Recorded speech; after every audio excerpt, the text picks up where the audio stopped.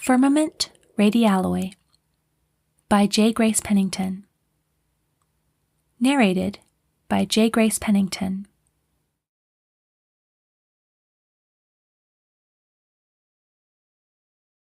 Chapter 1.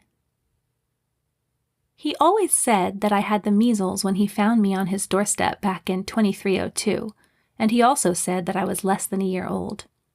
I believed him because, first of all, he was a doctor and ought to know about such things, and secondly, I would have had to be a pretty pitiful sight to induce him to take me in. He also said that it wasn't until he'd nursed me through the measles that it even occurred to him to keep me. That made sense also, given his status as a rather private bachelor with a small practice in Grand Forks, North Dakota. Adopting little orphan girls with measles probably wasn't something he'd planned on doing, but he didn't seem sorry that he'd found me. I know I wasn't. He also probably hadn't planned on going to space 8 years later, but he didn't seem sorry about that either. I knew he'd had his doubts at first, but he'd felt it was the right thing to do. Since I'd spent more than half my life in space, I felt much more comfortable there than I did on Earth. Our home now was the Surveyor, a Class A vessel who, like the late 20th century probes whose name she bore, was assigned to explore, document, and inform. Specifically to search the outer reaches of the galaxy and beyond for alien life forms and valuable resources. Here we had friends, plenty of everything we needed, and I could be with the doctor and help him with his work all I wanted. "Andy, where'd you put the new instrument?" he called to me from sickbay. "You mean the compact magnetic resonance scanner?" I yelled back. I hurried to finish washing my hands. He stepped into the long, clean, starkly white sanitation room where I was blow-drying my hands, his thin form framed in the center of the metal doorway. "That's not very funny." "It wasn't meant to be funny, that's what it's called." Not knowing a good answer for that, he eyed the dryer I had been using. "You'd think that in the last 300 years they would have invented something better than that for hand drying. Those things have been around forever." "So have you, and I like you just fine." I smiled mischievously as I approached him. He glared at me, clearly trying to decide how to take that. But at last he smiled and then laughed and then patted me on the shoulder. "I suppose I should be grateful for that." "You might as well," I laughed back. I surveyed him, then reached up to adjust his collar, which was folded under slightly. "The new uniform looks really nice." "It's too stiff," he grunted. "I don't know why they have to change regulations constantly. Green isn't my color." I smiled. Green was the absolute perfect color to go with his delightfully deep gray eyes and his iron gray hair. I smoothed the front of my own jacket with a hint of self-consciousness. "How does mine look?" I wasn't sure fair skin, honey golden hair, and brown eyes would go with the forest green. His expression changed to a rare, warm smile. "You look fine." The fine meant more coming from him than beautiful would have from anyone else. I smiled at him. He grunted a bit. "All right, now tell me where that scanner is." I hurried out into sickbay to get it, taking in the bright whiteness of the room, the comforting hum of the monitors, and the slight scent of drugs and sanitizer with a happy sigh. This place never got old for me. When I reached the main medical supply cabinet on the opposite side of the room, I opened the white metal doors and pulled the tiny cylindrical scanner off the shelf. "Here it is, Doctor." He took it from me, looking it over skeptically. "You sure this thing is an improvement? Looks pretty strange to me. I like the old scanner just fine." I closed the cabinet. "I haven't worked with it that much yet, but I like it." He tossed it in the air a couple of times. "Pretty small. These things still took up half a room when I was in medical school." "Yes, they use directed, safe radiation to strengthen the magnet. I read about it." He raised one eyebrow. "Radiation?" "It's safe and easy to use, Doctor, don't worry. It works pretty much just like the old MCT scanner." "Yes, but I just got used to that one. I don't see why they're always inventing new things."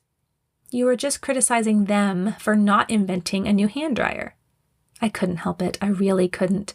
It did seem to annoy him this time. "Well, you can tell them from me to stop inventing new scanners and start on the hand dryers.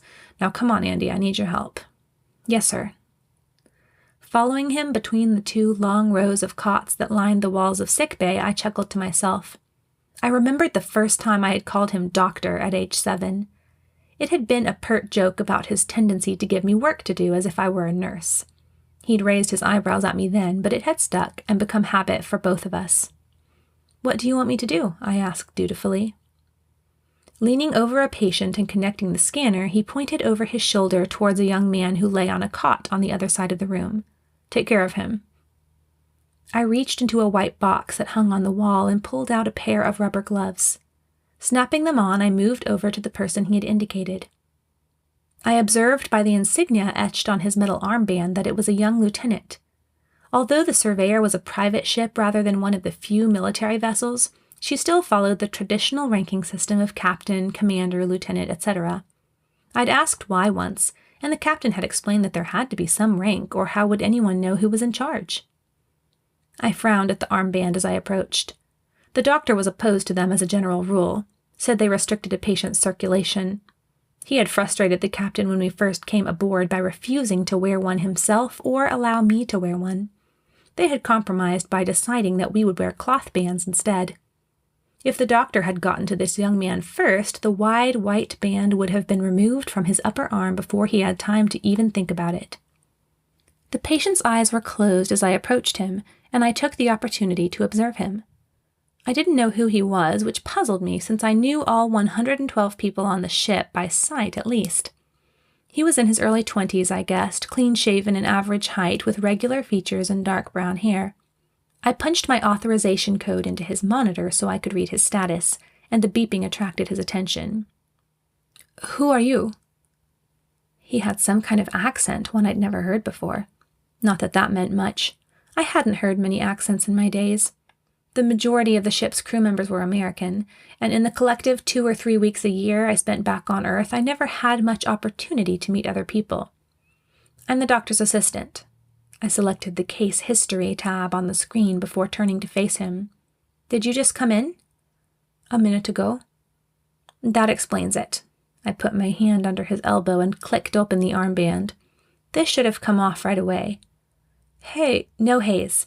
With such low blood pressure, you shouldn't even be wearing one of these. I'm going to have a talk with Captain Trent about this." I deposited the armband in the personal effects box that hung just below the cot. "How long have you been subject to hypertension?" I questioned, pulling out a bottle of crystalloid tablets from that station's medicine cabinet. "What, you mean my low blood pressure?" "That is the general meaning of the word hypotension." I took secret joy in flaunting my medical knowledge to the uninitiated. You get lightheaded and exhausted when you move too much or change quickly from one position to another, correct? "Yes. I was just going to rest, but Captain Trent said—" Captain Trent was right. I handed him the pills and a glass of water, and he took them meekly, still eyeing me. "What's your name?" he asked. "Andi Lloyd." "Any relation to Dr. Lloyd?" "He's my father." I poured a few drops of Inari into a bottle of water, closed it, and shook it well. "Drink this after your next meal, and drink at least 64 ounces of water a day. Notify the doctor immediately if it happens again within 48 hours. The lieutenant took the bottle, still staring at me. Then he looked at the doctor, who was patching up a patient's hand on the other side of the room. "You don't look much alike," was his casual comment. "No, we don't." I wasn't interested in explaining the relationship to someone I didn't even know. "You can leave now. Just rest for about 2 hours. And I advise you not to put that armband back on." "Thank you," seemed to be all he could think of to say. "Goodbye." Standing, he took the armband out of the box and held it between 2 fingers. "By the way, my name's August Howitz. I'm the new navigator." "Goodbye, August Howitz. Have fun navigating." I wasn't sure what he'd think of this, but he smiled and nodded, then gave his bottle a good shake before leaving the facility. I turned off the monitor, stripped the sheets from the cot he'd lain on, and tossed them into the laundry chute, then replaced them with fresh ones. I stretched and yawned, glancing around the room for patients. There were none, and I tripped over to the doctor, who was straightening some supplies. "Can I go help with lunch?" "All right, I'll be down in a while." I glanced at my wristcom to check the time as I walked out into the bright white halls. 11. Much of the crew would already be down there, maybe even the captain and his first officer Gilders. They usually made their trip down there around 11. I quickened my steps, hoping to be in time to help the chef. The mess hall was on the other side of the ship from sickbay, so it took me a few minutes to get there. As I approached the tall, wide doorway, the talking and laughing told me that a generous crowd had already accumulated there. No doubt Elmira would appreciate my help today. I slipped in and glanced around to gauge how many had arrived. About 40, I thought, which left the 50 members of the night crew and about 20 who were still at their posts. Yes, the captain and guilders were there, at their usual table in the far corner, though there was a stranger with them. I couldn't place him, but he seemed vaguely familiar. "Andi," a young male voice called. I turned to see Eduardo, a galley assistant, carrying a tray nearby. "You here to eat or help out?" "I'm helping for a minute," I said. "You can go ahead and eat if you want." "Gracias." He smiled, then hurried to his destination. I wove through the tables toward the snack bar and galley, sniffing the fresh scent of hot tomato soup as I passed the diners. The mess hall was not white and sterile like sickbay. It was warm and brown and, in a way, homey, just like Elmira. She was bending over a pot on the stove as I entered, her face dotted with little bits of perspiration. A simple flowered apron was tied around her generous middle, clashing cheerfully with the green jacket, and her black hair was pulled up in that familiar knot behind her head. She turned as I walked forward. "Eduardo, that is—" she began. "Why, Andi!" She left the pot and pulled one of her big aprons out of a silver metal drawer. "So nice of you to come help out, honey. And the new uniform. Why, it's just your color." I smiled and lifted my arms to let her tie the apron on. "Too nice to get tomato soup on, I suppose. Thank you." "Yes, indeed," she smiled. "Would you mind stirring for me?" I washed my hands, then began to stir the heavenly-smelling brew while she bustled about getting other food. "I thought you'd be helping your daddy this time of day." There weren't many patients. I brushed a bit of hair behind my ear and kept stirring. "Did you see the man sitting with the captain and guilders?" "I haven't been out there. What man?" I shrugged, watching reddish-white bubbles form and pop as the soup boiled. "I don't know. I don't think I know him. And there was another man in sickbay earlier that I didn't know." "Oh, that would be Commander Howitz and his son," she said, laying out a few rows of plates and putting bread on each one. "They're new. Only been here a couple days." "New? But how did they join in the middle of a flight? We've been away from Earth for," I calculated, 3 months. "I don't know. But they seem like nice gentlemen." She was quiet as she finished distributing the bread. "Is that done?" "I don't know." I handed the spoon to her and stepped aside. After sniffing it, she picked up a clean spoon and dipped it into the pot, then took a sip. She nodded. "Done." "Do you want me to serve?" I went ahead and started untying my apron. "Yes, thank you, honey. This is the last round for now. Then you can go eat if you like." She filled each bowl to the brim, setting each one on a plate with bread, and then I put each plate on the tray. When the tray was full, I sauntered out to deliver the meals to the hungry crewmen closest to the galley, then went back for the last trip. The only people left without food were the captain and those at his table. I saw Guilders, the new man, Commander Howitz, Elmira had said, and someone else. It looked like, yes, it was Lieutenant Howitz, who'd I'd examined earlier. The captain and Commander Howitz were laughing over their drinks, and the other 2 men sat more quietly. As I approached the table, the captain looked up and smiled at me. "Andi, Jerry said you were down here." "Hello, Captain." I put a plate down in front of him. He always impressed me as being like the sea captains I'd read about as a child, tall, masculine, with a bronzed face and a cheerful smile for everyone. "Have you met our new navigator?" he asked, with a familiar twinkle in his eye, gesturing towards Lieutenant Howitz. I looked at the young man and sighed inwardly. If I had $1 for every time the captain had tried to set me up with some young crewman, I could refurbish the entire sickbay at least. "Yes, I meant to talk to you about him, Captain," I said. "I told him not to wear his armband anymore. His blood pressure is too low." Lieutenant Howitz reddened and slipped his right hand over the band. His father laughed. "Oh, come now, Andi," the captain began. "Oh, come now, Captain. You know the doctor's been telling you the problems for years." He laughed. "I'll have a talk with Jerry about it." "You'll never agree." I put another plate in front of Commander Howitz, who nodded his thanks with a broad smile. "If we agreed, what fun would we have?" His blue eyes twinkled. I shook my head with a smile and handed a plate to Lieutenant Howitz, who nodded. There were 3 more plates, and I gave one to Guilders. "Thank you," he said in his low-pitched voice with just a hint of a smile. I set the other 2 plates down and started to raise my wristcom to my mouth when the captain interrupted me. "I already called him, Andy. He's on his way down." "All right." I slid into a seat opposite young Lieutenant Howitz and began to eat. He nodded politely at me but didn't speak. After taking a few spoonfuls of soup, Commander Howitz wiped his mouth and stuck his large hand towards me with a broad smile. "Hello, I'm Erasmus Howitz," he said in a low, gravelly voice. I shook his hand. "I'm Andi Lloyd." His features and hair were much like August's, but he was bigger and more imposing.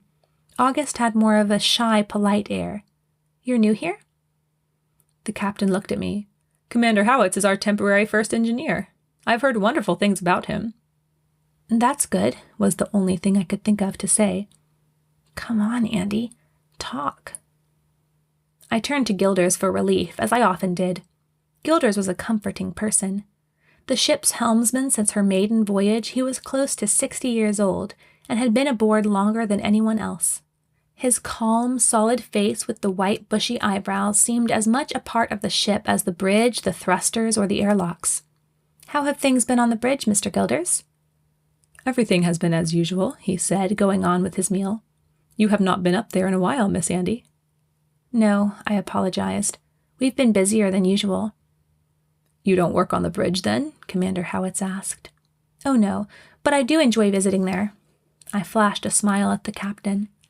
Sometimes he even asked me to substitute for some of the bridge positions, which I enjoyed in moderation, though I refused to give in to his suggestions of permanent appointment to any of them. I was only interested in helping the doctor. "Ever visit engineering?" the commander asked, continuing to eat his soup. He seemed nice and friendly. I just wished he didn't have such a gravelly voice. It made me feel uncomfortable and tongue-tied. "No, I'm not supposed to go there." He eyed me quizzically, and I gave a little laugh. It's just because I have metal in my kneecap. People with metal implants aren't supposed to spend time in engineering because of the radiation." "I see." He didn't sound interested, and just stared into his soup as I spoke. But when he looked up a moment later, his eyes had an inquisitive glint. "Forgive my curiosity. As a scientist, I've always been interested in prosthetics. What metal is it?" I shrugged my shoulders. "I don't know." He nodded and went back to his food. "Eating without me?" I heard the doctor's voice say as he sat down beside me. "I see Elmira's still up to her old tricks." "Tricks?" the captain asked. "A tomato a day keeps the doctor away." I grinned. "That's apples, Dad." "I don't mind apples," he protested. "It's those squishy red things." "It's good," I coaxed. With a sigh, he picked up his spoon. "Dr. Lloyd," Commander Howitz half stated. The doctor looked up. "I'm Dr. Lloyd. Who are you?" "Commander Howitz. My son and I are new here." "Ah, your son of the orthostatic hypotension?" The doctor whisked a spoonful into his mouth as he nodded at August. "I beg your pardon?" The captain's wristcom beeped just then, and he pushed a button to answer it. "Trent here."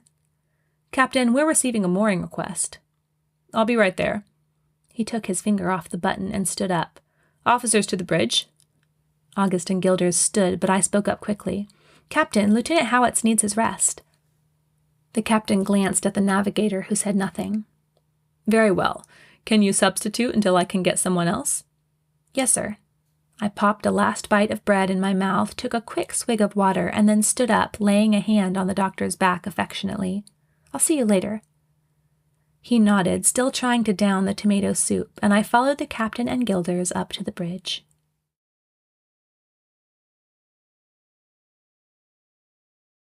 Chapter 2. A short walk and an elevator ride later, we were entering that center of control that I always loved to visit. As the doors slid open, I stepped into the spacious open room with windows spanning 3 walls along the 4 insides. The colors, a pleasing mellow blue and gray, harmonized with the deep green jackets of the 3 primary officers who had remained at their stations. The data controller and the comm marshal sat at their panels while the science exec had the captain's chair. He arose as we entered and faced his captain. "Mr. Yannendale marshaled the message, sir." Identification? The captain asked, settling himself in his accustomed seat. None yet, sir. We notified you first. Gilders headed for the helm, and I slid into the navigator's position just in front and to the right of the captain's chair. It had been a while since I'd filled in here. Request identification, the captain ordered. Yes, sir. Mr. Yannendale spoke into his headset. This is Surveyor. Please identify. I looked over my shoulder and watched his face. A broad grin spread over it, and he took off the headset and said, On speakers, Captain. What? A voice I knew better than I knew my own came over the speakers. Repeat, this is Alacrity 1, requesting permission to lock on. I couldn't resist a squeal of delight. The Alacrity 1 hadn't been around for almost a year. The captain pressed the intercom button on his chair. You're free to come and go as you please, as I'm sure you know, sir. I thought as much, the voice returned. Approaching. Don't tell Uncle. I want to surprise him. The captain looked at me and I nodded. Copy that, Alacrity 1.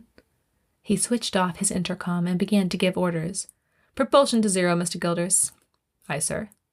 Mr. Ralston, stand by to lock off life support systems in port airlock 1. Life support system standing by. The captain spoke into his wristcom. Commander Howitt, send a mate to operate moorings at port peripheral access 1. Aye, sir, came a gravelly voice from the comm. Engage port 1, Mr. Ralston. Port airlock 1 engaged, sir. Alacrity 1 is clear to moor, port 1, the captain directed. Mr. Yannendale nodded and relayed the message. Track Alacrity 1 on scopes, Mr. Wales. Yes, sir. I smiled at Gilders. So are you two going to have it out this time? His bushy eyebrows didn't move as he answered pragmatically, If he doesn't challenge me, I won't challenge him. And if he does? Instead of answering, he turned his attention to the approaching speeder, which had just switched from warp speed to propulsion and now did a daring 360-degree flip as it approached. I smiled in pure delight, and the captain shook his head. The devil. He knows we're watching him. Finally, after a few more little showy maneuvers, the speeder zoomed past the port window, and a moment later the voice came again over the speakers. The Eagle has crashed. Copy that, Alacrity 1. I laughed and stood up, straightening my jacket and trying to straighten my face as I turned towards the captain. Request permission to welcome guest aboard, sir. Shaking his head at me with an exaggerated sigh, the captain said, Permission granted, in an amused tone. Then to Mr. Ralston, seal and disengage airlock. Gilders, tie navigation into the helm until Andi gets back. Aye, Captain. Gesturing towards the door, the captain smiled at me. That was the only encouragement I needed to rush off the bridge and into the elevator. See deck, I indicated, and was moved downwards. From the elevator, I hurried down the corridor until I reached the entrance to port airlock 1. It was still closed, and I leaned forward as I waited for it to slide open. When it did, I beheld 32-year-old dark-haired, grinning Eagle crash with his arms crossed over his chest in a jaunty attitude. His dark leather jacket and deep red pants and shirt only added to the impression he immediately gave anyone who saw him. Adventurer. Greetings, cousin, were his first words as he stepped from the chamber. I rushed to embrace him. Crash, so good to see you again. He good-naturedly put his arm around my shoulders. Didn't tell Uncle, did you? No, I was on the bridge when you arrived. I heard you. Oh, then you saw my little stunts? You know I did, I laughed. How do you want to break the news to the doctor? Come, Andi, don't talk about it as if we were going to a funeral. Don't you think my dear uncle will be thrilled to see me? He offered me his arm. Laughing, I took it, and we started toward sickbay. Thrilled may be a slight overstatement. I lowered my voice. But he will be glad to see you, even if he doesn't show it. Oh, don't worry. I've known the old fellow longer than you have. I know his ups and downs like nobody else. But tell me how things have been around the old surveyor. I began to relate our adventures since he'd last visited. Crash, nobody ever called him Eagle, was like the older brother I'd always wished for. Though I had only been 4, I remembered when the doctor sat me down and told me that his younger sister had died. His sister whom I had never met but had heard of many times. He'd told me about my cousin, Eagle, who was 18 years old and would be staying with us while he continued his training as a space pilot. 4 years Crash had stayed with us, and 4 years didn't seem long at all with him around. Despite the difference in our ages and the fact that I wasn't even related to him, he took an immediate interest in me and involved me in many of his adventures. Some were good memories, like the time he snuck me into one of his pilot academy classes when I was 7 and let me fly the simulator. Others were not so good, like when the doctor had caught us draining the locks out of the rocket base fuel tanks. And then there were some that involved a mixture of feelings, like the time he had taken the doctor and I on our first space flight. I had loved it, but the doctor, to say the least, had not, and had made it thoroughly clear that he would never again enter a craft that Crash piloted if his life depended on it.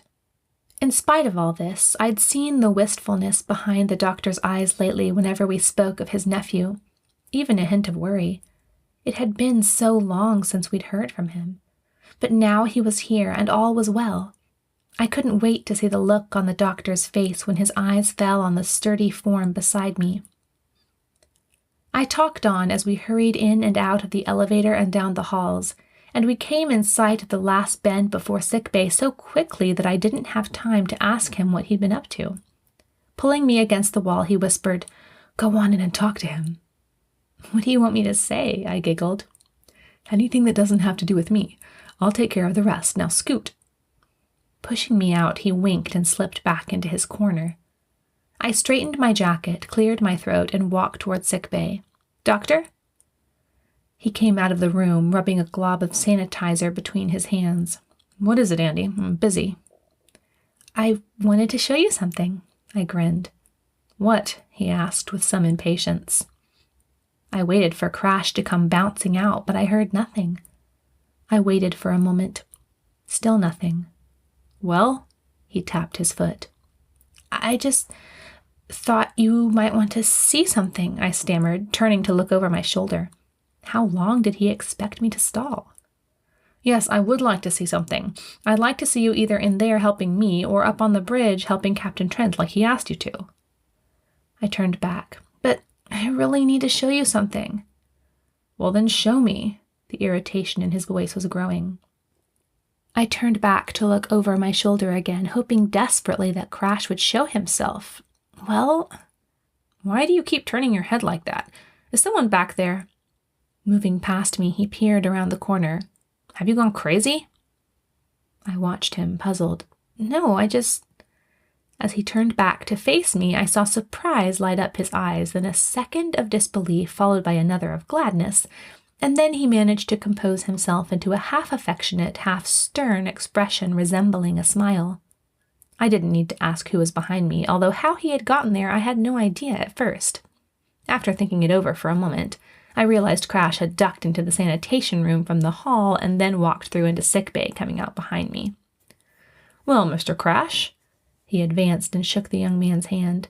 Crash winked at me and laughed, and I felt that he was somehow both laughing with me and laughing at me. "How is it that no one mentioned that you were here?" "The how of it is, Uncle, that I asked them not to. I wanted to surprise you. You were surprised, weren't you?" "You scoundrel, you know I was. Why I allow myself to be taken in by all your schemes is beyond me, I'll tell you that much." I grabbed the doctor's arm. "Isn't it good to see Crash again, Doctor?" He looked at Crash's handsome, friendly, and slightly impish face and had to say, "Yes, I suppose it is." But in an instant his tone changed and he grunted. "What business had you to stay away for so long?" Crash sobered down. "It's not why I stayed away that's important right now. It's why I came back when I did." His tone was unusually serious, and the doctor looked more concerned than I felt. He peered at Crash. "What in blazes are you talking about?" "Did you hear about Dr. Holmes?" I watched as the doctor's face registered curiosity mingled with worry.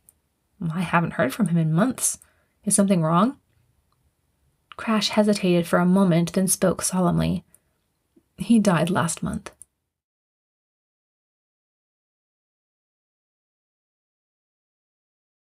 Chapter 3. "Died?" I whispered, surprised. The doctor laid an arm across my shoulders. Dr. Holmes had been the doctor's employer during his medical residency, and the two had remained good friends afterward. I remembered him as a kind, grandfatherly gentleman who always took an interest in me and Crash. Now the doctor's brows furrowed and he bit his lower lip, which I understood to indicate sorrow, but he only said, "What does that have to do with you coming here?" Shaking his head, Crash gave an odd smile. "I'm not quite sure myself, but I need to talk to you." He didn't say in private, but I understood. The doctor frowned. "I can't talk right now. I have a patient in there. Tonight." Crash nodded, and the men grasped hands again. Abruptly, the doctor turned to me. "All right, you've had your fun. Now go do your job." "Yes, sir." I was looking forward to being present at the confrontation between the mischievous, daring Crash and the practical, cautious Gilders, which was always a source of amusement. "Talk to you later, my boy," said the doctor brusquely, and he hurried back into sickbay. I beamed at Crash. "He must be even more glad to see you than I thought. He hasn't called you my boy in years." "Yes." There was an absent look in his eyes for a moment that puzzled me, but in an instant it was gone, and a look of fun flashed in its place. "Going up to see the captain and Gilders, are we?" "Don't be surprised if Gilders doesn't jump for joy when he sees you." On second thought, we should go visit Almira first. She'll give me a hug and call me honey and get me cheered up to go see the grumps upstairs." "No," I chuckled. "You've already gone against regulations by visiting the doctor before reporting to the captain." "Now, Andy, have you ever known me to follow regulations?" "No time like the present." His only answer was a good-natured laugh. With an exaggerated bow and a "lead the way, milady," he followed me up to the bridge. When we reached it, Crash stepped out in his usual cocky manner and announced, "Crash on the bridge, sir." The captain swiveled his chair around. "So I see. It took you long enough to get up here." He pretended to disapprove, but I could tell that he was just as pleased as any of us to see Crash again.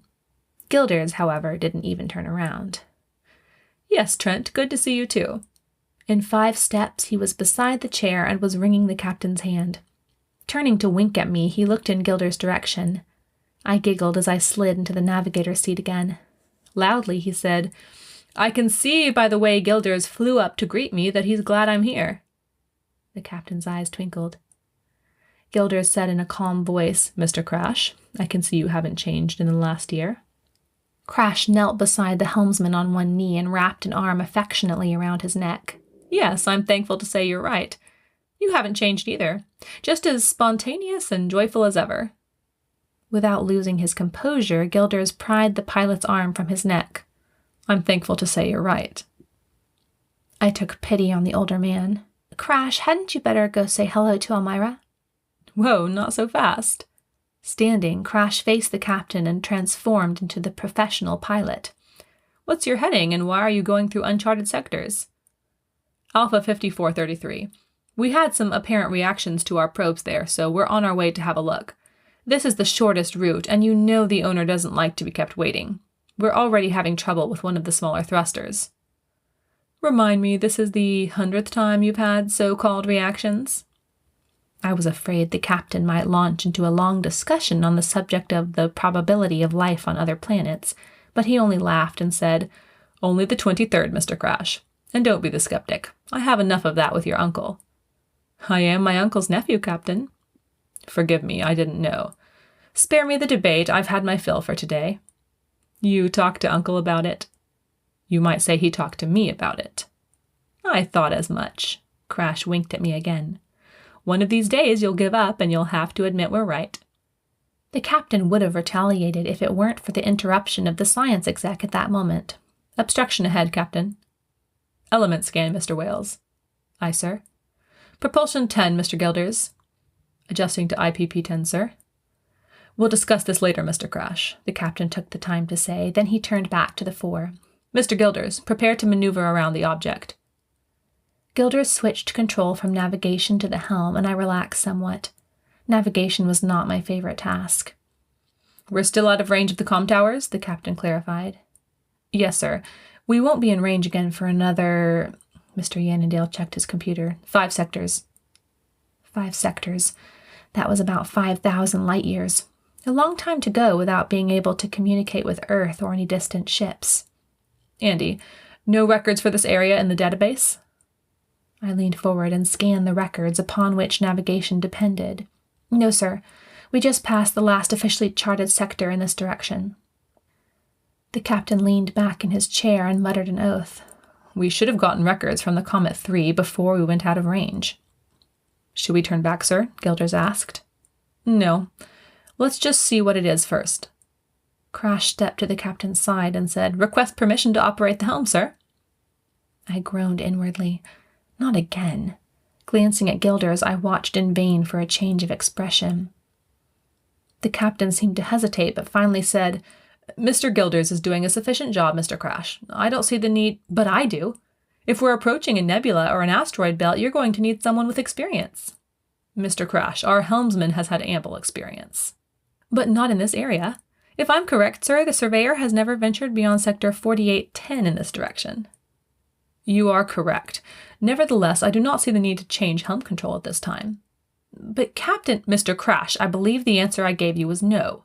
The captain raised his voice. If that is not sufficiently clear... 4 minutes to impact, came the science exec's voice. Instruments aren't finished registering. Slow to propulsion 5. Aye, sir. Power up the navicomputer, Andy, and plot a course to the edge of this sector.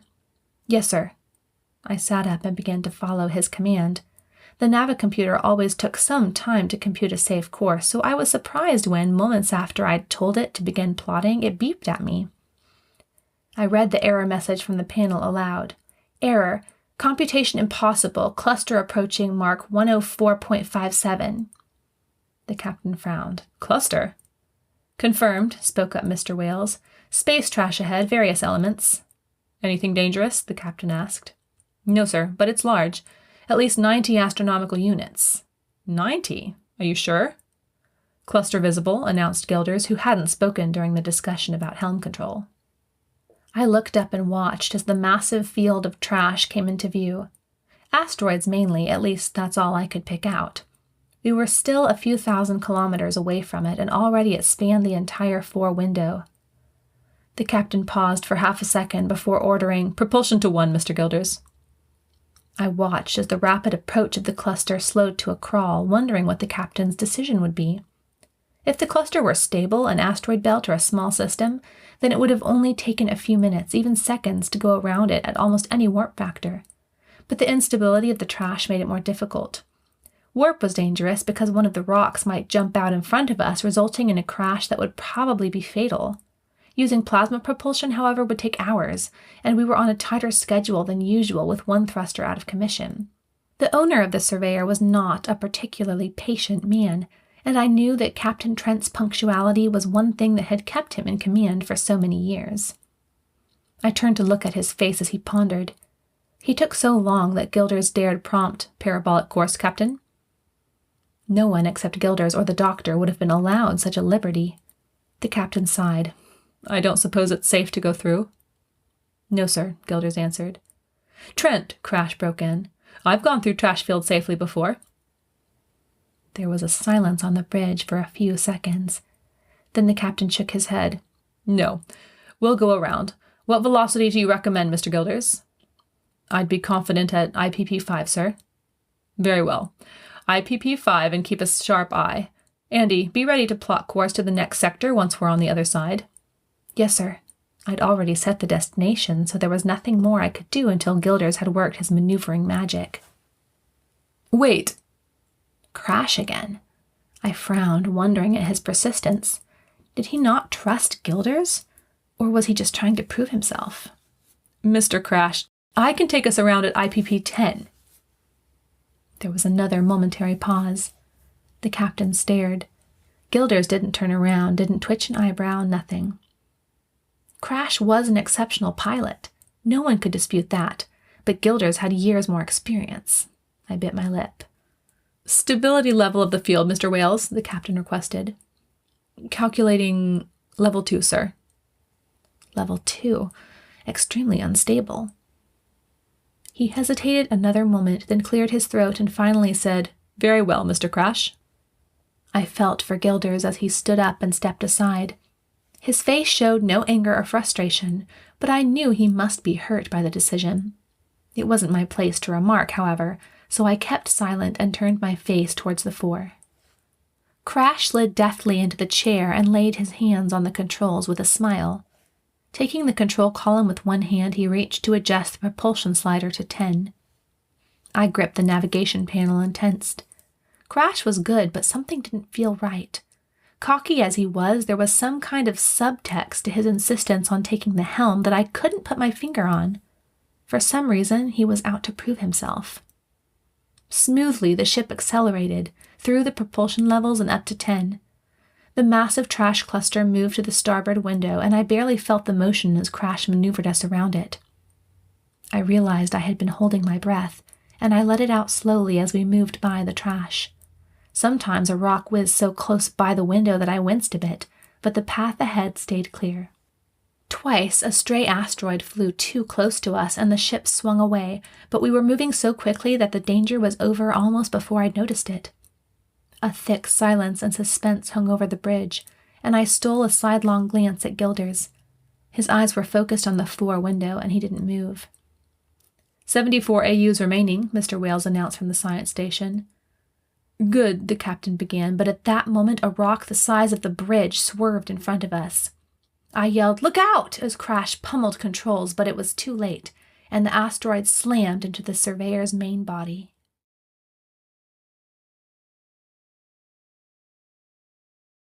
Chapter 4. The ship jolted violently, knocking everyone out of their seats. My head hit the back of my chair, and I fell to the floor, landing with my shoulder to the ground. At first I wasn't hurt, only shaken. Smoke came from somewhere on my right, and a confused mass of voices surged around me as everyone tried to get back to their stations. Above them all, the captain's steely voice rose, trying to keep everyone calm and organized.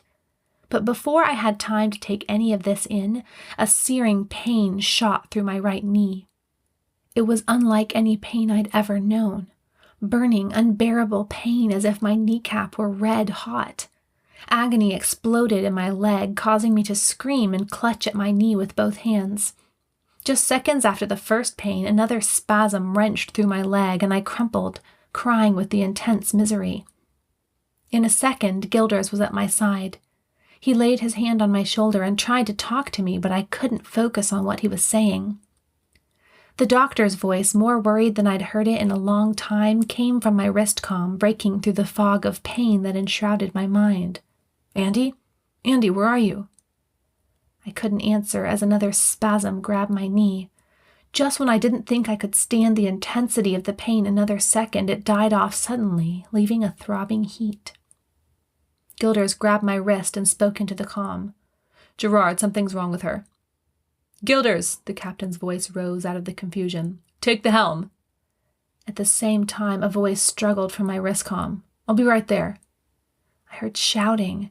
Crash shouting, the captain shouting back, but the words wouldn't come into focus. With a hurried, soft touch on my shoulder, Gilders stood up and walked away.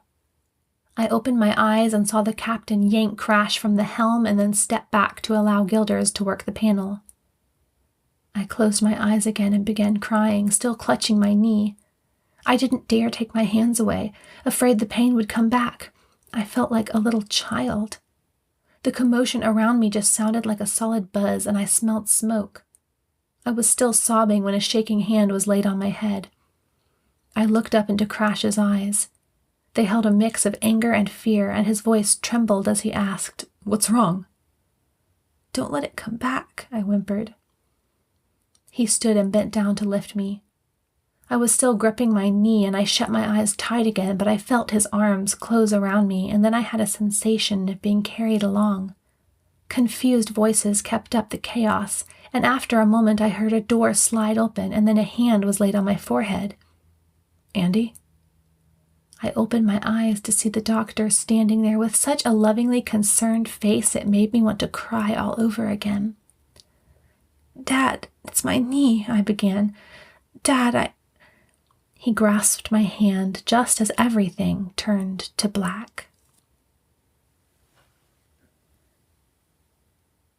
"That's all?" were the first words I heard when I regained consciousness. They seemed far away and somehow vague, but I knew it was the doctor's voice. "And that sent you up here like the devil was at your back?" "That was all I heard from him," Crash's voice. "It was Leek's departure that worried me. I think it's connected somehow. But what would they want with an old country doctor? I don't know, but he said to warn you. There was a silence, and footsteps echoed through the room. I realized I'd been brought back into my quarters and was now laying on my bed. A hand rested on my shoulder. How is she? She seems fine. The doctor's voice held a hint of confusion. Crash, you... I opened my eyes and looked up at the two men. Dad? What happened? I felt normal now, although there was a slight numbness in my knee. Instead of answering, he asked me an abrupt question. Andi, did you hit your knee when you fell? No, sir. I fell on my shoulder. That knee wasn't anywhere near the floor. I was a little annoyed with myself for not knowing what the problem was. I thought the doctor had taught me everything about medicine and the human body, but my experience on the bridge didn't fit in with any kind of ailment or injury I'd ever heard of. I had studied prosthetic complications, especially kneecap replacements, and I had never heard of anything remotely like this. I don't know, sweetheart.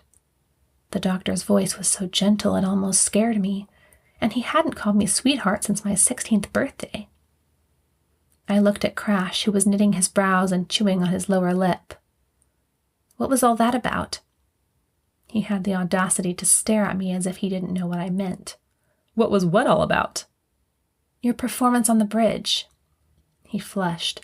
I've taken the alacrity through that exact cluster a dozen... Starships aren't the same as speeders, Crash. You should have let Guilders alone. Don't tell me what to do. Crash, said the doctor, with firmness definite enough to silence even Crash. Ask Elmira to send down some soup. See you later, Andi. As my cousin turned to leave the room, I called out, I think you could at least apologize. He stopped, but didn't turn around. I didn't mean for you to get hurt.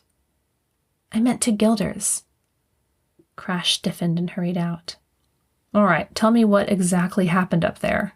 The doctor pulled a chair up next to where I lay. I recounted the whole story, from the greeting between Crash, the captain, and Guilders, to the first appearance of the cluster, to the jolt that had brought on the strange, intense knee pains. The doctor kept quiet throughout, but when I finished, he took my hand in his and said, If it happens again, you have to page me right away, and be sure to tell me immediately if you discover any other symptoms. You have no idea what could have caused this? I asked again. I knew he'd already said he didn't know, but that just didn't seem possible. It was the leg with your implant, right? I nodded. But you've never felt anything there before? Maybe a couple little twinges, but nothing like this. He tilted his head a little to one side. I'm going to look up the symptom, but I've never encountered anything like this out of the blue. I sighed. I hadn't either. But then I wasn't as experienced as a real doctor. I'd just done some nursing and some assistant-level treatments. He let go of my hand. If I find out anything, I promise that you'll be the first to know. Trying to smile, I prepared to get up, but he laid a restraining hand on my shoulder. No, I want you to get some rest. He started to stand, but I found I didn't want him to leave. I rifled my brain for a topic to keep him there. Dad? He paused. Yes? I'm sorry about Dr. Holmes. He smiled sadly, the professionalism melting away into an unusually empathetic attitude. You remember him? Yes, sir. He was a good man. I'm sorry I couldn't keep up with him more in the last few years. How old were you when you started working for him? He considered for an instant, fingering his chin before he answered. 29. Still just a kid. I tried to imagine him at 29, but couldn't get past his gray hair. I imagined a small version of himself showing up at Dr. Holmes's door in sneakers and a t-shirt. I giggled. He frowned at me. What's so funny about being 29? Nothing. I wonder what Dr. Holmes has to do with Crash coming back. He licked his lips and looked at me as if trying to decide something. At last he said, Crash is going to talk to me more later, but apparently he told Crash to warn me.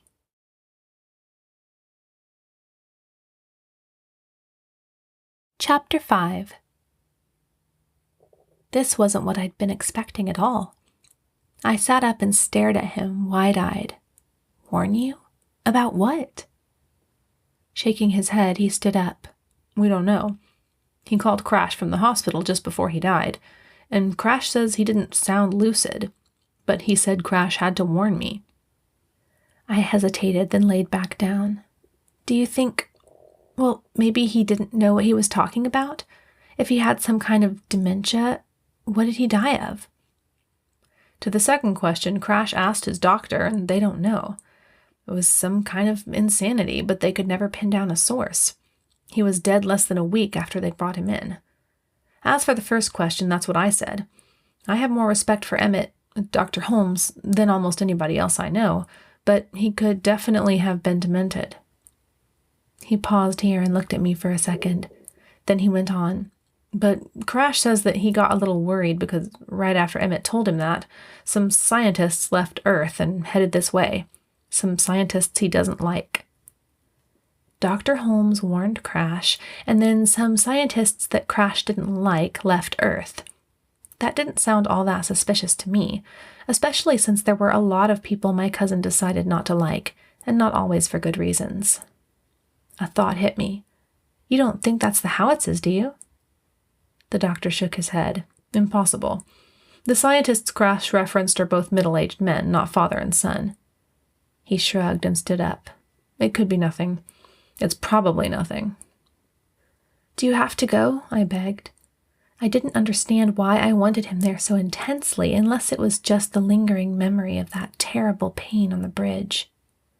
Well, I need to check in on sickbay, but I'll come back down here to fill out my records if you want. That wasn't entirely what I wanted. I'd far rather he stay close, talk to me, sit with me. But I knew that was selfish, and he had struggled the past few weeks with finding time to complete his medical records. Thanks, I said. I'll be back soon. He turned and left the room. I tried to relax, listening to the soft whirring of the life support systems that always lulled me to sleep. My thoughts drifted to the puzzling, frightening incident on the bridge, and I began to ponder Crash's actions again. He was angry at the captain and Guilders now, I knew, and wouldn't speak to them for several days, or however long he stayed on board, whichever came first. He probably wouldn't stay long. He never did. Guilders would act like nothing had happened, in his usual stoic way. The captain would be frustrated, but as long as Crash caused no more trouble, he'd keep his temper. I remembered well the first time Crash had visited us on the Surveyor, the first confrontation between himself and our helmsman. Crash had challenged him to a maneuvering contest through the hazard zone. I hadn't known what that was at the time, but later Guilders explained to me it was a network, almost a maze of trash pockets, so confusing that the most seasoned pilots were often lost there. Crash had been 27 at the time, and even more cocky than he was now, and he hadn't taken his loss very well. Yes, of course, Guilders had beaten him. What did he expect? Guilders had been maneuvering since before Crash was born. Since then, it had been one big contest after another with the two of them. At least through the years, Crash had come to have genuine respect for Guilders, but even so, he got angry with him frequently. The two of them just had such different outlooks, not only with regard to piloting, but life in general. How Guilders felt about Crash was unknown, but it was my opinion that he merely tolerated him. The captain was easily frustrated with Crash as well, and was significantly more outspoken about it than Guilders. However, he had an open respect for the younger man's abilities, and in fits of admiration had declared that Crash would be an asset to the crew. Fortunately, Crash never accepted. We all knew that with him on the crew for any extended period of time, the captain would be driven mad. Crash was his own authority, and had never been one to bow to anyone's superiority in any area. The door slid open as I concluded these thoughts, and I half sat up, then recognized the doctor with a smile. "Everything fine up there, Doctor?" He nodded, and I noticed a large record pad tucked under his arm. I stifled a sigh. It was a good opportunity for him to get his work done. Usually I didn't mind, but I shuddered. I wanted someone to talk to, and who better than my dear doctor? Settling himself in the chair across the room, he turned on the pad and began making out his reports. I fidgeted for a few minutes, wishing I could get up and do something. I wasn't used to inactivity. The doctor had said I needed rest, though. Perhaps I could read? My thoughts were interrupted by a beep at the door. "Come in," I called. The door slid open and young Lieutenant August Howitz walked in, balancing a covered metal tray in his hands. The doctor looked up from his work and frowned. He laid the pad down and stared at the newcomer. August looked back and forth between me and the doctor with slight embarrassment. "The cook needed someone to bring up your dinner," he explained, "and the captain chose me." The doctor raised his eyebrows and I sighed. I wish the captain would give up his matchmaking on my account. But then, knowing it wasn't the lieutenant's fault and not wanting to make him feel bad, I smiled. "Thank you. I am getting hungry." I reached for the tray, glad at least that the doctor was there. I had a definite feeling that he wouldn't have liked me to be alone with the young man. "Well," said the doctor, "you've done your duty, Lieutenant." The lieutenant flushed. "He told me to stay and wait for the dishes so the galley staff wouldn't have to bother with them." I glanced over at the doctor, who frowned again. I couldn't help smiling. I foresaw a decided talk between him and Captain Trent in the near future. "I suppose," the doctor said at last, "you have to do what the captain orders." August nodded. "I'm sorry, sir." The doctor gestured to the chair that I usually occupied. "Have a seat, boy." Looking more awkward than ever, the young man sat down. I knew the doctor meant to be kind, and I tried to straighten out the situation. "I beg you, when you see the captain again, tell him from me he shouldn't worry about my situation any more. I'm quite happy as I am." His relieved nod was almost amusing. "I'll tell him." There was a moment of silence, and the doctor asked him, "Are you feeling better?" "Much better, thank you, doctor," he said. Then with a moment of hesitation he turned to me. "And you, Miss Andi, I heard you had an accident?" "I'm feeling fine now, thank you." I finished my soup and began to nibble the bread. "Where were you when we hit the asteroid?" "I was actually asleep in our quarters. The crash woke me and I had to get up and take care of some of my father's things. He has a lot of tools and machinery in there, and they got knocked around pretty badly." "What does your father do?" the doctor asked. "Here he's the first engineer. On Earth he was an inventor." "Andy's an inventor?" August's eyes widened. "Really?" I smiled but shook my head. "Just a hobby. I don't do much with it." I paused to take a drink. "What has your dad invented?" He shrugged. "He doesn't really make things for the general public. Special computers and service technology, that kind of thing." "And what about you?" the doctor probed. August frowned. "I'm a navigator. I've done a little electrical engineering, but nothing like him." "Do you always work together?" I asked, swallowing the last bite of bread and watching as he stood. "No." He walked over and took the tray from me. "After I graduated, I went to space alone. I was a navigator on the Beagle. He came and picked me up about a month ago." "Why?" I asked. "He'd heard that your engineer was planning an extended leave for his honeymoon and decided to take the position, and he heard that your navigator had recently left as well. I guess he just thought I'd be good for the position." The lieutenant shifted the tray to a more comfortable position as he stood talking, and I thought I detected a wistfulness in his voice, as if he hoped his father thought he'd be good for the position, but rather doubted it. The door slid open as he finished, and Crash strode in. "Had your dinner, Aunt? Well, who's this?" August turned to face him. "Lieutenant Howitz, navigator, sir." "I don't remember seeing you on the bridge." "He was resting, Crash," I explained. "Health problems. Lieutenant, this is my cousin, Eagle Crash." August's eyes widened, and he balanced the tray on his arm, then carefully put out his hand to shake Crash's. "A pleasure, sir." He turned back to me. "Eagle Crash is your cousin?" Crash grinned, as he always did when any reference was made to his fame. "She's lucky that way." His grin faded when August turned to face him again, and he peered at the pale face and dark eyes for a moment. "Have I met you somewhere?" "No, sir. I'm sure I would remember meeting you." Crash straightened up. "What did you say your name was again?" "Howitz. August Howitz." "Austrian, are you?" "I grew up there, sir, but I am a United States citizen by birth." "I see. Well, you don't have to sir me." "Yes, sir. No, sir. August flushed, and I stifled a giggle. He stood a bit straighter and shifted the tray to a more comfortable position. I suppose I should be taking this down to the galley. Yes, I suppose you should. The lieutenant turned and nodded at me and the doctor, then hurried out, obviously intimidated by Crash's commanding, confident manner as well as his reputation. The doctor cleared his throat and picked up his pad. If you're going to be up here for a minute, I'm going to have some dinner myself. When can I get up? I asked. He looked at me and thought about it. Then he came to a conclusion.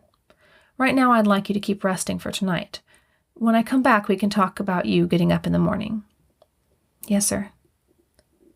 He left the room, and I watched with a slight sigh as the door closed behind him. I already missed work, missed eating in the big mess hall with everyone else, missed bantering with the doctor throughout the afternoon. I wanted things to go back to normal.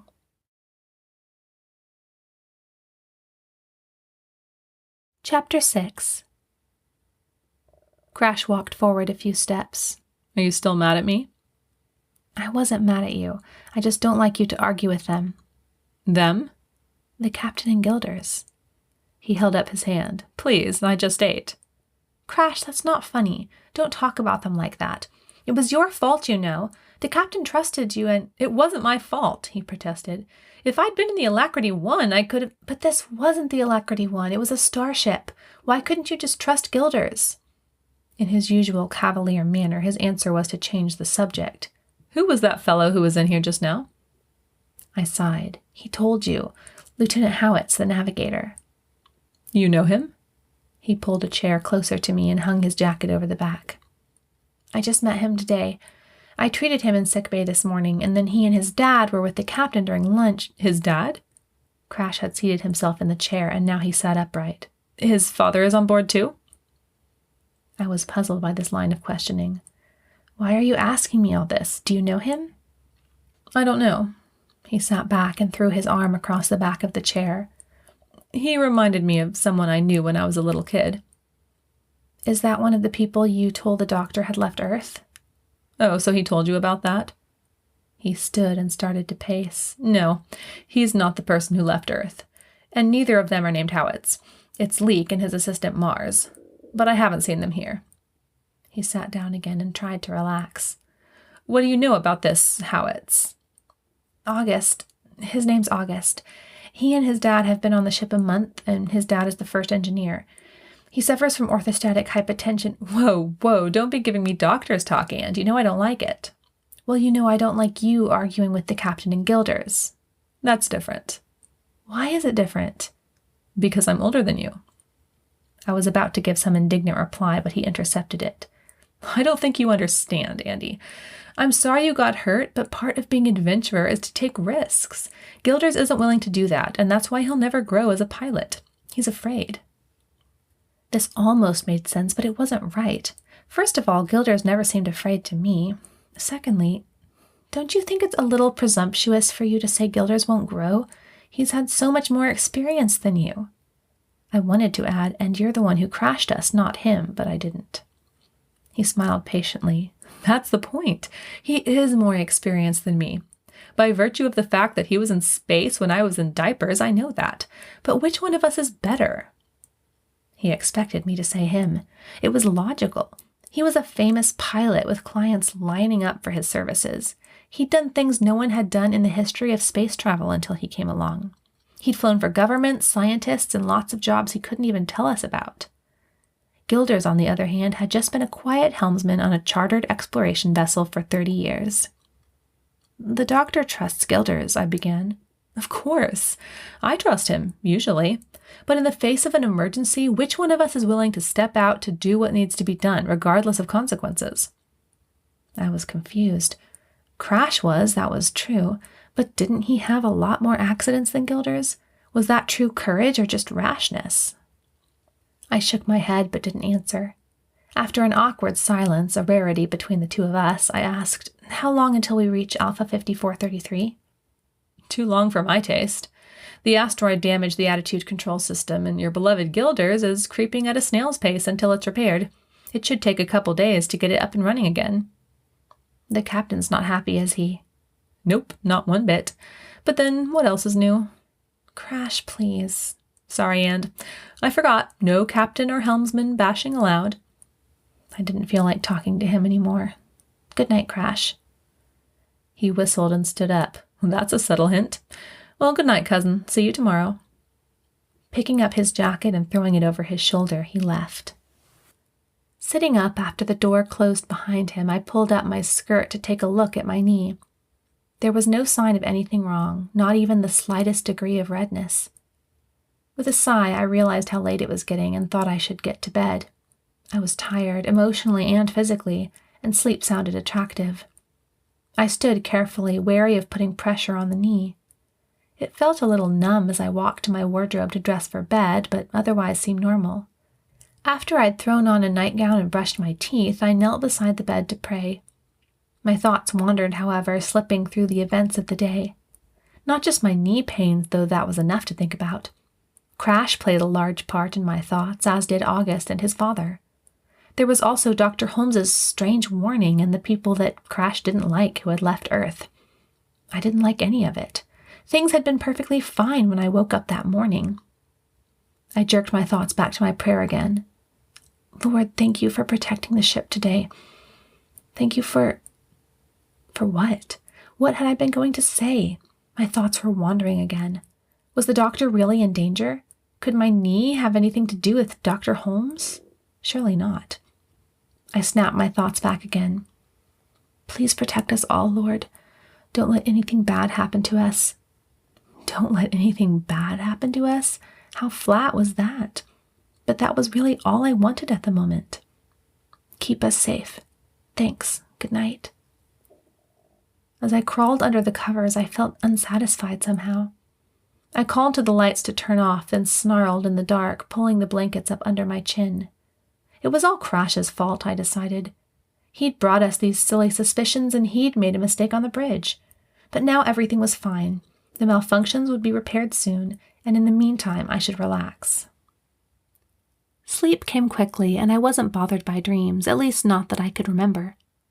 When I drifted back to consciousness the next morning, I became aware of a beeping nearby. I kept my eyes closed, not moving.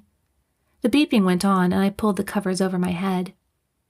It didn't stop, and I was forced to put the covers down and look around for the source. My wristcom. I was being paged. Gripping it clumsily off my nightstand, I answered the call. Yes? Andi, I'm leaving. I thought you'd want me to wake you up.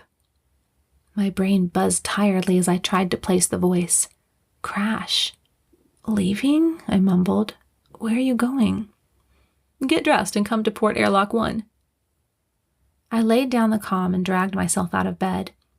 Still half asleep, I went through the motions of pulling on my uniform and dragging a comb languidly through my hair. I was not a morning person, as opposed to Crash and the doctor, both of whom could jump out of bed in the wee hours and be fully lucid immediately. Forgetting to put on my wristcom, I stumbled out of the room and made my way somehow through the dim halls to Airlock 1. Dim lights. What time was it anyway? It must be before 6. When I reached the airlock, it was open. Crash and the doctor stood inside, speaking soberly. I heard the doctor say, I don't know, I just met him. He's too much like Sanderson for my liking. Crash scowled as he said this. I never did like him. You don't know that it is him. Crash turned then and saw me blinking sleepily in the entrance. Where are you going? I asked. They've bamboozled me into being a scout. I was unaware that anyone could bamboozle him into anything. A scout? The doctor moved to my side and put an arm around my shoulders, shaking me slightly to wake me up. Trent and that new commander decided it would be a good idea to send him ahead with Wales. Wales? Mr. Wales was the scientist. To test for life? Yes. I found myself wondering if Gilders had been involved in the decision at all. Kind of sudden, isn't it? I was still not entirely awake. Trent asked me about it last night, Crash explained, but you were already asleep. I wanted to protest that I'd been asleep when he called me, but I resisted. Besides, I knew I would have been mad if I'd awakened and found that he'd left without saying goodbye. The captain strode in, already shaved and uniformed, looking as fresh and energetic as if he'd been up and about for hours. How are preparations going, Mr. Crash? He asked. Mr. Wales appeared behind him, lugging a crate of equipment. Crash caught his eye and jerked his head towards the access of the Alacrity 1. Wales nodded and began carrying his load toward the speeder. "Almost done," Crash answered. "Should be just a couple minutes." How exactly would the Alacrity 1 get there before us? Speeders could travel at higher velocities than starships because they were built for nothing but speed. They could also take more direct routes than larger ships. The Alacrity could get there and back in half the time it would take the Surveyor to reach Alpha 5433, especially if we weren't operating at maximum efficiency. "I want you to employ warp as long as possible," the captain instructed. "If memory serves, the Alacrity 1 is a 4K speeder." This referred to how close a craft could get to an object without having to slow to propulsion, another factor in the speed of different vessels. The Surveyor was closer to a 12K. Crash's chest expanded with pride. 3K, sir." 3K? The captain's eyes widened. "I've never even heard of a 3K. "Excuse me, Trent, but you have. You've heard of the Alacrity 1. I giggled, and the captain had to smile. "I suppose I shall have to concede that." Crash's eyes went past the captain, and he smiled. "She can actually get a little closer than that, but to be safe, I say 3K. I turned to look and saw Gilders standing there. Suddenly I understood, at least partially, why Crash had allowed himself to be talked into this. "I don't think anyone would believe a 2K, Gilders commented, stepping in.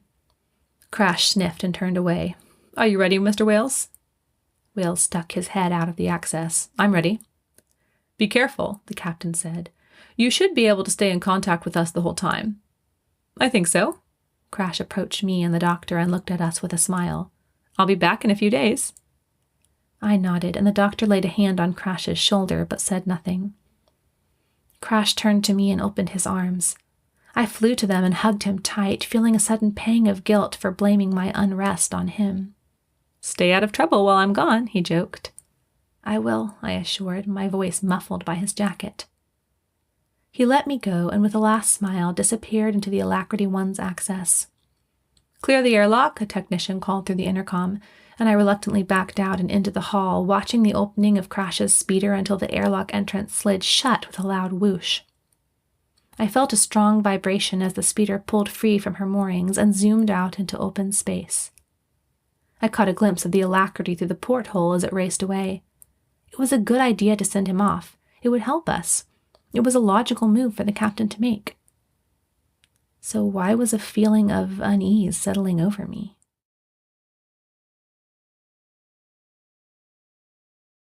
Chapter 7. I sighed as Gilders and the captain retreated down the corridor while discussing the day's agenda. The doctor squeezed my shoulders. "Can I go to breakfast?" I asked.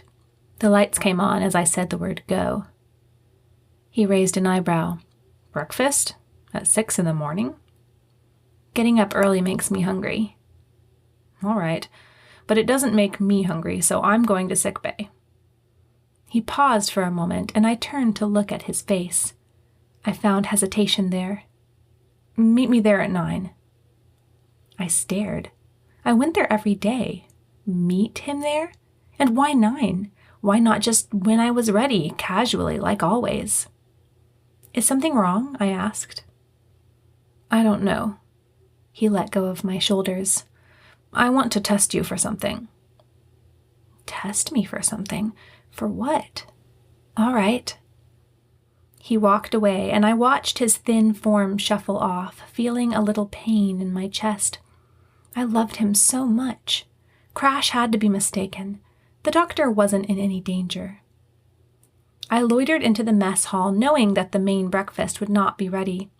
The snack bar might not even be open at the moment, but even if it wasn't, I could get myself something. The large room was empty as I walked in, and I felt a strange loneliness in the pit of my stomach. Then, as I trotted towards the galley, I saw a solitary form seated at the bar. All I could see from behind was that it was a large man with short, dark brown hair. But when he heard my boot tap on the metal floor, he turned his head. Commander Howitz. He smiled when he saw me. "Are you here to open the bar?" he asked. "No." I smiled back, despite the fact that I didn't feel like smiling just then. "I don't actually work here. I was just hungry, but I can get you something if you like. Elmira won't mind." "Thank you," he said, his low, gravelly voice unnerving me once again. "Where do you work, if not here?" "Sick bay," I answered, slipping behind the counter. "I'm the second medical officer." "Ah." Was it just me, or was he uncomfortable around me, too? It was a fleeting impression, and the next moment he smiled a kind smile at me. "I heard you had an accident on the bridge." I flipped on the snack bar lights. "Yes, I hurt my knee, but we're not sure what caused it." "We?" "Dr. Lloyd, my father and I." "Ah." He frowned and peered at me, his small black eyes seeming to take in every detail of me almost hungrily. I fidgeted, then entered my code into the temp regulator. It beeped and unlocked, and I opened it. "What would you like to eat?" "Andi." I turned to look at him and found him still staring at me. "Yes?" "Let me see your hand." Hesitating, I closed the doors and stepped towards him. I held out my hand slowly. He didn't touch it, but looked closely at my palm. He frowned more. "Have you ever been tested for Langham's disease?" Langham's disease. I racked my brain for details, but came up blank. "I don't think so. What is it?" He looked up at my face, and I dropped my hand. "Langham's disease is a disorder of the lymphatics. It's only been around for about 30 years.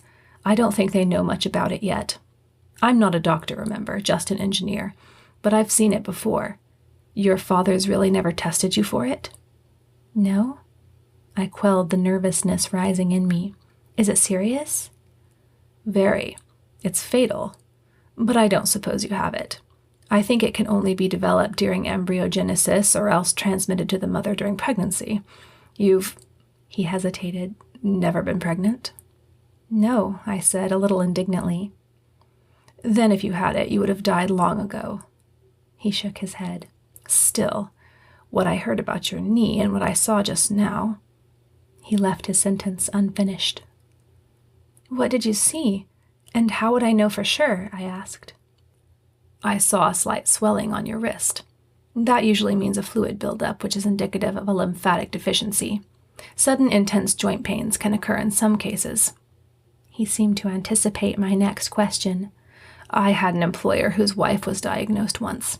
He shared his research with me." I was silent. I'd never heard of Langham's disease, but then he said it was rare and little was known about it. I studied my wrist. Was it a little swollen? I thought so. He spoke again. "I'm probably wrong. After all, he's the doctor. You'd think he would have thought to test you." He sounded doubtful. I nodded. "How would I know?" "A plasma test would show it," he said. "You'd have to search for the organism, a slow-growing bacteria that eats the lymphatic walls." "Eats the what?" I gasped. "I don't remember exactly," he said. "Again, I'm not an expert." I was still staring at him when the light from the galley flashed on behind me. Elmira's clear, comfortable voice rang out. "Andi, how are you this morning, honey?"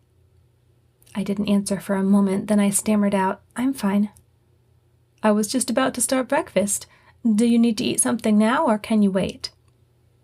I turned and tried to smile at her. "I'll wait," I said.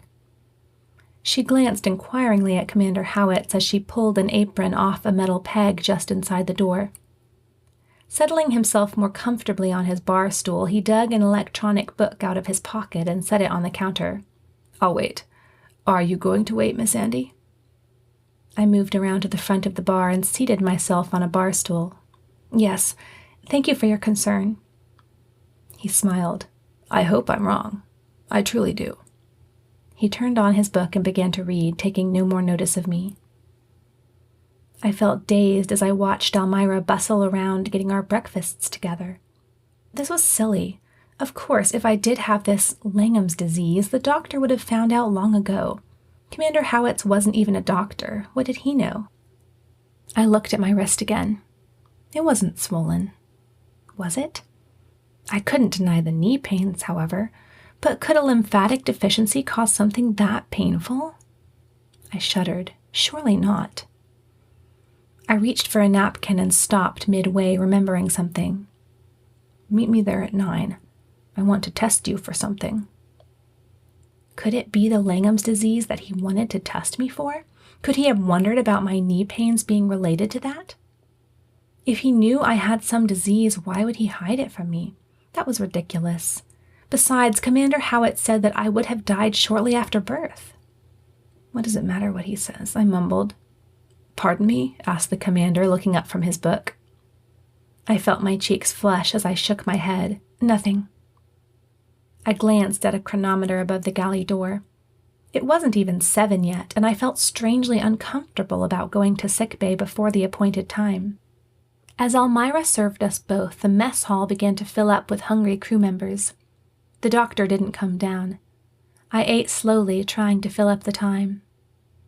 When I was done with breakfast, I lingered for a while, then I helped clear the tables. Time dragged on, and when I'd finished helping Elmira clean up, it was still 15 minutes until 9. She noticed my behavior. Is everything okay, honey? You seem a bit distracted. I'm all right, I said, trying to smile. She must have seen it wasn't true because she stopped what she was doing to give me a hug. I returned it, but it didn't make me feel any better. I meandered down the corridors for a while, waiting for 9 to come. I had thought of asking if I could help on the bridge, but since I only had about 10 minutes before my appointment, I didn't think that was wise. My appointment. I squirmed a little, then scolded myself again. Andi Lloyd, I'm ashamed of you. Be sensible and wait to see what the doctor wants. Stop imagining things. Like most of my self-scoldings, it didn't help much. A couple minutes before 9, I finally hurried to sickbay, hoping he wouldn't mind if I was a couple minutes early. Why should he? I found him putting a laser away in the main medical cabinet, and he closed the doors as I stepped into the room. I took in the medical atmosphere gladly, letting the familiarity of it relax me. He looked at me as I approached him, and I noted with concern the weariness of his expression. His face was a little pale, and his eyes lacked their usual sparkle of wit. Are you feeling okay? I asked, frowning. He didn't try to lie. I'm sorry, Andi. Thank you for coming, but I'm just so tired. I don't know what it is. Did you sleep well last night? I suggested. Shaking his head, he tried to smile. I guess I've been a little worried. If you want to go rest, I could look after things here, I offered. Before answering, he looked around the room for a moment. What we need around here is a nurse. I never liked him to suggest nurses. It was so nice with just him and me. I can take care of it, Dad. He turned back and smiled tiredly. Thank you. For half a second, I forgot why I'd come. Then I saw him start to walk away, and I called, Wait, doctor? He faced me. Yes? You wanted to test me for something? Sighing, he looked tiredly at me. Oh, yes. Do you mind if we do it later? I wanted to ask him for more information, but he looked so weary that I bit my tongue and shook my head. That's okay. He smiled gently, which made me more worried than ever. I'd never known him to be so tired. Thank you, dear. Nor did he ever call me dear. I could only nod and watch him leave the room. A small shudder ran through me. There were too many strange things happening. Instead of getting better after Crash left, as I'd hoped, they'd only gotten worse, even in the brief few hours he'd been gone. My eyes drifted to a hypo sitting on a desk a few yards away, and I walked forward and picked it up, an idea firming to a determination in my mind. Commander Howitz had said that I could find out if I had Langham's disease with a plasma test. I might as well set my mind at rest. I went to sterilize the hypo.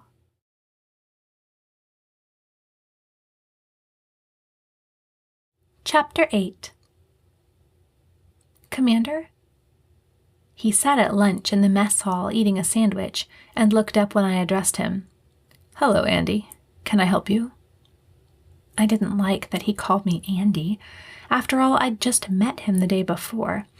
But shaking off my feelings, I resolutely held a closed tube out to him. I need a favor. Yes? Did he recall our conversation from hours before, I wondered? I'd had to wait until lunch to speak with him since I wasn't supposed to visit engineering. He was practically a stranger, but I didn't know who else to ask, and I needed to know the answer to this. I took a blood sample earlier. Could you tell me what to test for that disease you told me about? He nodded earnestly. I'd be glad to, though it would be easier for me to test it myself if you don't mind. Again, his small, dark eyes seemed to search me intensely for a moment. I don't mind. I'd be grateful. I handed him the tube. I didn't think you'd know how. I can do more than engineering, he chuckled. I'm no doctor, but I can manage a few simple things. I don't know if I'll have time today.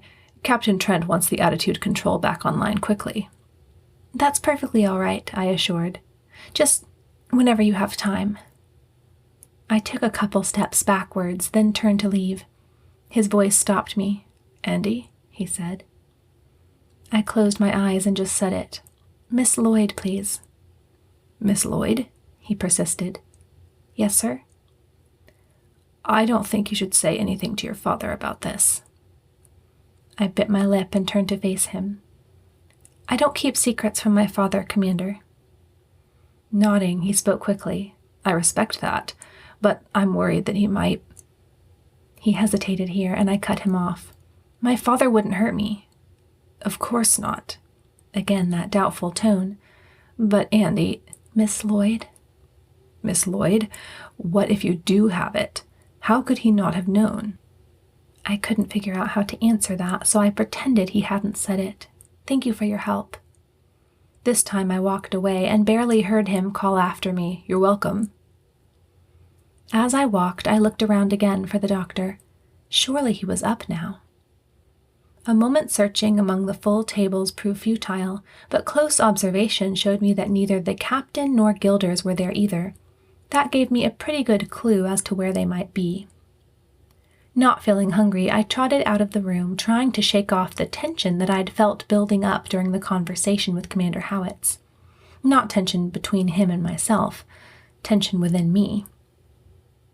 I rode the elevator down to C deck and trotted down the hall to the captain's quarters at the end of the hall.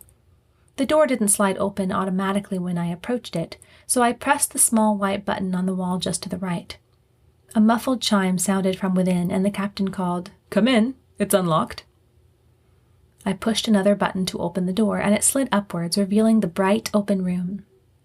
A hearty laugh rang out as I stepped in, and I saw the three men I was looking for seated around a small table, each with a drink.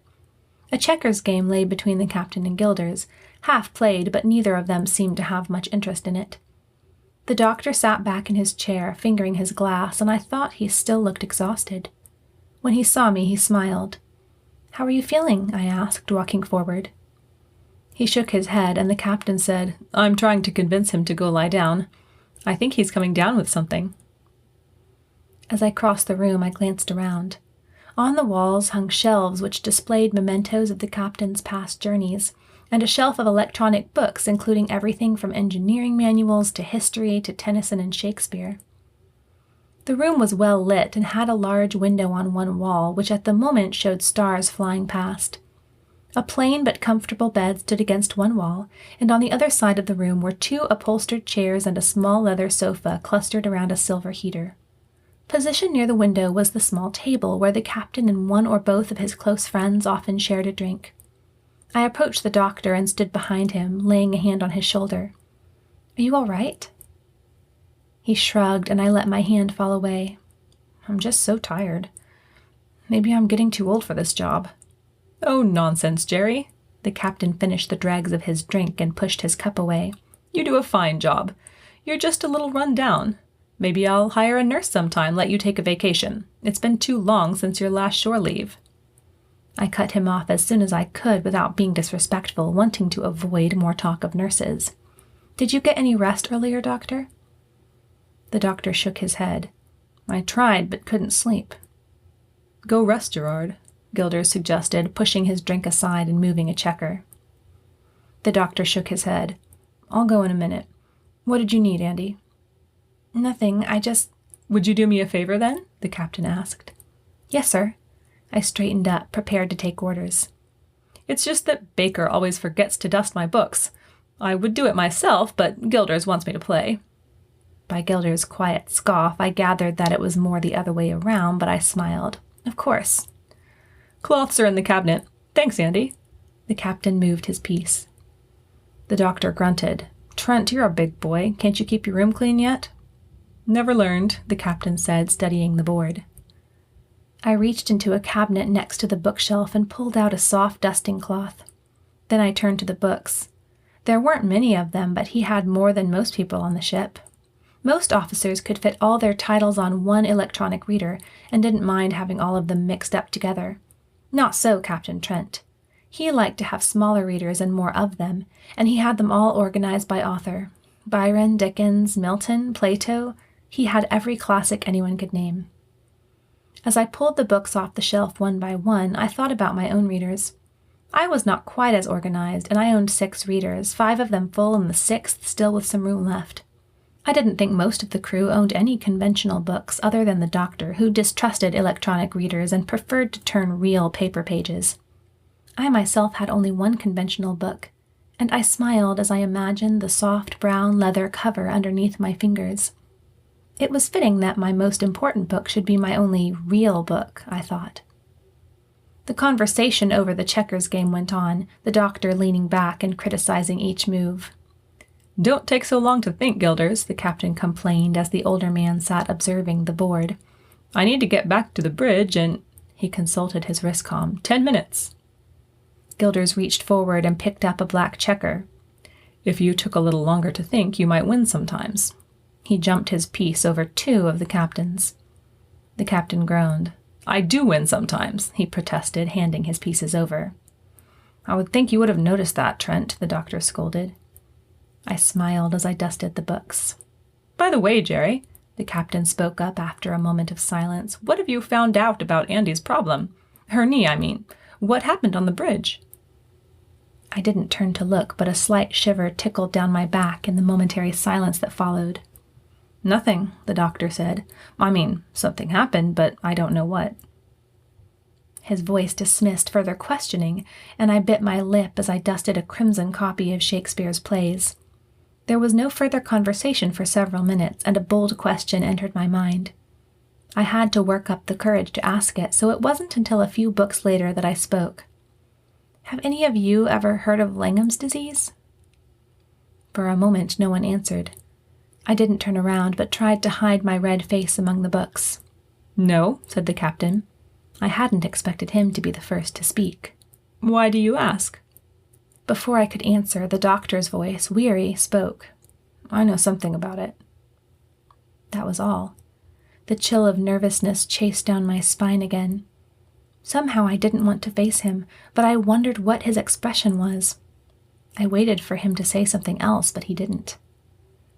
I wasn't planning on pursuing the topic further, but Gilder started his own answer to my question. "My niece and grandniece were both diagnosed with it, shortly after my grandniece was born." This interested me. "What happened?" I asked, still dusting. "They both died."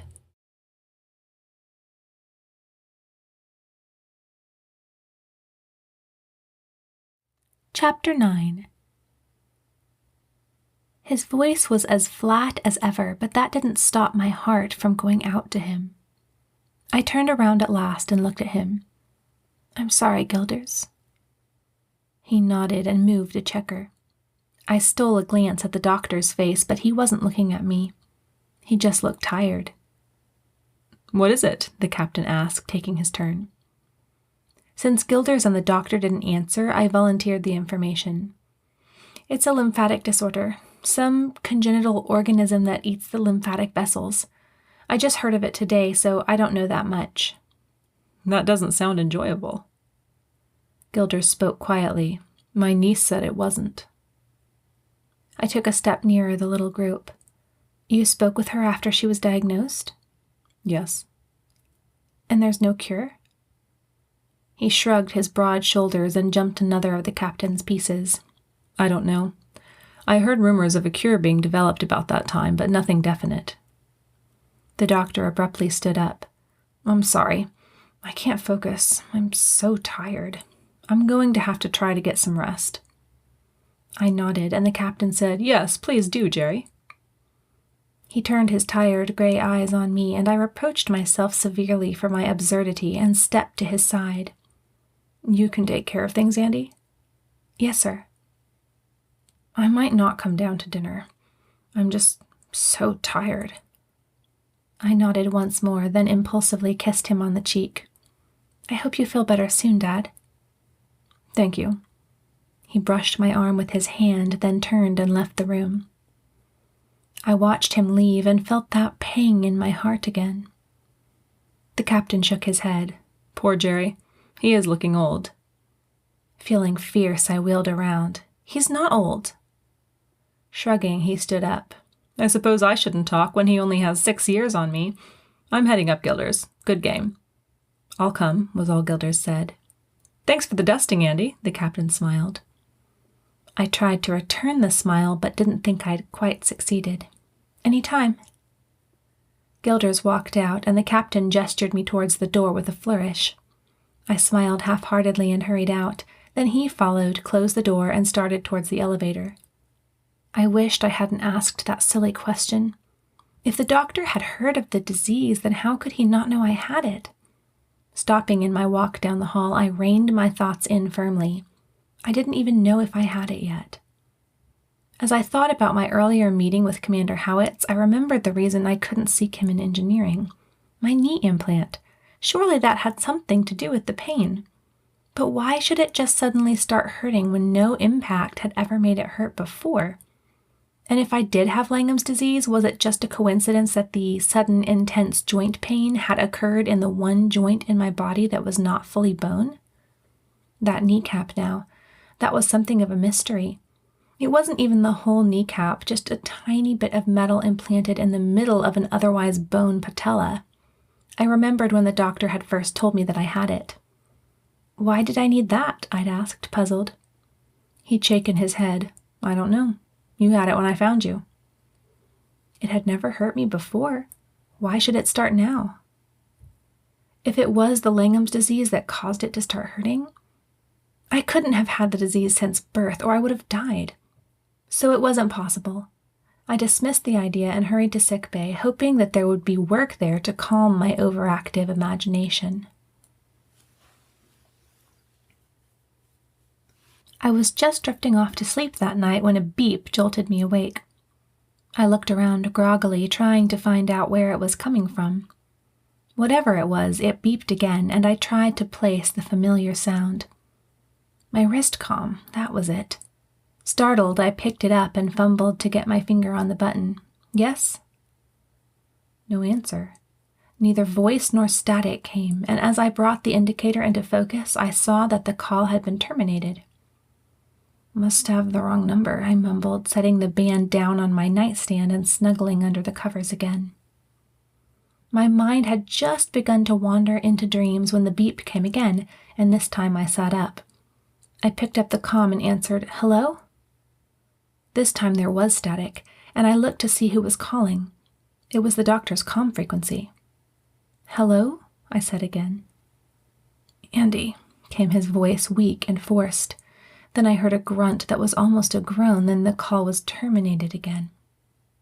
Thoroughly awake, I stood and reached for the robe I'd thrown over a chair the night before. Something was wrong with him.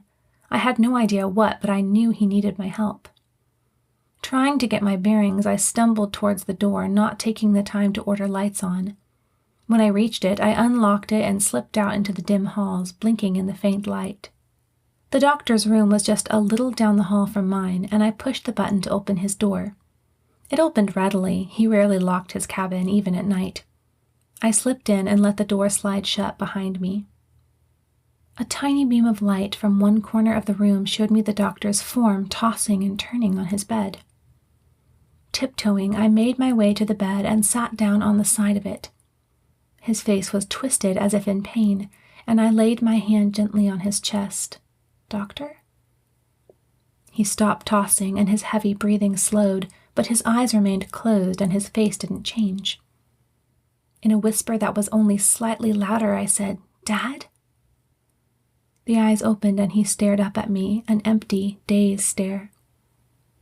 "Dad," I reassured quietly. "It's me, Andi. Don't you know me?" His eyes remained void, and a voice that was not his own sounded from his throat. "Why do you call me Dad?" My heartbeat accelerated.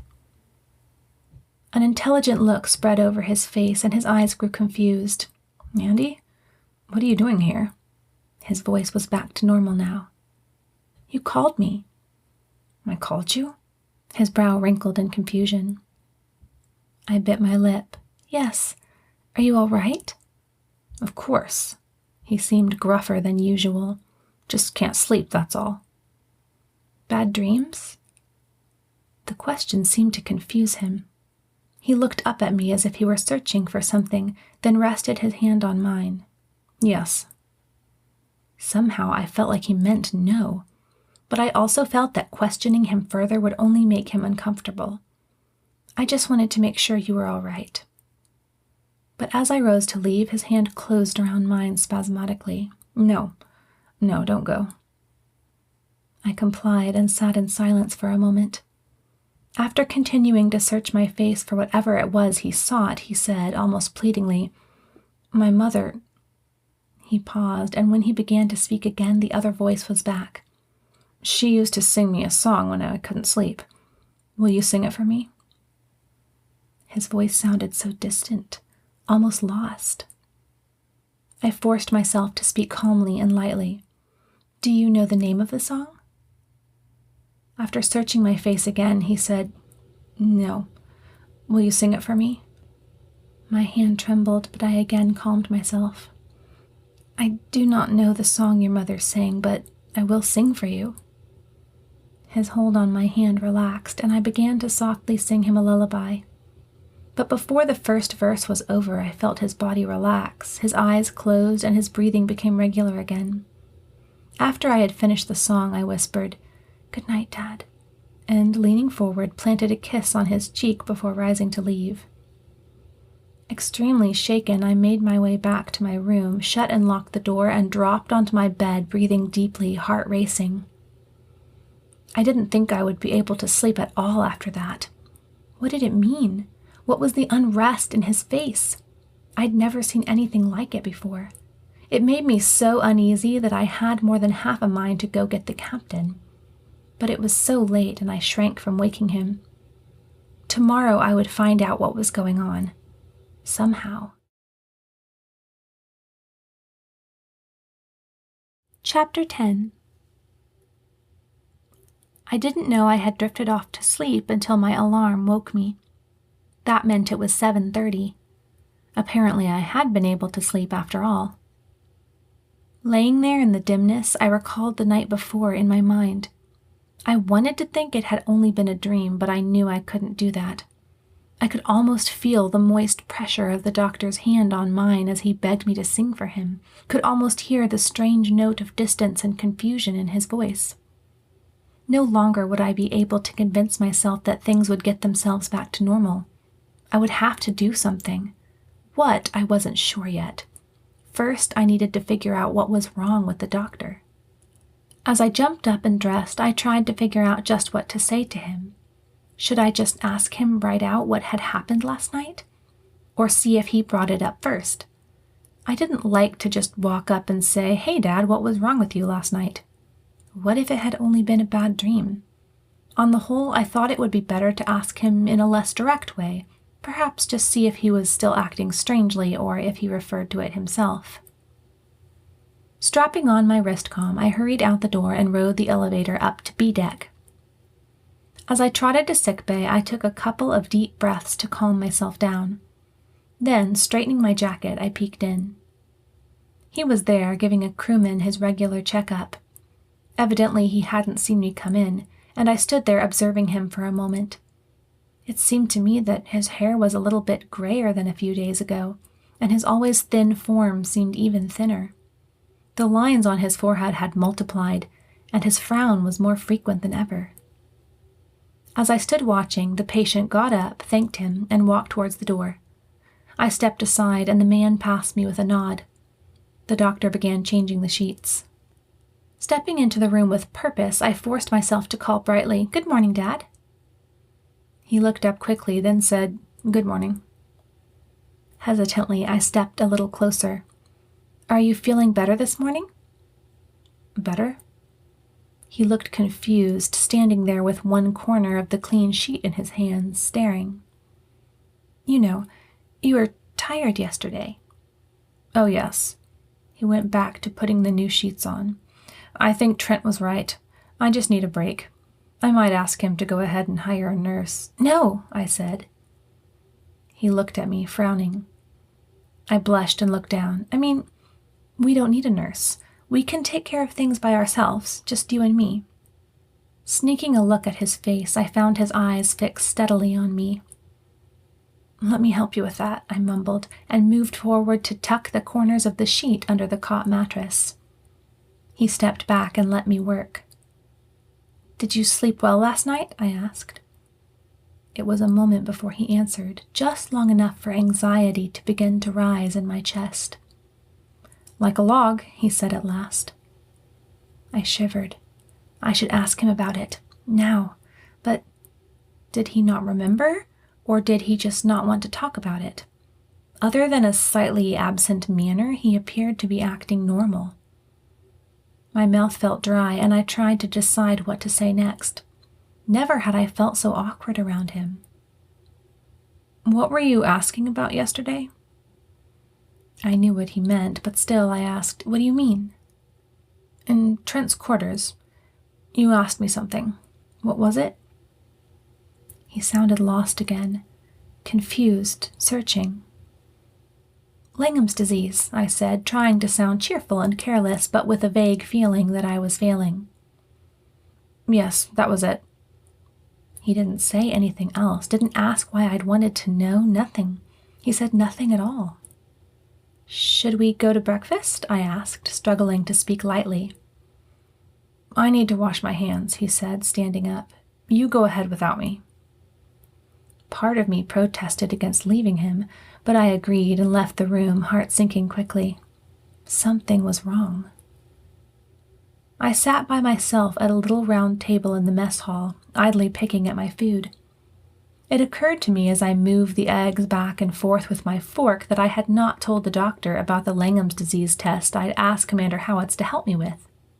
I hadn't intended to keep it a secret from him. I'd meant it when I told the commander that I wouldn't. Yet somehow I couldn't bring myself to say anything about it. Why, I did not know exactly. It just seemed that if I said anything about it, well, he'd know that I doubted him.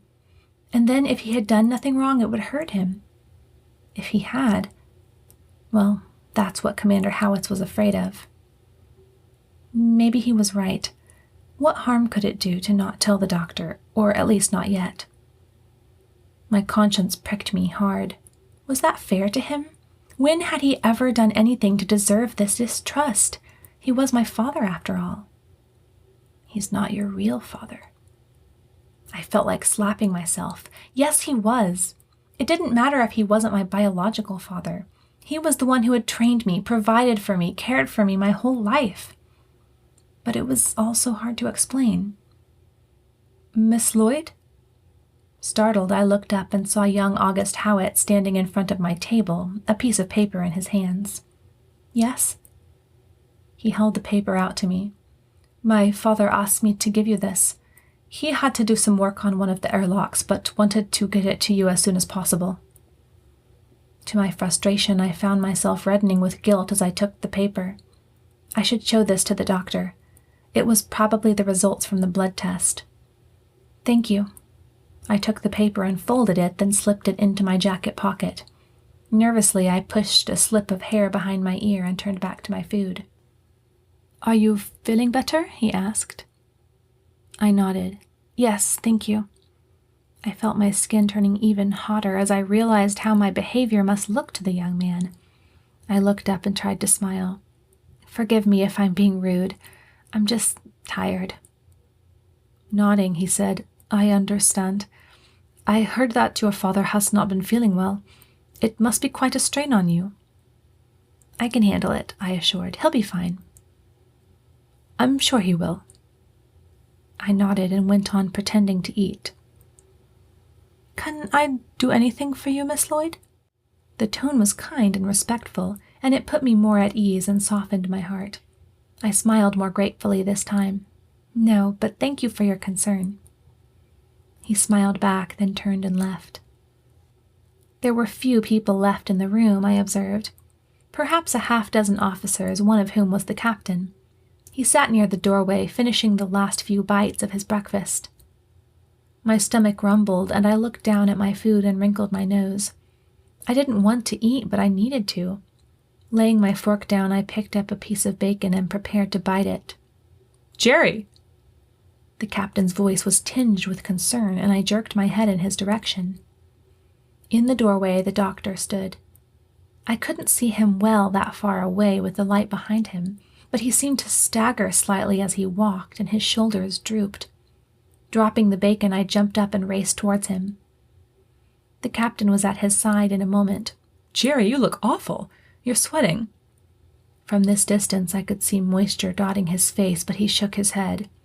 "No, I was just washing my face. I'm all right, Trent." He tried to push the captain away and start towards a chair, but the captain held firmly to his arm. "Jerry, you're not well. You need rest." The doctor grunted. "I'm the doctor, not you." "As your commanding officer, I order you—" He stopped when he saw me hurrying up. "Andy, you can convince him." I stared. The captain was right. He did look awful. He was pale except for the 2 dark half circles under his eyes, and his eyes had a glazed-over look.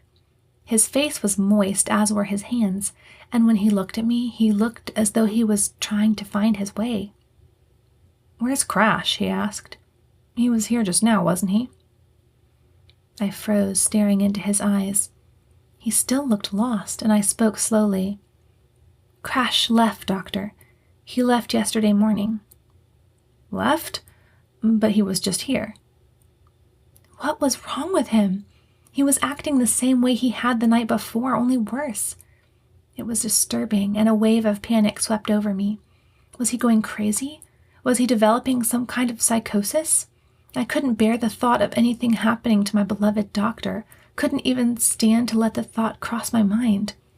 I touched his hand. "Dad, what's wrong?" His eyes suddenly cleared and some color washed into his face. "Wrong? I'm only tired, Andy. Trent, what are you holding on to me for?" The captain and I exchanged a worried look, and he opened his mouth to speak, but a voice from his wristcom intercepted him. "Airlock prepared for mooring, sir." I recognized the voice of Commander Howitz. The captain let go of his friend to answer the call. "I'll be right there, Mr. Howitz." He switched frequencies and said, "Mr. Yannendale, give permission to moor." "Aye, sir." Turning the comm off, the captain spoke clearly and firmly. "Jerry, if you won't listen to reason, I'm going to have to confine you to quarters." "Don't be ridiculous, Trent. I'm only tired." "Dad," I begged. He looked at me, and I saw confusion still hiding behind his eyes, but he didn't complain anymore. The captain laid a hand on his arm. "Come on, Jerry." I waited, my hand on his, anxious to hear his response. He looked from one of us to the other, paused, then relaxed. "All right. I am tired." Letting go of him, the captain turned to me. "See that he gets to his quarters all right, Andy." "Yes, sir." "I don't see what the fuss is about," the doctor grumbled. "Please, Dad." I looked up into his eyes for a moment. He sighed and let me lead him out of the mess hall. "I'm hungry," he began when we were a few feet down the corridor. "I'll get you something." He nodded and kept silent for the rest of the walk to his cabin.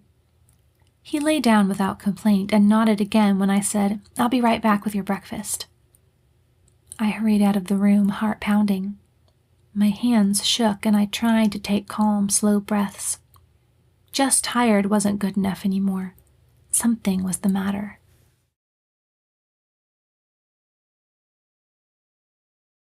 Chapter 11.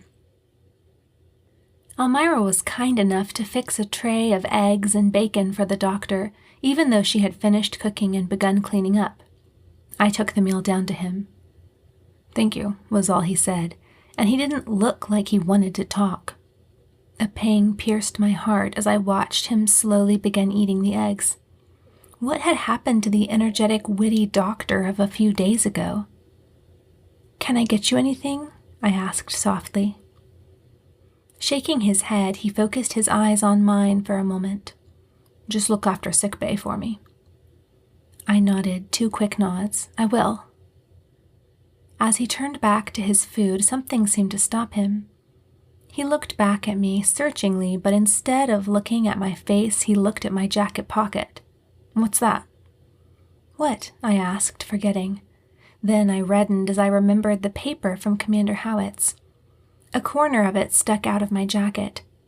I should tell the doctor about it, show him, let him figure out the mystery with me. "It's nothing," I mumbled, stuffing it back into my pocket. Without even questioning, he went back to his eggs. I swallowed, opened my mouth, and turned and fled, not waiting to make sure the door slid closed behind me. I slipped into my room, not allowing myself time to stop and think, and I pulled the paper out of my pocket. Then I stood holding it and observing my accelerated heartbeat for a moment. Closing my eyes tightly, I opened the paper, then looked at it. It was the blood test results, just as I'd thought. I skimmed over the automatic results, things I already knew. Blood type, red blood cell count, etc. It was the special searches that I was interested in. I had tried doing some research on Langham's disease on the doctor's electronic magazines, but had been unable to find anything beyond vague references. Commander Howitz hadn't been lying when he said that little was known about it. I didn't know what the organism in Langham's disease was called, but out of the corner of my eye I saw some black, cramped handwriting at the bottom of the page and assumed he'd explained. Eagerly I read over the plasma report and noted the small cell count of angiophages. Gripping the paper, I put the word together in my mind. Angio, vessel. Phage, eating. Eating vessels. That wasn't a hard one to figure out. My gaze drifted to the bottom of the page, and I strove to make out the commander's small, inky handwriting. Presence of angiophages detected, though in small amounts. Not sure what to make of this. Will find you at lunch. Erasmus Howitz. That wasn't much of an explanation, but he did say he would speak to me at lunch. Gritting my teeth, I ripped the paper into 2 pieces, wadded them both up viciously, then hurled them into the recyclator chute next to the lavatory. Then I sighed. My wristcom beeped, and Captain Trent's voice sounded from it. "Andy, did you get him settled?" "Yes, sir. He's resting now. I was just on my way up to sickbay." "Could you do me a favor first?" "Yes, sir." "We have some guests in airlock 1, but we're in the middle of a thruster test right now, and I can't leave the bridge. Would you welcome them aboard, please?" "Certainly." "Mr. Yannendale is coming down, too.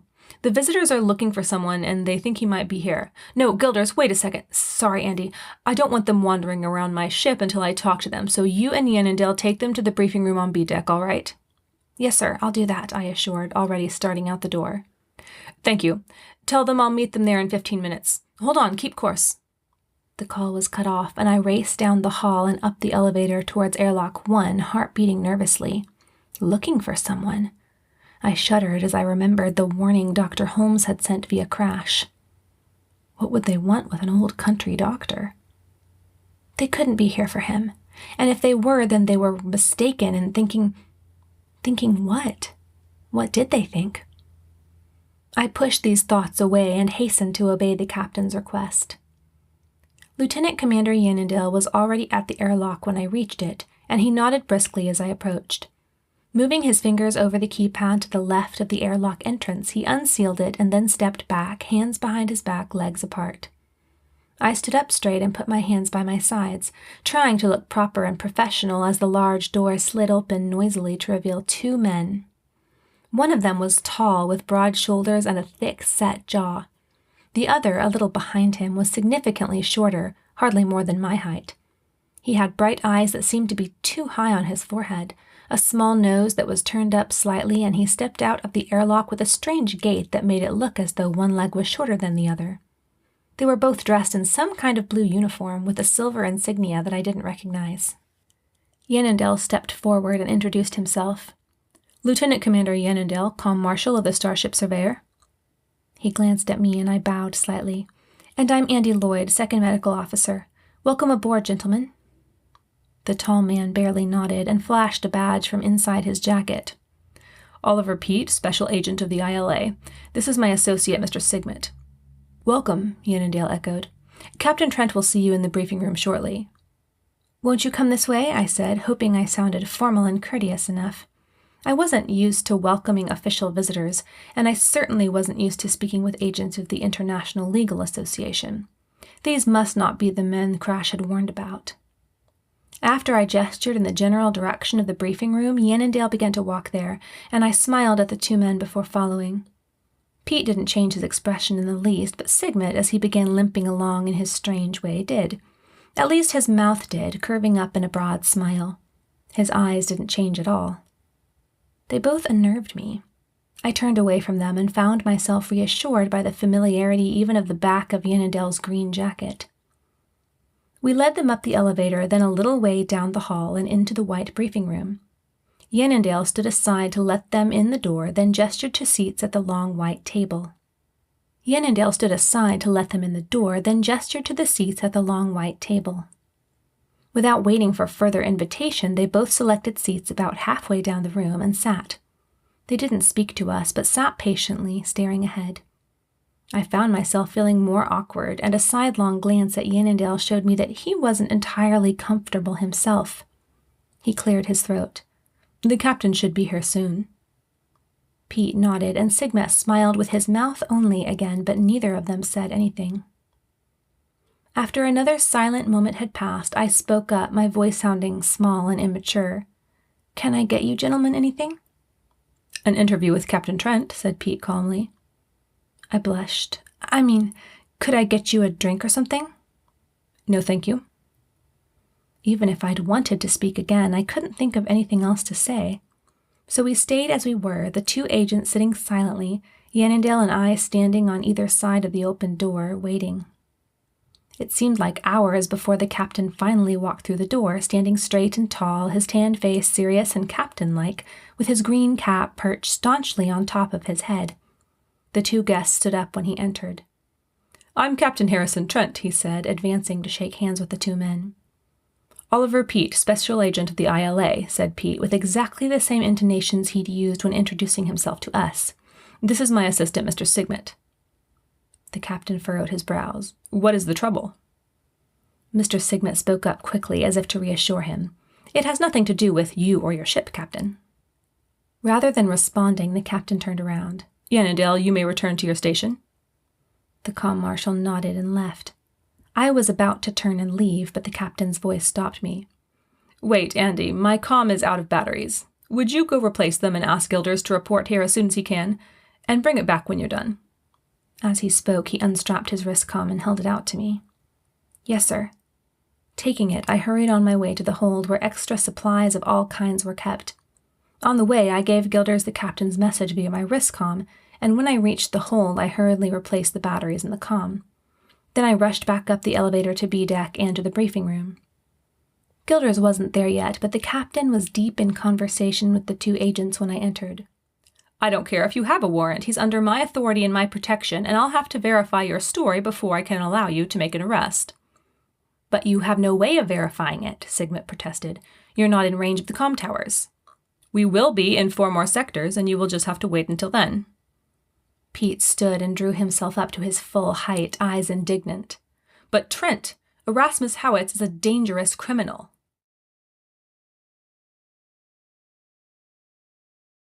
Chapter 12. I stood, frozen in the doorway, the captain's wrist comm laying in my hand. The captain furrowed his brows and stood up, almost matching Pete's height. "I'm sorry, but I will have to verify your story. Commander Howitz is not going anywhere. You can stay here until we reach Sector 5140. "Excuse me, Miss Andi." It was Gilder's voice from behind me, and I felt his hand laid politely on my shoulder. I realized then that I was in his way, and I scooted aside, feeling vaguely confused. Then I remembered why I had come here. "Your comm, Captain," I said, stepping forward. He reached out and took it, and I could see frustration behind his eyes. He liked Commander Howitz, and the cold insistence of these men clashed with his normal routine. "Thank you. You may go attend to sickbay now." I nodded, wishing that I could in good conscience take that as a suggestion rather than a command to leave the room. But I had learned long ago that when the captain gave suggestions, they were to be obeyed, and so I turned and left, feeling my own frustration as the door slid closed behind me. I trudged to sickbay, wondering just what Pete had meant by saying Erasmus Howitz is a dangerous criminal. What had he done?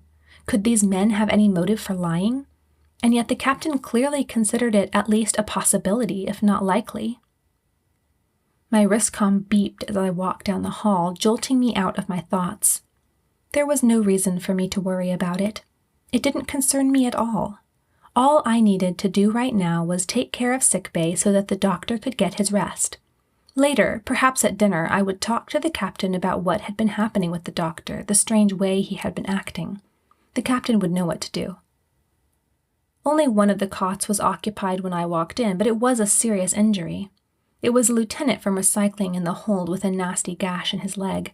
He had gotten it in the recyclators, and I tried to keep from grimacing after I cut the bloody pant leg away and saw that the cut ran down to the bone. This would require too much regen for a simple local anesthetic. I'd need a full-scale tranquilizer. An hour after I'd begun work on the man, I was still healing the muscle. Lost in concentration, I focused on positioning the tissue in place with gloved fingers, then injecting the regen shot and letting it work while I moved on to another section. This type of work was on the edge of my healing abilities, and I was glad there was nothing worse. If there had been, I would have had to call the doctor no matter what his state. "Miss Lloyd?" The voice startled me out of my focus for an instant, but I then took a deep breath and closed the last section of muscle. "I'm sorry, I can't talk right now. You'll have to wait until I'm finished here." I couldn't spare the brain power to wonder about the speaker or even try to identify the voice. It was a male. That was as much as I had time to notice before I started work closing the skin. This was easier than the muscle and would hold better, but it was still a difficult task, and I had to finish before the anesthetic wore off. When at last the cut was closed, only a long white line gave evidence of the cut, and I wrapped the leg in gauze to keep the tender muscle and skin from tearing during the rest of the regeneration. Then at last, sucking a deep breath through the mask that covered my mouth and nose, I stood up straight and pulled my gloves off, shut off the monitor, and pulled my mask down. Then I turned in the general direction the voice had spoken from. On one of the cots at the other side of the room sat August Howitz, his dark eyes wide. I smiled as I untied my medical tunic and pulled it off. "What is it?" "That looks hard," he said. "It is." I dropped the tunic in the laundry chute and the gloves and mask in the recyclator. Then I pulled my uniform jacket off a metal peg on the wall. "Is that all you needed?" "No, my father sent me to see if you were all right. He said he was supposed to meet you at lunch." At the mention of lunch, my stomach began rumbling. "What time is it?" "It's past 2:00. He stood as I walked towards him. "Can I get you something? You seem busy." I shook my head. "I'm done now, thanks. He'll have to rest for a while. Is your dad already at work?" "Yes." He fell into step beside me as I walked to the mess hall. "He said he'll talk to you later." Hungry as I was somewhat relieved that I'd missed my appointment.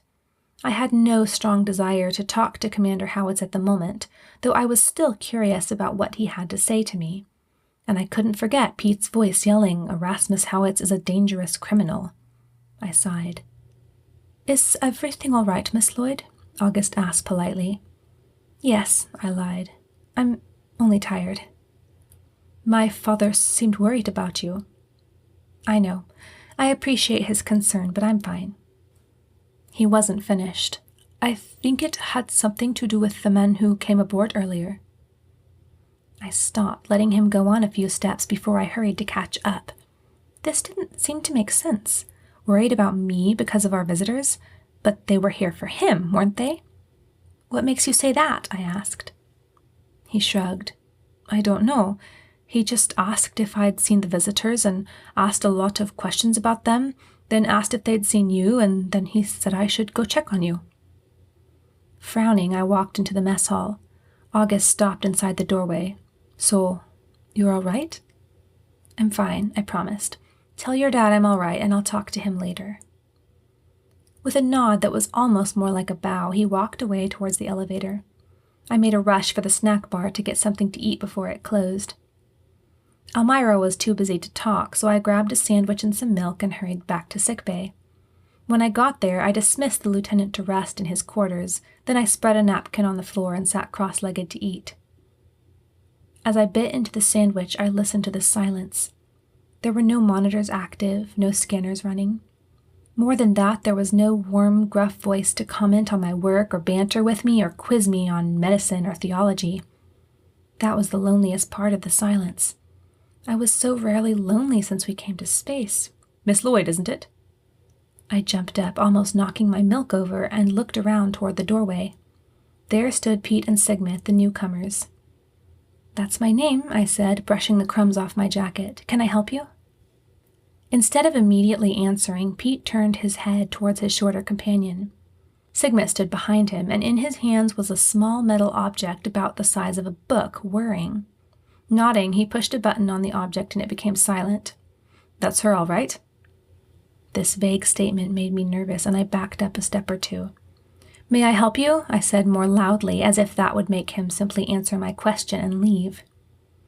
Instead, Pete took a step forward. Sigmund didn't move from the doorway. It was as if he were guarding the room. "We need to have a word with you, Miss Lloyd."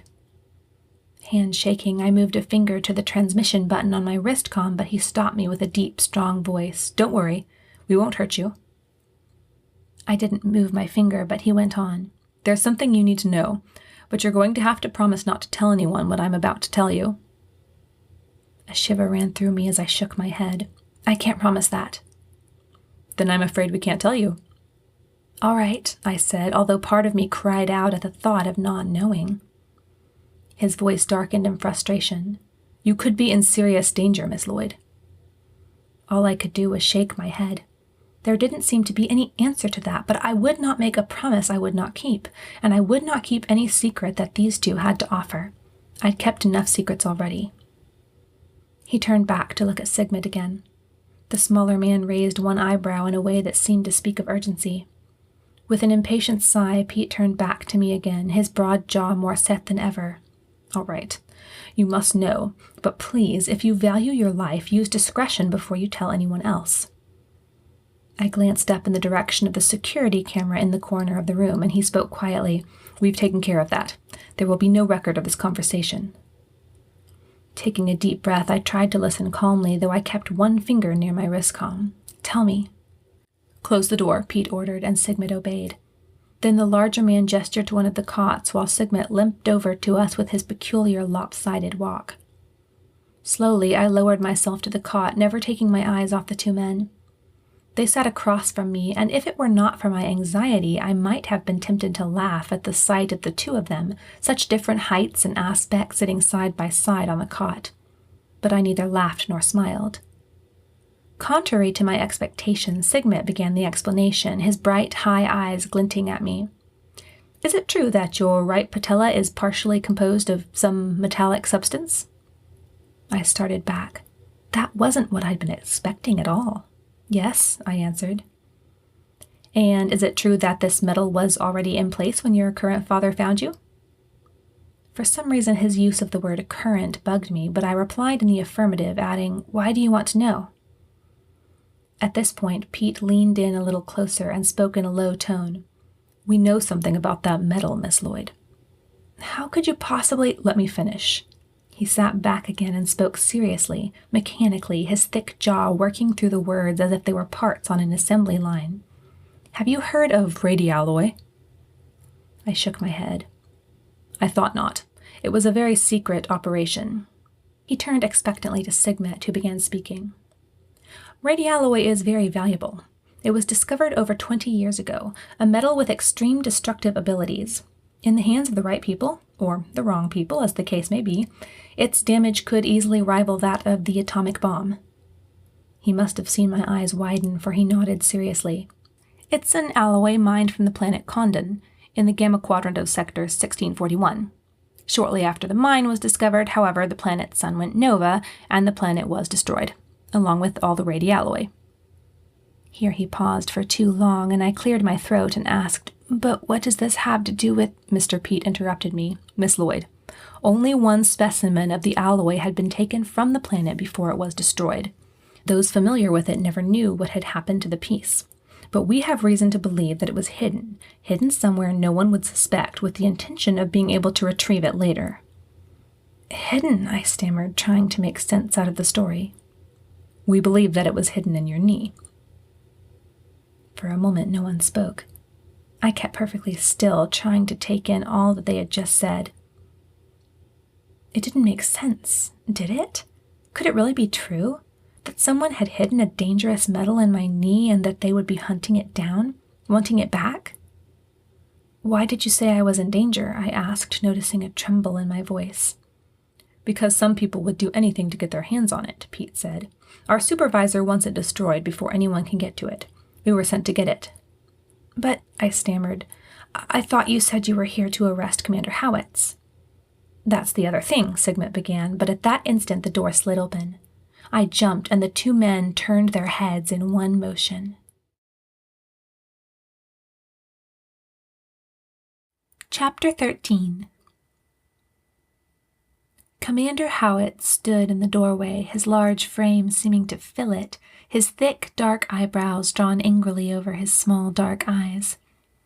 "Did you gentlemen require anything?" he asked, and for once I welcomed his gravelly voice. Pete raised himself to his full height and squared his shoulders, but the commander was a match for him in both height and weight, and the effect was not as intimidating as before.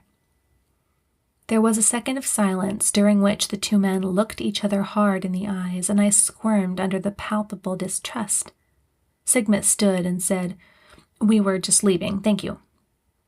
He led the way out the door.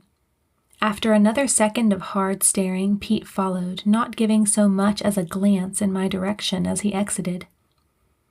After they had gone, the commander breathed a low sigh and relaxed his shoulders slightly. "Were they bothering you?" he asked.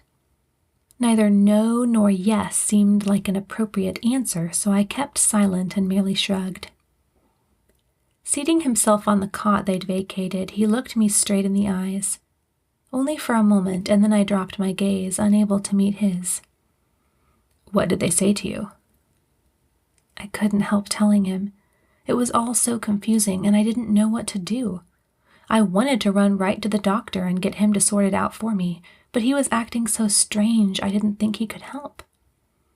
When I finished the story, the commander looked hard at me for a moment, then his expression softened slightly. He almost looked caring, but there was something I couldn't explain that still made me uncomfortable. "Should I believe them?" I asked at last. He shook his head vehemently. "No, they're lying." This was reassuring. It was what I'd wanted to think. "How do you know?" In response, he kept on looking at me for a moment. Then he reached out and touched my hand. I jerked it back, heart racing, but he acted like I hadn't moved. "It's a half-truth, Andi." "Miss Lloyd." He ignored this. "There is a substance called Radialloy, and it was discovered on Condon. The sun did go nova, and the source was destroyed. You do have the only remaining specimen in your knee." I felt like I couldn't breathe. "Then, what?" "It isn't what they said it was." It's not dangerous?" "No. In fact, it's the exact opposite." "What do you mean?" "You remember when I spoke to you about Langham's disease?" "Yes." "You do have it, but it's not a recent thing. You have had it ever since you were a baby. The Radialloy is the cure." "The cure? The cure Gilders had spoken of? But how do you know this?" He reached for me again, but I slid further back. Again, he ignored my question. "Those men, whatever they are calling themselves, they only want it for the money, Andi." "And if they get it?" "If they take it, you will die." Goosebumps tickled over my skin as I tried not to shiver. But it doesn't have to be that way. Andi, as long as you have it, you will never be safe. People will always be trying to take it. But I know another cure. I can help you. Let me remove it, let me protect you, and I'll give you the cure. You'll be safe." Something in his voice made me want to scream. Every instinct was telling me I should use my wrist comm, call the doctor or the captain. "Why do you want to help me?" "Because I love you, Andi." The world seemed to turn gray. I groped for my wrist comm, but he clutched my arm and spoke quickly, his gravelly voice cutting through my confusion. No, you don't understand. I have the right. I loved your mother. You're so much like her, Andi. So much like her." No, it can't be. God, please. What do you mean?" "Andi, my Genevieve, I'm your father." Blindly, I tried to pull my arm away. My throat went dry as he spoke the words I was already expecting. "That can't be."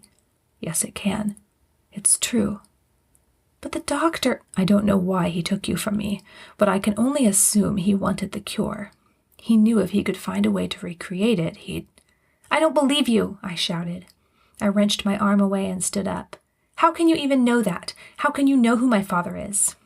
Andi, he smiled. "You have the Radialloy. I detected it. And besides that blood you gave me, I tested the DNA. I wanted to be sure." "Does the doctor know who you are?" He frowned instantly. "Please don't talk about him. Genevieve—" "And why do you keep calling me Genevieve?" I darted for a medical cabinet without thinking. Flinging it open, I dug for nothing in particular. "Because that's your name." I heard his footsteps approach behind me. "Genevieve Sanderson." "Sanderson?" I turned to face him in my surprise. "I had to change my name. They were coming after me for the Radialloy, the same as they did for you." "But how did they know about me? Why—" I broke off, not knowing what to say, and allowed myself to meet his eyes for the first time since his revelation. He advanced slowly and put his hands gently on my shoulders. "I don't know, but we'll figure it out. We'll figure it out together." "Oh, doctor," my heart cried, but he kept on talking. "I'm sorry I brought this on you, but I did it to save you, Genevieve. You have no idea how hard it was to find the cure." "Don't call me Genevieve." He let go of me and frowned. "And I want to see the DNA match for myself." He sighed, and an expression I couldn't understand, something like frustration, took over his face. "I suppose it's only natural that you should doubt. But I've wanted to find you for so long." "Show me the DNA records." I didn't doubt. I couldn't. I knew it, knew in my very soul that he was my father, my real father. But I wanted more than anything to doubt him. If he was telling the truth, how could I ever trust the doctor again? "I have them with me." He brushed my arm again, and I found myself wanting to pull away. "I will keep you safe, Andi. I promise." I turned away. I didn't want to look at him. As he pulled the paper out of his pocket, I cried out inwardly again. "God, it's not true. It's not." He handed me another computer printout, and I grabbed it and read every line of it. That was my blood record, and the DNA reading matched his. "Does August know?" I gasped. I wanted to be alone. I wanted to run to my room, to hide, to pray, to implore God to wake me up. Was everything I knew a lie after all? "I didn't say anything to August about it. It broke the boy's heart to lose you in the first place, and I didn't want to get his hopes up until I'd talked to you. You can tell him if you like." I hated listening to his voice. He'd ruined everything about my life, but he was my father. He was, and he was trying to help me. A sob broke from my throat. He touched my shoulder. "I understand if you need some time alone." "I do." Standing, he folded the DNA readouts and put them back in his uniform pocket. "I'm sorry I had to tell you this way, Andi. If only those two hadn't—" "It's all right. I understand." I didn't care why he'd done things the way he had. I only wanted to be alone. "I'll see you later," he replied, and then he left. I sank to the floor, crying quietly. How could the world change in only 10 minutes? Nothing would ever be right again. I tried hard to sort out my thoughts and emotions about what had just passed, but failed. I gave up at last and just kept crying, my knees drawn up to my chest. Of everything I'd learned in the 2 conversations, what bothered me most was not that I had had a deadly disease since birth, that I now had people after me to take the cure for that disease away, or that the unnerving Commander Howitz, who I barely knew, was my father. What bothered me most was the doctor. My father was alive and fully able to care for me, so who could have left me on the doctor's doorstep? But if not that, how had he really gotten me, and why? The only solution I could think of was the one the commander had suggested. The doctor wanted to figure out how to recreate the cure for himself. But if that was the case, had he even tried? If he'd tried, wouldn't I have known about it? Unless he'd only done it when I was very little and then had given up. Thinking back over our years together and the many ways he'd cared for me, could I really believe that he would intentionally hurt me? I recalled the 2 faces side by side in my mind.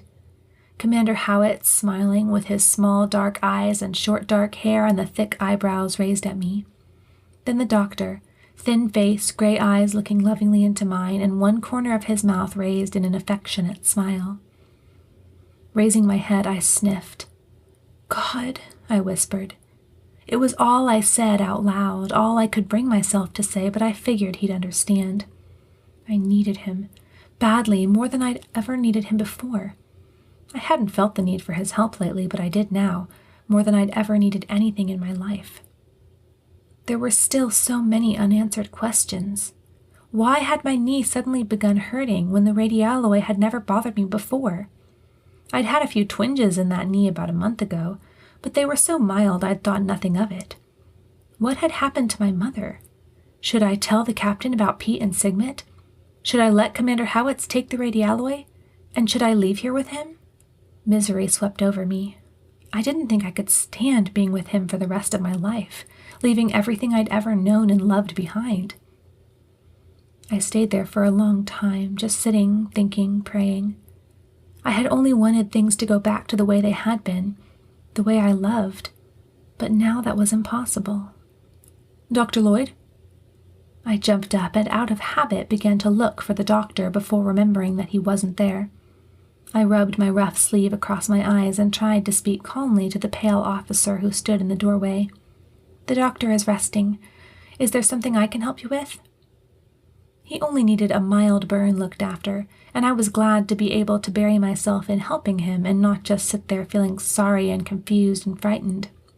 It took longer than it should have, and it must have been over an hour later that I had finally dismissed him and begun changing the sheets. With every motion, my thoughts went to the doctor.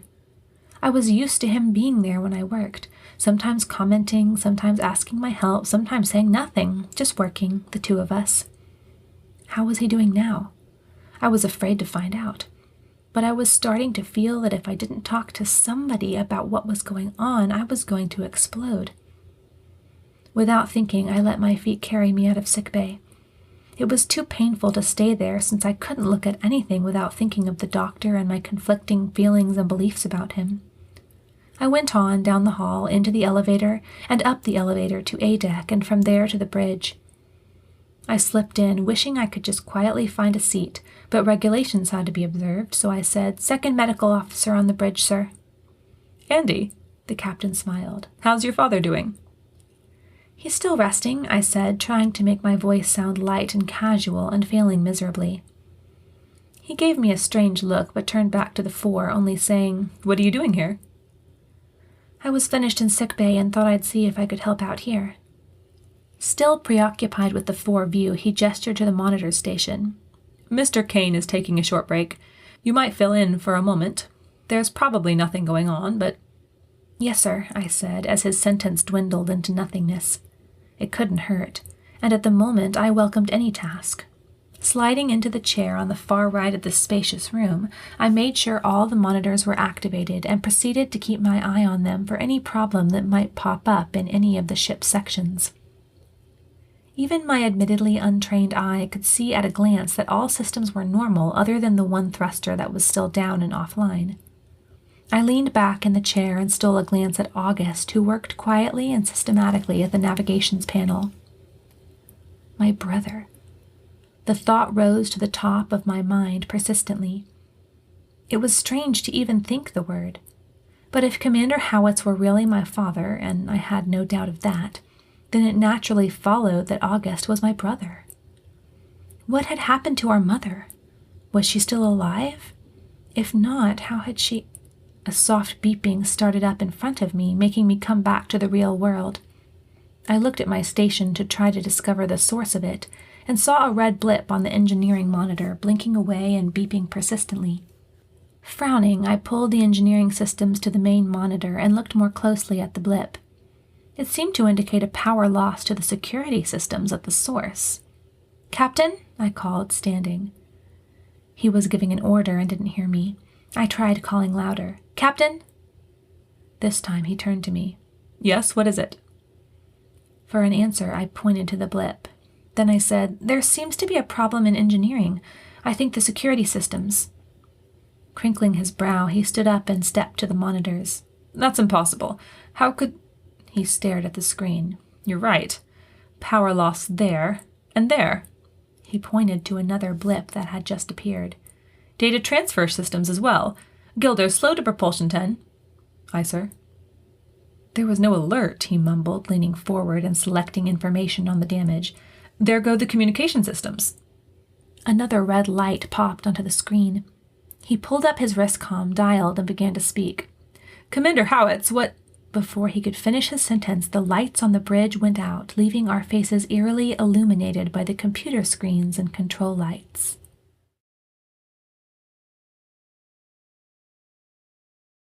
Chapter 14. August cried out in surprise as the lights went out, and Gilder spoke more urgently than was his wont. "Captain, we have no warp power." Swearing under his breath, the captain groped along the walls until he came to a compartment in the wall and pulled out 2 electric lanterns. Handing one to me, he said, "Lieutenant, keep a straight course. Mr. Gilders, keep her at high propulsion." "Yes, sir," they said in unison.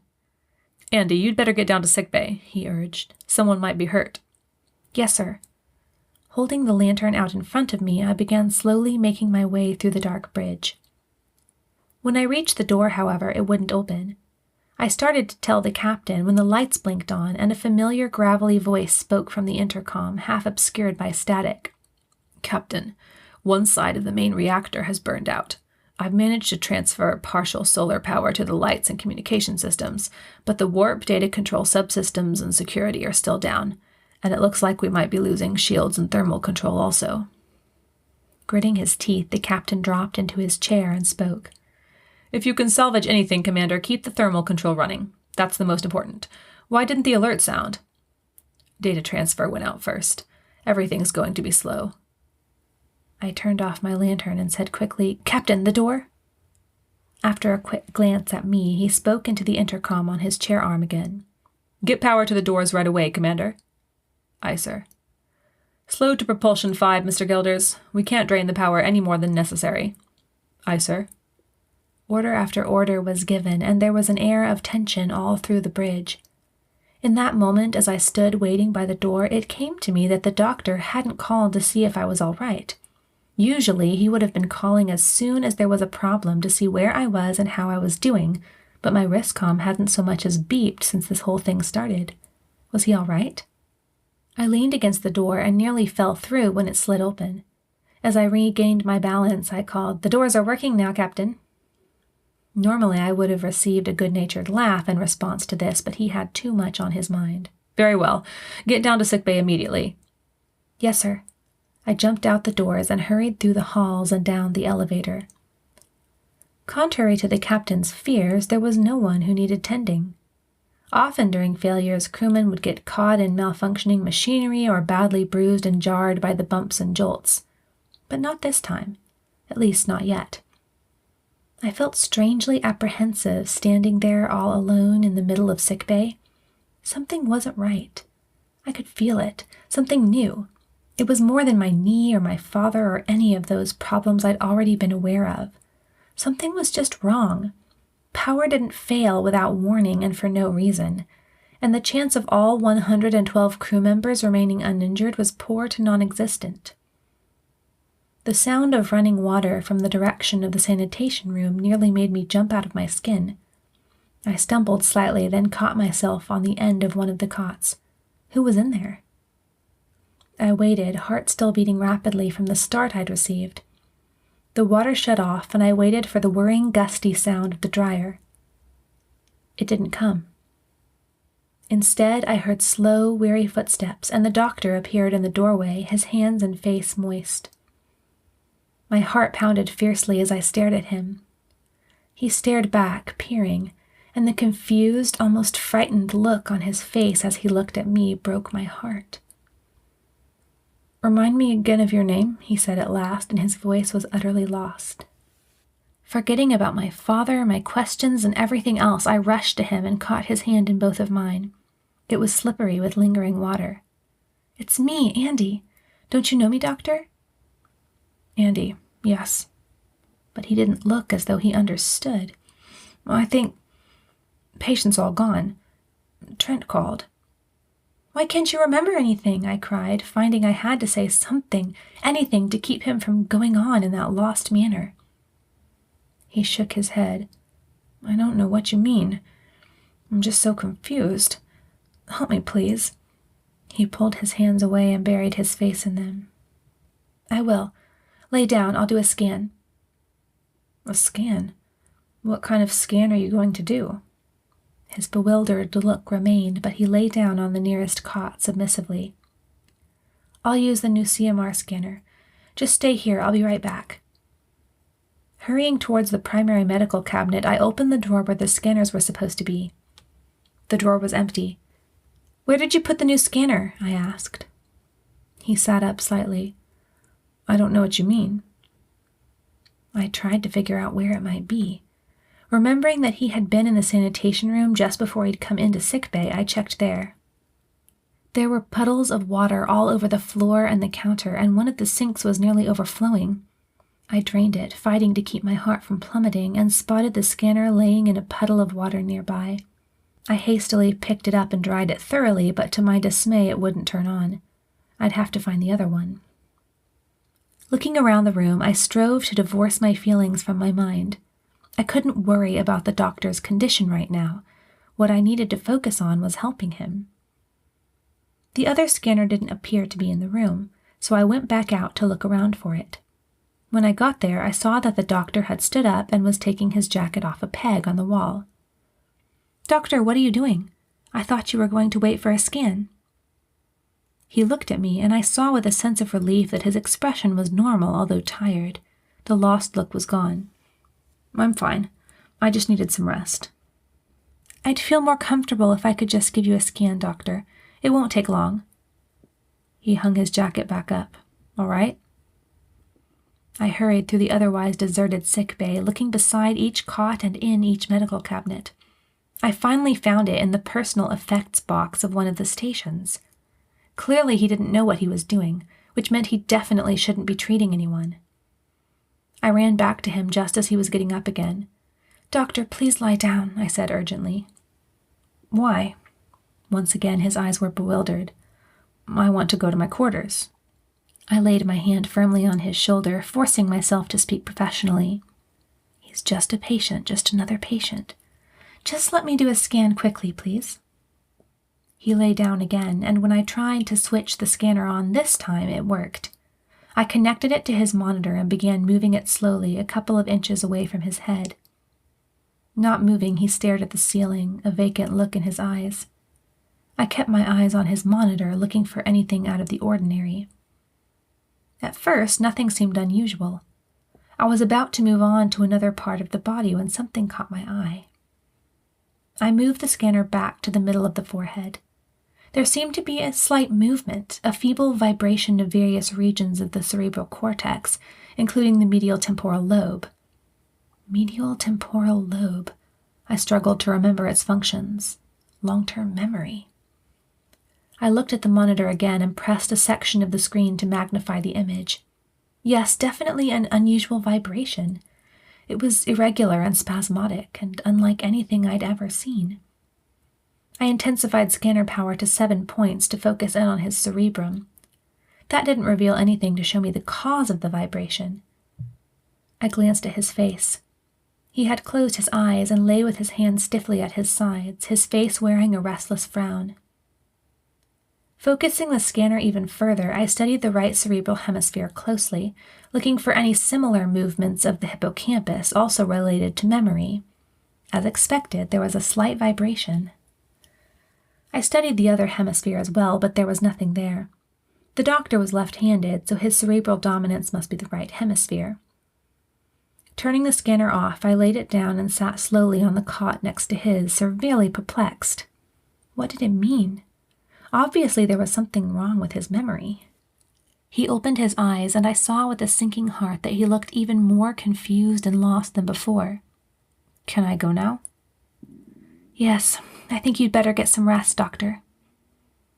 My heart ached as he nodded mechanically, got up, and walked out, leaving his jacket hanging on the wall. He acted like he either didn't know me or didn't care anything about me. I longed to run into his arms, to hear his gruff voice reassuring me, to know that he loved me.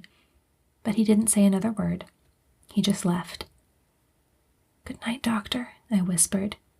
Then I bowed my head and tried to make sense of my raging emotions for a moment.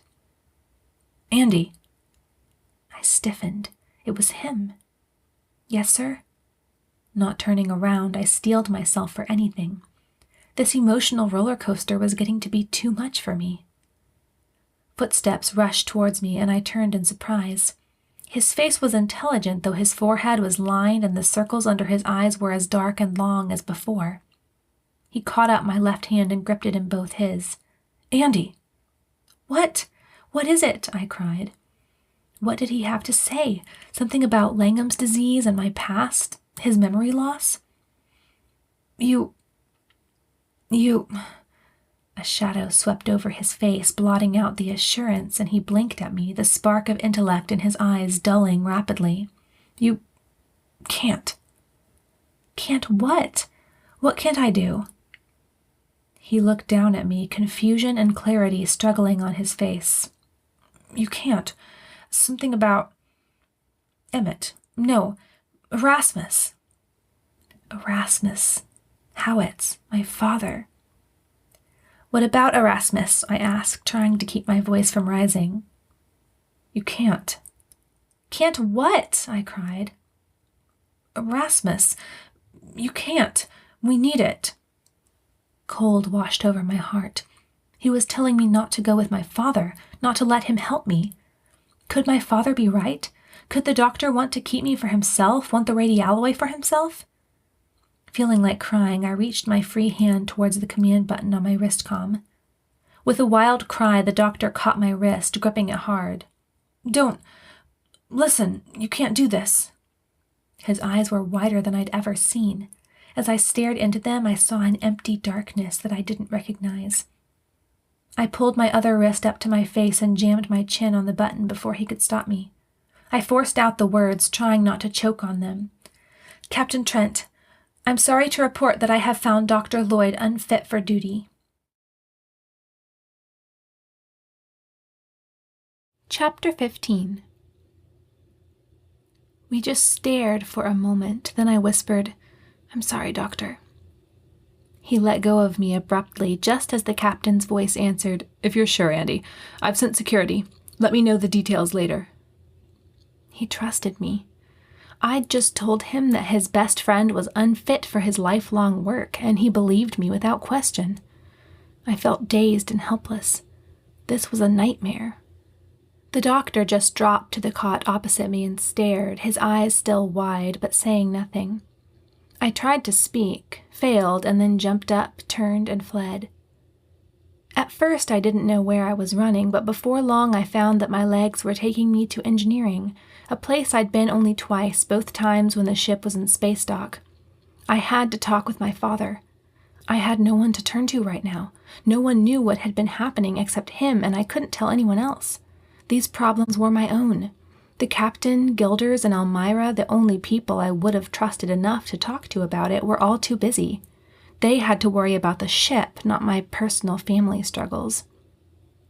When I was safe inside the elevator, I dared to breathe, gasping in a lungful of oxygen before saying "E-deck" and letting myself be carried down. I took deep breaths as I moved down the ship, focusing intently on the indicator lights all around the tiny room. God, oh God. I tried to pray but had no words. What's happening? What are you doing? I'd always been told that he knew what he was doing, that he had a plan, that all things would work together for good. How can anything ever be good again? The elevator doors opened out onto E deck, and I hesitated before stepping out. It was highly unlikely that the radiation would do anything to my knee. I wouldn't stay long. I put my boot out and placed it onto the smooth metal floor in front of me, then began walking resolutely forward. The large octagonal room was empty. I looked around at each station, but no one occupied them. The giant reactor in the middle glowed faintly, and I saw a makeshift plate covering an area that I assumed was the hull. I frowned at the silence but walked forward, my boots ticking on the floor with each cautious step. Once again, something just wasn't right. True, I'd never visited engineering when it was in full operation, but I'd heard the captain call down there from the bridge. Every time there had been sounds of talking and general working in the background. Now it was too quiet. I stopped about a yard from the reactor, hesitating to approach it. As I stood, unsure what to do, I heard a faint voice from somewhere ahead. It was low and gravelly. My heart rose in my throat, but I sidestepped the reactor and tiptoed in the direction of the voice. It became clearer as I approached, and when I'd come about 2 feet from a metal door labeled Fission Control Chamber, I could make out the words. Commander Howitz was speaking with controlled determination. "I'm not sure, but I'll need at least a few days. It must not be repaired before then." Another voice grumbled, "You still haven't explained why this is so important." When the commander's voice answered, it was harsh. "It's important to you because if you don't comply, there will be consequences. If you do, there will be rewards. That is all that matters." A youthful cry broke in. "What are you talking about? What is this? How did you get in here? Who are you? He's a thruster repairman. Hurry, grab him. He'll tell Trent. You know what that will mean for everyone." There was a rush of boots towards the door, and I whirled on my heel and ran for all I was worth back towards the elevator. The metal floor was slippery, and I couldn't seem to move quickly enough. When I reached the elevator, I pounded the button, praying for it to come quickly. Before it did, a door behind me burst open, and I turned to look over my shoulder. It was the door to Fission Control, and crew members spilled out of it. In front, running, was a young man, younger than myself, his eyes wide with fear. The eyes met mine just before he was grabbed from behind and pulled back. Out of the crowd, I saw Commander Howitz's dark eyes staring at me. I didn't move. I couldn't think. I couldn't understand the expression on his face, somehow dark, seeming forbidding and yet sorry. He started towards me, and I heard his voice rise out of the chaos, but I couldn't understand his words. As the elevator door finally opened, I heard a sharp cry of pain which seemed to unlock my muscles. I jumped in and screamed, "A-deck!" The commander bounded forward, calling to the others. I let out another scream as he came nearer, but the doors closed in his face and I was sped upwards. He was an engineer. He'd try to stop me. Heart racing, I called, "Cancel! D-deck!" A second later, the elevator stopped and the doors began opening. When they were halfway open, they died, leaving a space just barely wide enough for me. I squeezed through and rushed across to the other elevator on the other side of the corridor. "A-deck," I instructed, adrenaline pumping. It pulled me upwards. I leaned impatiently against the door when it stopped and nearly tumbled out when they slid open, revealing the short A-deck hall. Righting myself, I rushed towards the bridge, feeling like I wasn't getting any nearer. At last, I reached the doors and they slid open. Not waiting to use the proper protocol, I yelled, "Sabotage!" Silence reigned. The captain swiveled his chair to look up at me, his eyebrows raised. Everyone else turned to me, too, with looks of mingled surprise and expectation on their faces. "It's sabotage," I said, forcing myself to speak calmly and coherently, yet still with a thread of urgency. "The power failure. Commander Howitz did it. I just heard him talking to the mates and engineers." The captain's eyebrows lowered. "What's going on, Andi? You call me to say your father is unfit for duty, and then when I come down to talk to you about it, you're gone. Now you come rushing in here. There's no time to explain, I cried, jumping down the few steps into the command pit and gripping the arm of his chair. Something's happened to the doctor. I don't know what, but something's wrong with him. And Commander Howitt sabotaged the reactor. I don't know why, but he did. I remembered Pete and Sigmet's claim that they'd come to arrest Commander Howitz and how they had to wait for the ship to get back in communication range so it could be verified. Could he have performed the sabotage so that the ship wouldn't reach that point? Did he really have something to hide? That possibility had probably already occurred to the captain. He jumped up and began speaking. Mr. Gilders, slow to propulsion 0. Mr. Ralston, shut down automation immediately. Go to all manual. Andy, you're sure about this? Yes, sir. He knows I heard him. He'll be up any minute. Ralston, seal doors immediately. It'll be a minute, sir. Mr. Yannendale, contact the Alacrity 1 and inform them that we are... The door at the back of the bridge burst open and I jumped, letting go of the captain's chair like a guilty child caught in the sweets. There stood Commander Howitz, a charged blaster in his hand. Behind him were some men, I couldn't tell how many, also with blasters. The commander's face was set and hard, and he looked at the captain, not at me. There will be no messages sent, Captain Trent. His low, gravelly voice seemed to fill the bridge, settling in every corner. A creak made me turn my head, and I saw Mr. Yannendale leaning forward to press a button. I couldn't see what button, but I guessed that he was sending out an emergency message so that the Alacrity or any other nearby vessel would receive it and get word that we were in trouble. Commander Howitz saw him too. Before Yannendale's finger could come down on the button, the commander had fired, and a blast of energy spurted from the gun and hit the comm marshal in the chest. I screamed, the captain leapt forward, and Yannendale gasped and fell back. I jumped off of the command platform to help him, but the commander's voice barked at me, "Stay back." Blindly, I kept going forward for a moment, but the captain grabbed my arm and yanked me back, clutching me to him. I felt his chest moving quickly in and out. No one moved. The commander turned his weapon back on the captain and myself. "Over by the fore window," he ordered, beckoning with the blaster. "A single line." The captain let go of me, and I followed Gilders out of the command pit. August didn't move from his seat, but he stared at his father with wide eyes, and the color had drained from his face. "Quickly." We lined up, myself, the captain, Ralston, and the gunner and monitor. "Martin," the commander ordered. "If any of them have weapons, take them." Mr. Martin, an engine technician, stepped out from behind him and advanced. Mr. Yannendale groaned. "Dad," August began, but the commander shot him a warning glare. August was silent. Martin walked down the row, checking for weapons. He took them from the captain and Gilders, not changing his expression one iota. "Is this mutiny, Commander Howitz?" the captain fumed. "Indeed it is, Captain Trent." He beckoned for Martin to take the weapons away. "Or it will be unless you cooperate." "In what way?" I kept my eyes trained on August. He was paler than ever, and his mouth was slightly open as he stared at his father. I didn't know if it was open because he was shocked or if he might start hyperventilating, but I watched him just in case. "I would like to be taken to my speeder, which has been programmed to autopilot and wait for me in Sector 4000, Orbit 5, the Demeter system." "Not so fast, Howitz," came a deep voice from behind him. I nearly fell over as Pete and Sigmet stepped out from behind him. They had caught him.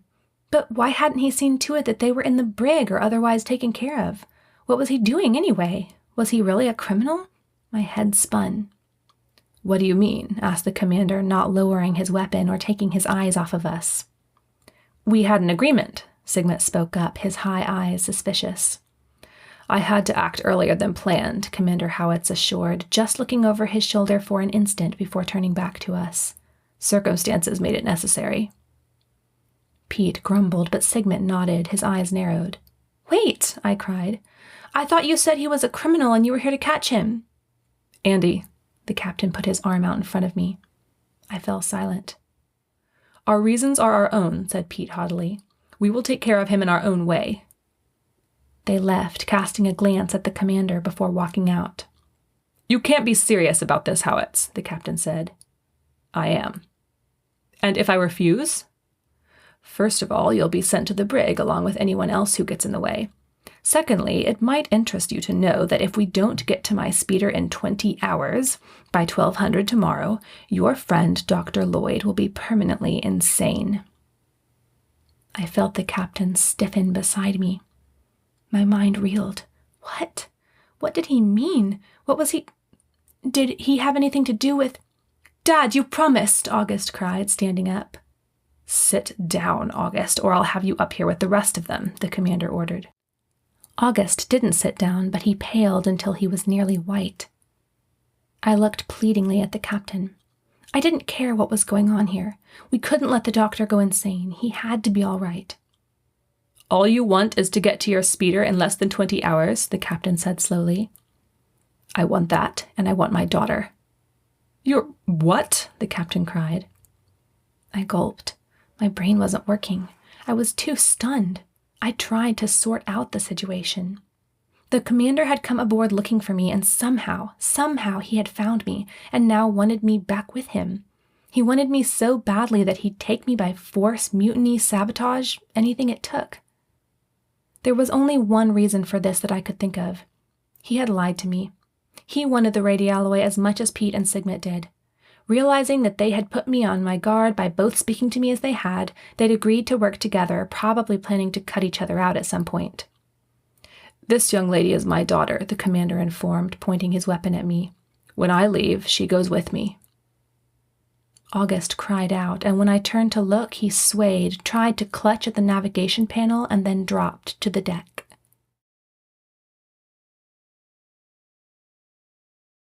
Chapter 16. I darted towards August with a cry, and this time I wasn't corrected by either the captain or my father. I felt over his head where a bump was already forming, and then grasped for his wrist while I studied his breathing. Well, Captain, Commander Howitz went on, time is wasting. Andi, the captain said in a low voice. Feeling August's skin, I found it to be cold and clammy. His blood pressure must have dropped, making him go into shock. Now the captain was asking if I would cooperate. I had to. It was all we could do for now, it seemed. Perhaps later we could find a way to save the doctor ourselves. I turned back to face him and nodded. I will do as you ask, he said through clenched teeth, on the condition that you do not harm Dr. Lloyd. Commander Howitz made no verbal reply, and I had turned back to August, so I couldn't see if he made any sign of agreement. August's breathing was quick and shallow, and his pulse was feeble and accelerated. Urgency showed through my tones as I spoke up. Commander, he needs to get to sickbay. When I looked up at him, I found I could not read my father's face at all. It was like a mask. Jarvis, carry him down there. Then you may return for Mr. Yannendale. The crewman he addressed walked over and hoisted August up in his arms, then waited, apparently for me to lead the way off the bridge. I did so, my brain whirling with all that had happened. But no, I couldn't get overwhelmed. My brother needed me. And he was not the only one, I realized when I reached sickbay. Someone else was already there, a young man who'd been dumped on the cot nearest the door and now lay fighting back groans, beads of sweat standing on his face. Put him over there, I ordered, voice shaking as I pointed to another cot. Jarvis obeyed, laying August down gently. Then he turned and went back out. I longed to go take care of August, but knew that I must have a look at the other young crewman first. From where I stood by the doorway, I could not see the extent of his injuries, but they must be very painful. Unbuttoning my jacket on the way over to his cot, I tossed it behind me. I'd pick it up later, and I didn't have time to grab a medical tunic. My white shirt would have to do. Maybe the captain was right. Maybe we do need a nurse. But we wouldn't need one if the doctor would just get better. What had Commander Howitz meant when he said no? No matter how difficult it was, I had to calm myself and work professionally. I said a prayer, took a deep breath, and stepped beside the young man's cot. It was the same crewman I'd seen down in engineering, the one who'd been chased out the door. A young mate, and the unnatural angle of his arm told me there was probably a subluxation of the humerus. He was probably close to my own age, and with his eyes closed, his face shining with perspiration and his hair falling over his eyes, he looked so pitiful that I felt like crying. But I scolded myself again and laid a finger gently on his shoulder. His eyes flew open, and a grunt of pain escaped his lips. I forced my voice to steady. Your shoulder is dislocated. I'll take care of it. I reached into the closest medical cabinet for a local anesthetic. Did you warn him? He asked through tightly closed teeth. No, not in time, I sighed, filling a hypo with the drug. His left fist clenched while the fingers of the right moved slightly. He groaned again. Don't try to move, I urged, picking up a pair of scissors and walking around to the other side of the cot. Normally his shirt and jacket would be removed, but I'd seen easily that this would be out of the question. I would just have to cut the right sleeve off both. His jacket was rumpled and torn, and he'd have to get a new one anyway. After that was done, I injected the anesthetic and waited for a minute. What happened down there? I asked. As he answered, his voice was strained. I had just come in for a report on the broken thruster. Didn't know at first what was going on. Guess I shouldn't have let them know that I wasn't one of them. Did they do this? I asked, touching his arm and preparing to begin reduction of the injured joint. He barely nodded his head. I was the only one. They were trying to get me help them, but I'll always be on the captain's side. I gritted my teeth as I worked, trying to keep tears from filling my eyes. Some mother somewhere had reason to be proud of this boy. He gripped the sheets as I carefully and precisely moved the bone back into its socket, then felt the muscles around the joint to ensure that everything was correctly placed. When I laid the arm back down, he breathed out a sigh. Thank you, he said. What's your name? I asked. Kerwin Merritt, he said. Well, Kerwin Merritt, you'll need to rest here for a few hours, I instructed, preparing a sedative. This will help you relax. He nodded again, and his thanks was nearly a whisper. After I'd administered the drug, I looked down at him one last time, then slipped away to the other side of the room where August lay. His eyes were still closed, but some color had come back into his face so that he no longer looked like a breathing corpse. His respiration, though still shallow, had slowed some. As I approached, I could see that his features were pinched, as if he were having a bad dream. August, I said softly, laying a hand on his arm. I hadn't expected him to open his eyes, but he did, and they stared up into mine with deep astonishment. For a moment, neither of us spoke. You, he said at last in a disbelieving voice. You are Genevieve? I shook my head as suppressed emotions poured over me, leaving me utterly exhausted. My name is Andi. Andi, and I don't ever want to be called anything else. I sank onto the cot opposite him and wept. Another moment of silence, and then he said, But my father said you were dead. I shook my head, unable to speak. Then I asked the question that had been plaguing me somewhere deep inside ever since my father had made his revelation. Did our mother, die in childbirth? Did I kill her? No. His answer was definite and more stern than anything I'd heard from him. Raising my head, I asked, Then how did she die? He raised himself on one elbow and shook his head sadly. I don't know. I was only 5. She disappeared the same time as you, that's all I know. My father said you were both dead. A light came on in my mind. She's the one who took me to the doctor, I sniffed. That had to be it. She'd seen somehow that I was not safe and had taken me to the doctor. Why would she take me to him? He hadn't seemed to know my father. How did he find me? I asked. He shook his head, the dazed look still in his eyes, and sat up slowly, never taking his eyes off me. I don't know. I never even knew until today that you were alive. I couldn't speak. The enormous lump in my throat prohibited it, so I gave up trying and kept on sobbing.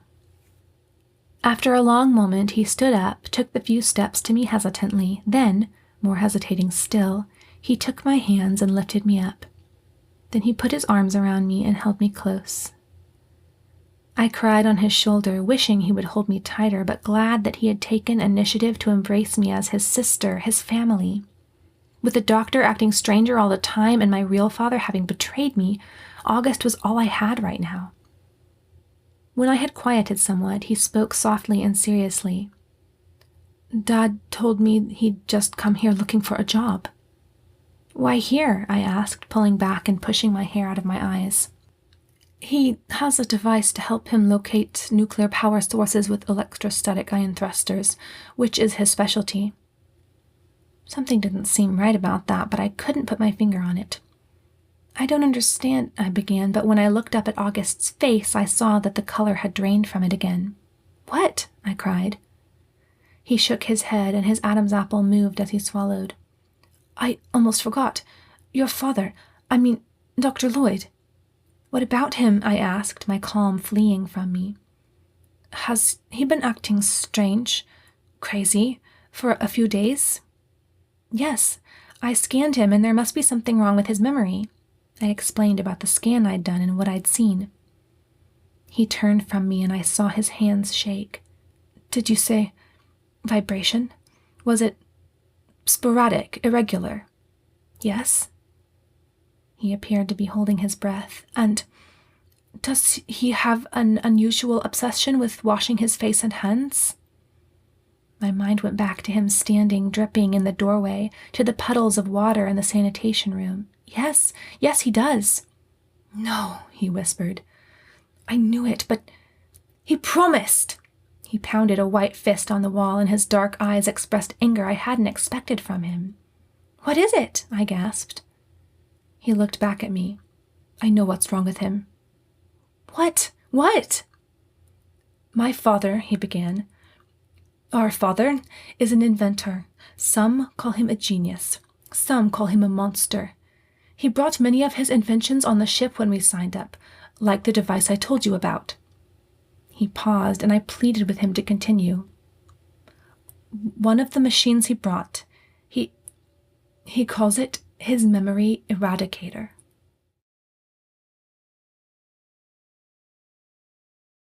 Chapter 17. My mind reeled. Memory eradicator? What does that do? He spoke more quickly. He used to use it on his adversaries. It locks by X-ray to the portions of the brain related to memory and transmits disturbing electrical impulses. The impulses displace stored images and cause the subject to confuse short and long-term memories. It works over a period of time to... I couldn't listen to any more. I clapped my hand over my mouth to stifle a scream, feeling like I was going to be sick. August jerked his shoulders back. The process is reversible up to a certain point. My dad said 20 hours. That's until he goes insane. After that, if he's not taken care of in another 24, he'll die. It all came together in my head. That's what happened to Dr. Holmes. Who?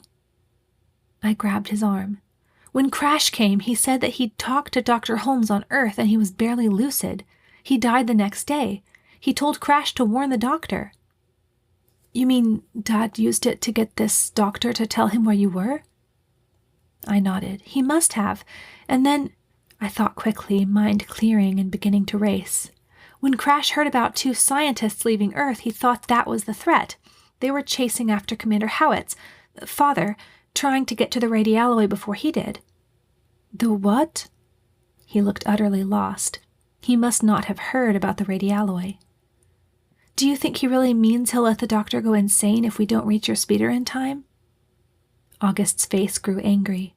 Not only that, but I don't believe he'll stop it even if we do get there in time. August, we have to save him. You have to stop it. I can't, he cried back. Even if I knew how, I couldn't get to the machine. He has it locked in his quarters. My mind kept racing, grasping after a solution. There had to be one. There had to be one somewhere. We have to contact Crash in Wales and get them to help. But how? There's no way to transmit. He's taken communications offline. Maybe we can get it back or divert power from something else. He'd be sure to notice. Don't underestimate him, Andi. I backed up a step, angry. I'm not just going to stand here and do nothing. There has to be a way. Before he could respond, a voice from the door startled us. Lieutenant Howitz, your father orders you to return to the bridge immediately. We're making the warp jump. August looked down at me, features dragged down with sorrow. I wish I could help you, but I can't. Hot tears stung my eyes, overflowing, draining the hope out of me. I looked at him pleadingly, but he turned and followed the officer out. I wanted to drop to the cot and cry again, but just as they left the room, Mr. Jarvis came back in with Mr. Yannendale. I didn't know what had delayed him, and I didn't want to. I just needed to focus on my work right now. Taking a breath so deep I could feel the oxygen spreading to every cell, I approached the cot where he lay, his narrow face chalky and pained. Mr. Jarvis looked sternly at me. He is to be taken to the brig as soon as you have finished treating him, the officer said brusquely, then seated himself watchfully on the other side of the room. Blood covered the patient's left shoulder, staining his uniform. So the blast hadn't hit his chest, as I first thought. Still, it was a nasty wound, and they'd taken their own sweet time in getting him down here. The hole in his jacket was charred around the edges, indicative of blaster fire. I steeled myself. I'd dealt with things like this before and hadn't been bothered. It was just that my nerves had been worn nearly raw by the events of the day.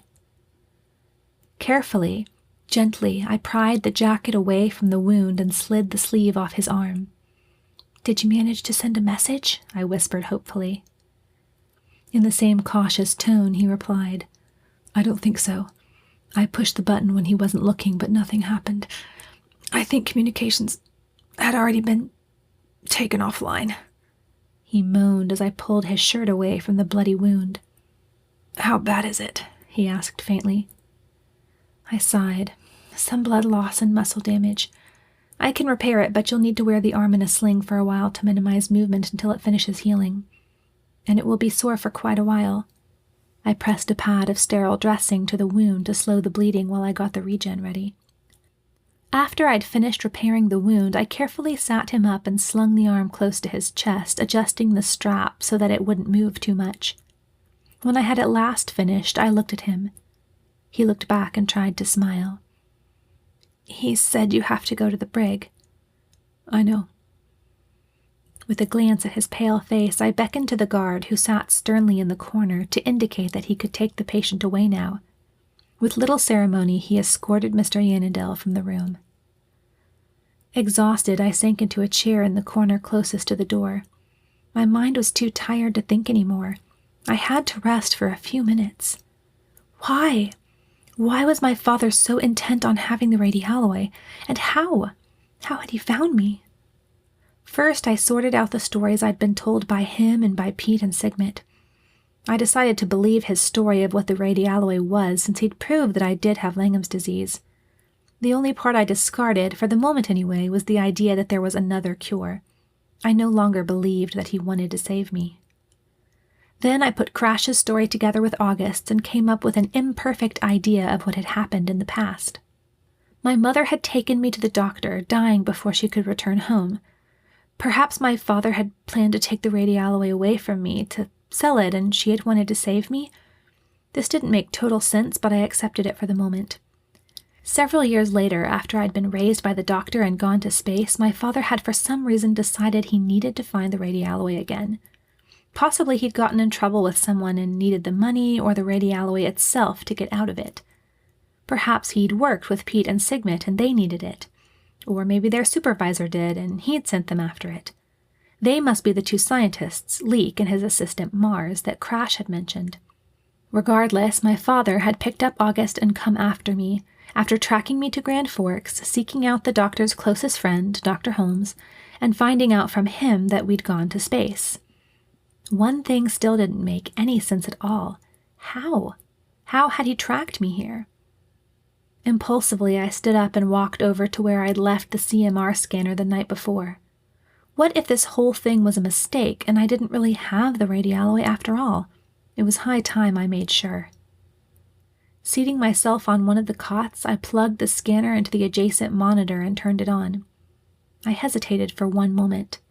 The doctor had said never to use it on myself because the magnet could pull at my implant, but I'd just use it for a second. Not allowing myself time to think more about it, I pulled my skirt above my legging-clad right knee, set the scanner to one point, and moved it above my leg.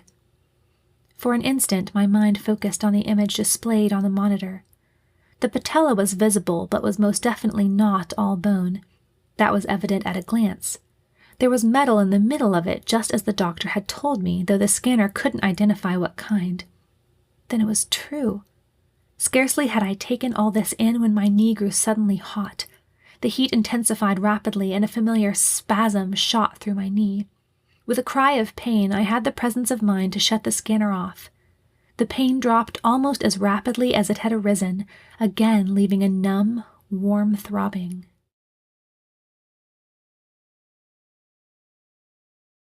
Chapter 18. Shaken from the experience and the horrible memories it brought, I fell back on the cot, breathing hard, just like on the bridge. Then, in one quick motion, I sat straight up. The bridge. He has a device to help locate nuclear power sources with electrostatic ion thrusters. The surveyor didn't have electrostatic ion thrusters, did she? She had ionized plasma thrusters, I remembered now. So he had been lying to August. That wasn't what the device was for. But the device must have led him here. And August was no fool. Whatever his father told him would have to be close enough to the truth to seem plausible. The CMR scanner. Compact Magnetic Resonance Scanner. Magnetic resonance imaging. I knew that a few hundred years ago an MRI had filled up a whole room. Even when the doctor was in medical school, they had been enormous to accommodate the size of the magnet required. But now they were small. A method had been developed to strengthen the magnet using safe radiation. Dozens of facts flooded my mind. The twinges in my knee, which I'd thought nothing of at the time, had occurred less than a week before August and his father arrived. The intense, unbearable pain on the bridge. My mind rushed back to that day. For the first second after I hit the ground, I felt shaken, but normal. Then the pain arose suddenly, just like with the scan, and continued for several seconds before stopping abruptly, just as when I'd shut off the scanner. August had been resting in the quarters he shared with his father, and had later told me that many of his father's devices had been thrown around by the impact, and he'd had to get up and take care of it. Of course! The device that had led him here could detect the radialloy. The twinges, those had been brought on as he sought to ascertain where I was, and when we'd hit the asteroid, it had fallen and been accidentally turned on, and the close proximity of it had let off such radiation that it had resulted in greatly intensified pain. When August turned it off, not knowing what it really was, the radiation had abated and the pain had subsided. I no longer had any doubt that it was the radialloy that my father wanted, not me. I should have told the captain about everything before. Then we wouldn't be in this trouble now. The captain had never let me down. He was trustworthy. Just like the doctor. I had to help him. I had to tell the doctor I was sorry and pay for my mistake. I had to fix everything back to how it was before. Just as I was about to head out the door to find the doctor, an officer stepped in, face stern. "Miss Lloyd, dinner is served." My heart sank. Commander Howitz knew just where I was and meant to ensure that I went to dinner. But it didn't matter. Somehow I would outsmart him and save my father. My real father. The one who had the best right to my trust, love, and loyalty. The captain, Gilders, August, and the other primary bridge officers sat together at a table in one corner of the mess hall, along with myself. I looked around anxiously for the doctor, but he was nowhere to be seen. Armed guards stood in the far corners of the room, alert and primarily focused on our little group. The captain was seething, and it was all Gilders could do to contain him. "The villain!" He tore a bite out of his steak. "The audacity of that—" "Calm yourself, Harrison," said Gilders calmly. It was the first time I'd ever heard him use the captain's first name. "If they hear you talking that way, they'll only keep a closer watch on us." It didn't seem to have much of an effect on the captain. He muttered, "Well, what are we going to do about it? I'm not just going to sit here and let him take my command." He glared at Commander Howitz, wrath shooting from his eyes. "He's blocked my Riscom from transmitting. He says he'll do the same to anyone who causes trouble." Curious, I entered the doctor's comm number and tried to call. Nothing. I kept quiet and focused on eating. August, too, stayed out of the discussion. For now, we shall have to do as he says, Gilders observed. You're no help at all, the captain spluttered, then looked suspiciously at August. And what are you doing here? Did your father send you to spy on us? August maintained his silence. There has to be some way we can get the ship back. Careful, Captain, I ventured. If we resist, he might hurt the doctor. What is all that about, anyway? I don't understand. How does he know Jerry will go insane? I choked and let my eyes plead with August. He quietly explained about the machine while I picked at my food, appetite suddenly gone. The other men were quiet when he had finished. The captain looked at me. Why would he do that? I don't know, I managed. I think he just wanted a hostage. I also thought that he hadn't wanted me to be able to consult the doctor, but I kept quiet about that. I still wasn't sure who to trust, and there were 3 other men at the table besides the captain and Gilders. Sure, they'd worked here a long time, but who knew beyond doubt which side they were on? Where is the machine now? The captain asked. He's locked it in his quarters, August answered. As captain, I can override all security systems. Could, Gilders pointed out. August nodded. He's overridden your clearance so no one can override but him. How did he do that? August shrugged. His father wasn't informing him about everything, I supposed. After all, he'd made it pretty clear that he didn't agree with the mutiny. I doubted Commander Howitz would turn to him. The captain muttered something I couldn't understand and wasn't sure I wanted to. Do you have a plan, Gilders? I asked hopefully. The helmsman spoke stoically as he took a bite of his food. It's much easier to do something without being noticed if one is invisible. Invisibility? And just how do you plan to accomplish that? Ignoring the captain's interjection, I asked Gilders, You mean not draw any attention to yourself, so he won't think of you as a threat? Precisely. Does anyone know where the doctor is? I asked. The men all shook their heads. He's not in his quarters? The captain asked, brows furrowing in worry. No, sir. I checked there on my way to the mess hall. I haven't seen him all day. The captain reached out and touched my hand. We'll save him, Andi. I promise. I wasn't reassured, but I tried to sound brave. Does anyone know how Elmira's doing? Mr. Ralston, the data controller, spoke up. I carried a tray into the galley just a moment ago and saw her. She seemed fine. I tried to think. If we could contact Crash for help, we'd be well on our way to getting out of this whole horrible mess. Captain, I began, leaning forward, but before I could speak further, Commander Howitz approached. I jerked back in my chair, hitting my shin on the table leg. I winced, but didn't say anything. Hello, Andi, he said with a smile. I had to fight to keep from grimacing. Did he really think that I was still going to believe him? Hello? I would like to see you in engineering. He said it politely, so politely that he almost reminded me of August for a moment. But it was a dark politeness, while August's was always soft and timid. I can't go to engineering, I reminded, sounding more haughty than I intended. Did it hurt you before? I blushed. I'll be right down, I said. Excellent. He smiled. Then his expression turned to a stone that matched the gravelly voice much better as he surveyed the men at the table. Back to your stations, please, gentlemen.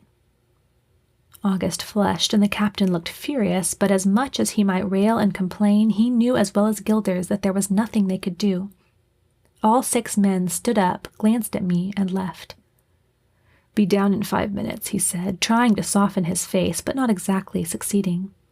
I nodded, then watched his broad back as he turned and left the mess hall.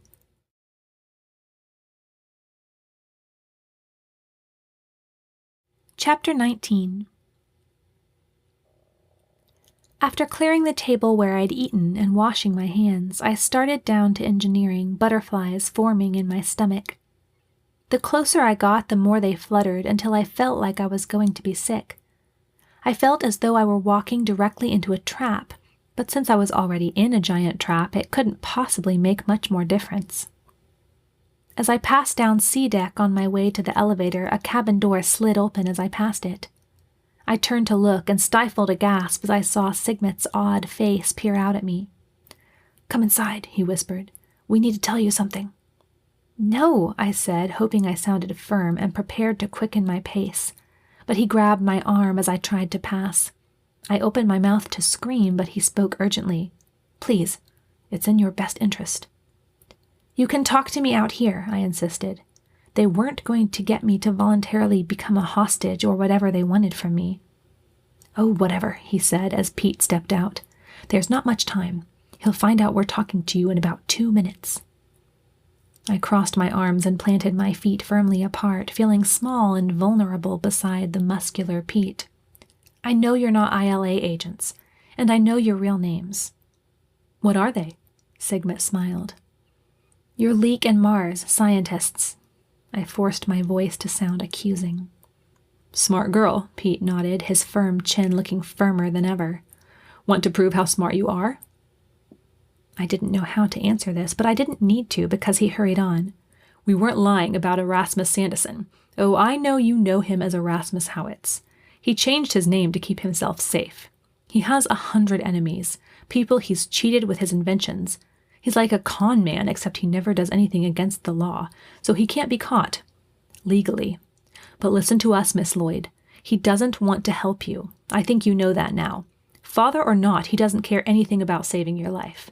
But if you come with us, come away from here, we can help you. We'll take you back to our boss, and we'll study the Radialloy. We'll see if we can find a way to duplicate it, study it to see if we can find an alternate cure. We won't take it until we can make sure you'll be safe." "Time's up," urged Sigmet. Pete grabbed my shoulder so hard that I couldn't help wincing, looking me straight in the eyes with an intensity that shriveled me, then gave me a little push down the hall. "Go talk to him now. But don't forget what we've said. Any moment of the day or night you can come to us and we'll manage to get away."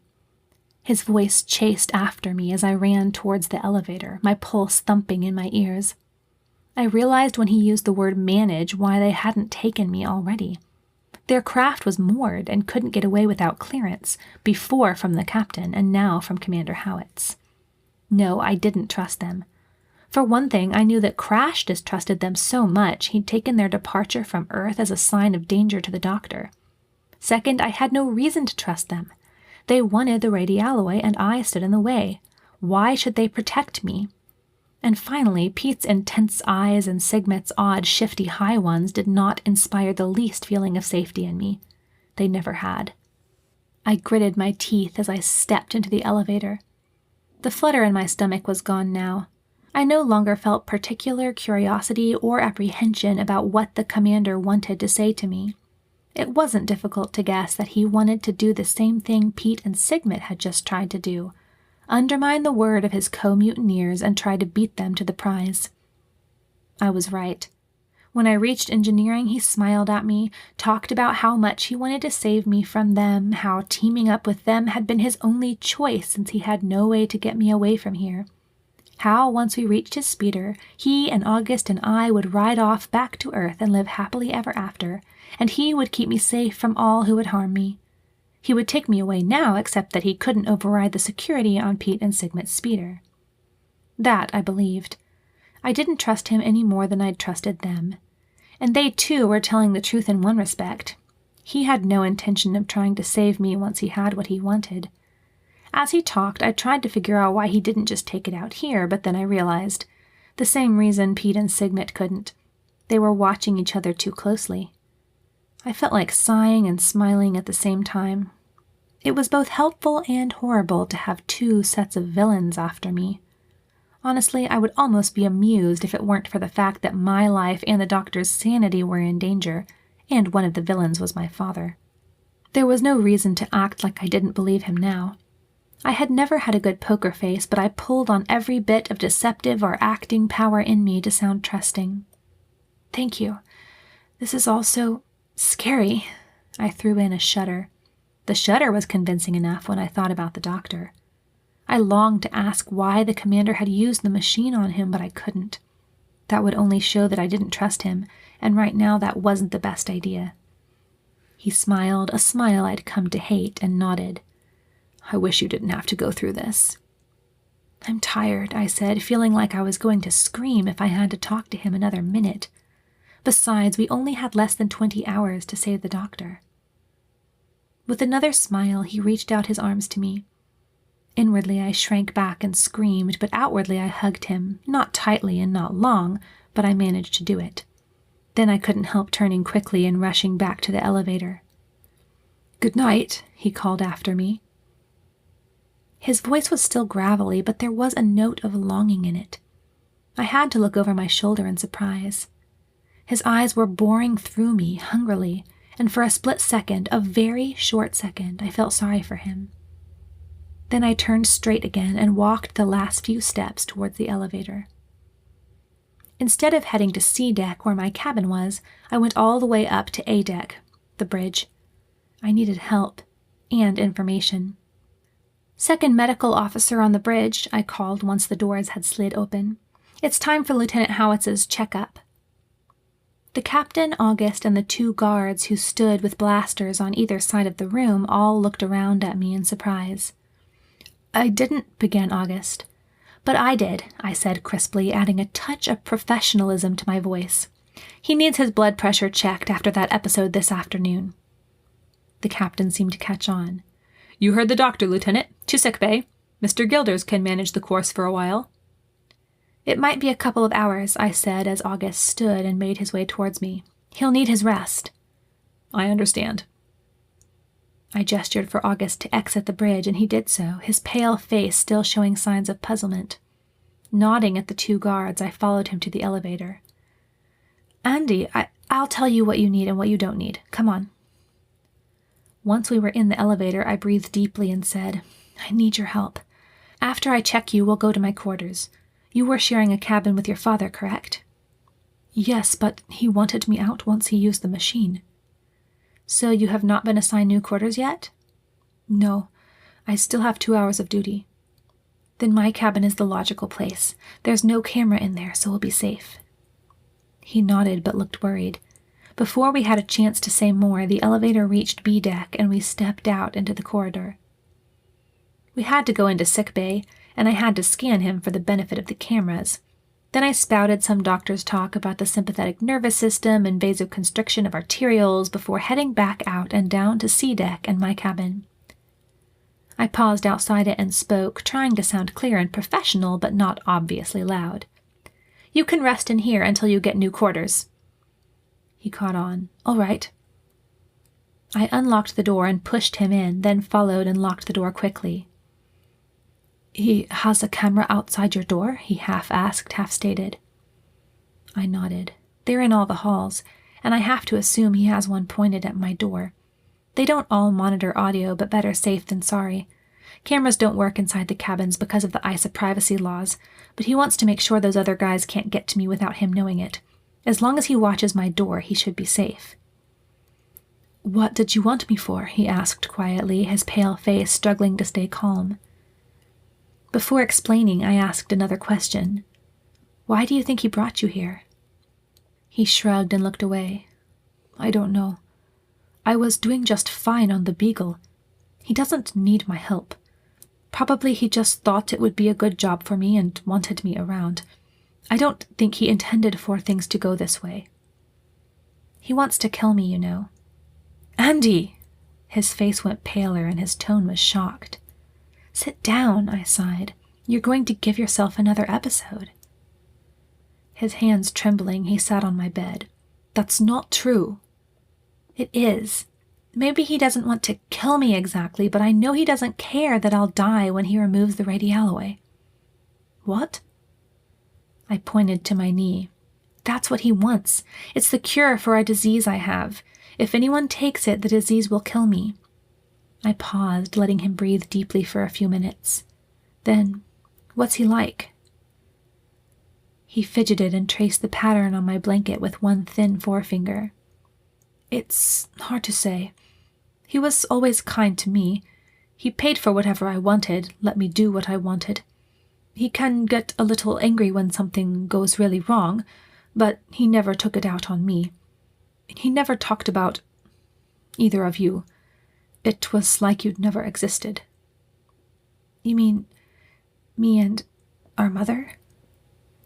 He nodded, not looking me in the eyes. "What was she like?" I asked longingly.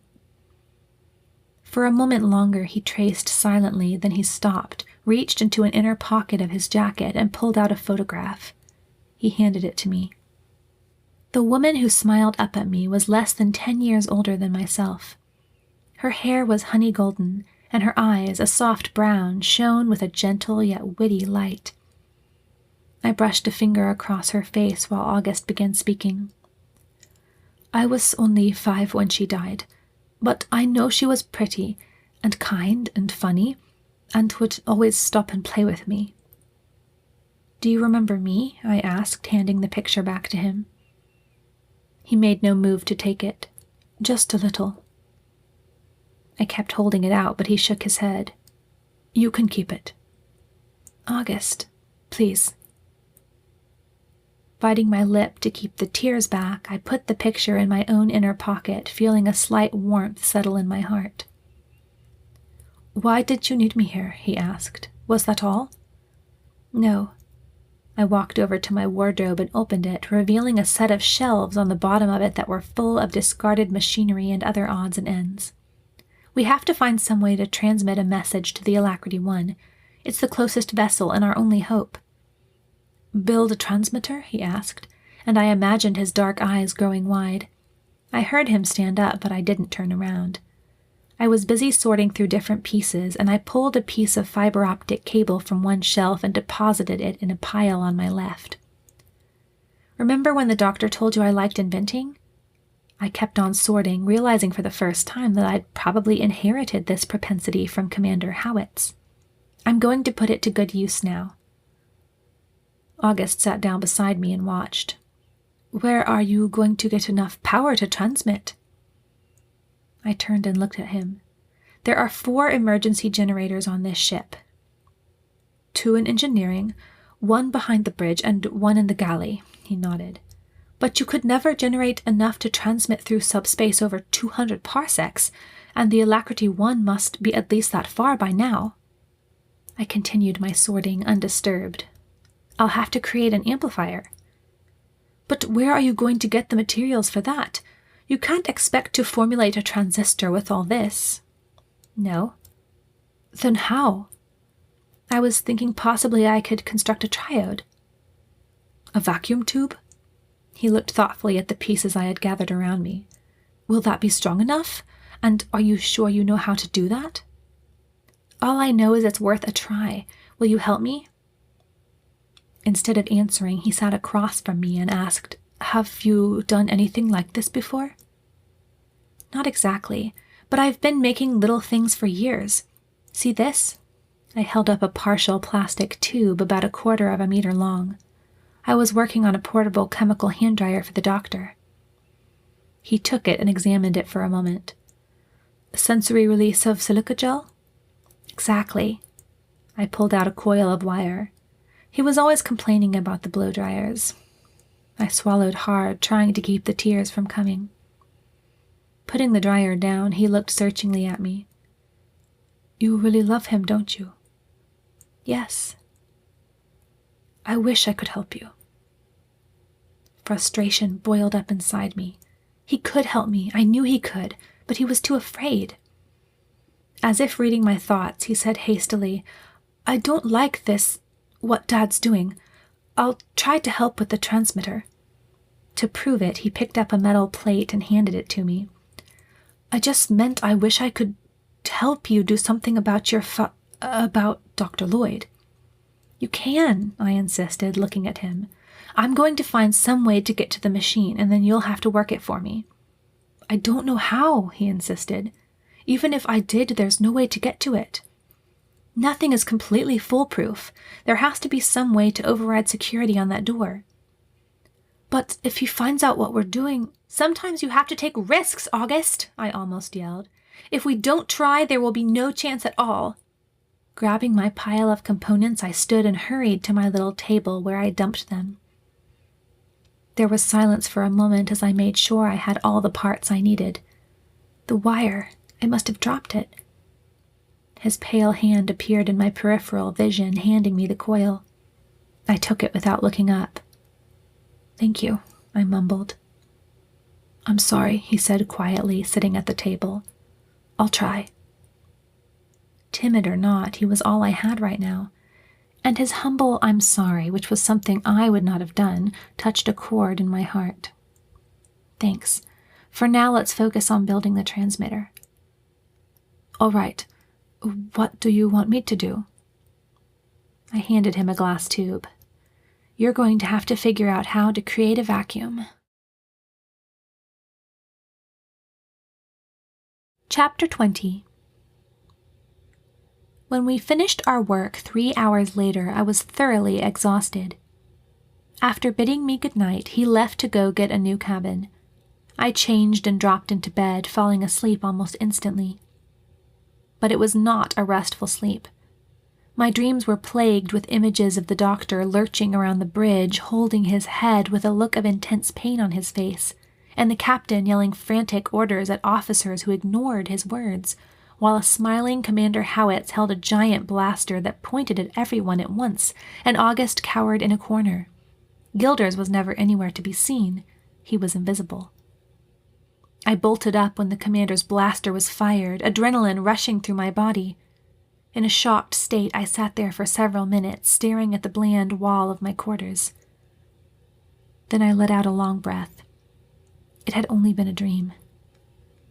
Letting myself go limp, I dropped back down again and looked at the equally bland ceiling.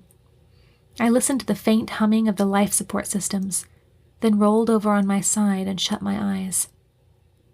Finally, I sat up, throwing the blankets off and swinging my legs over the side of the bed, letting them hit the floor hard. It was no use. I couldn't sleep. Grabbing my wristcom, I checked the time. 3 o'clock. The day shift wouldn't begin for another 3 hours. I strapped the comm on and formed a decision. August had told me for the reversal of eradication to work, the victim had to be in the same room as the device.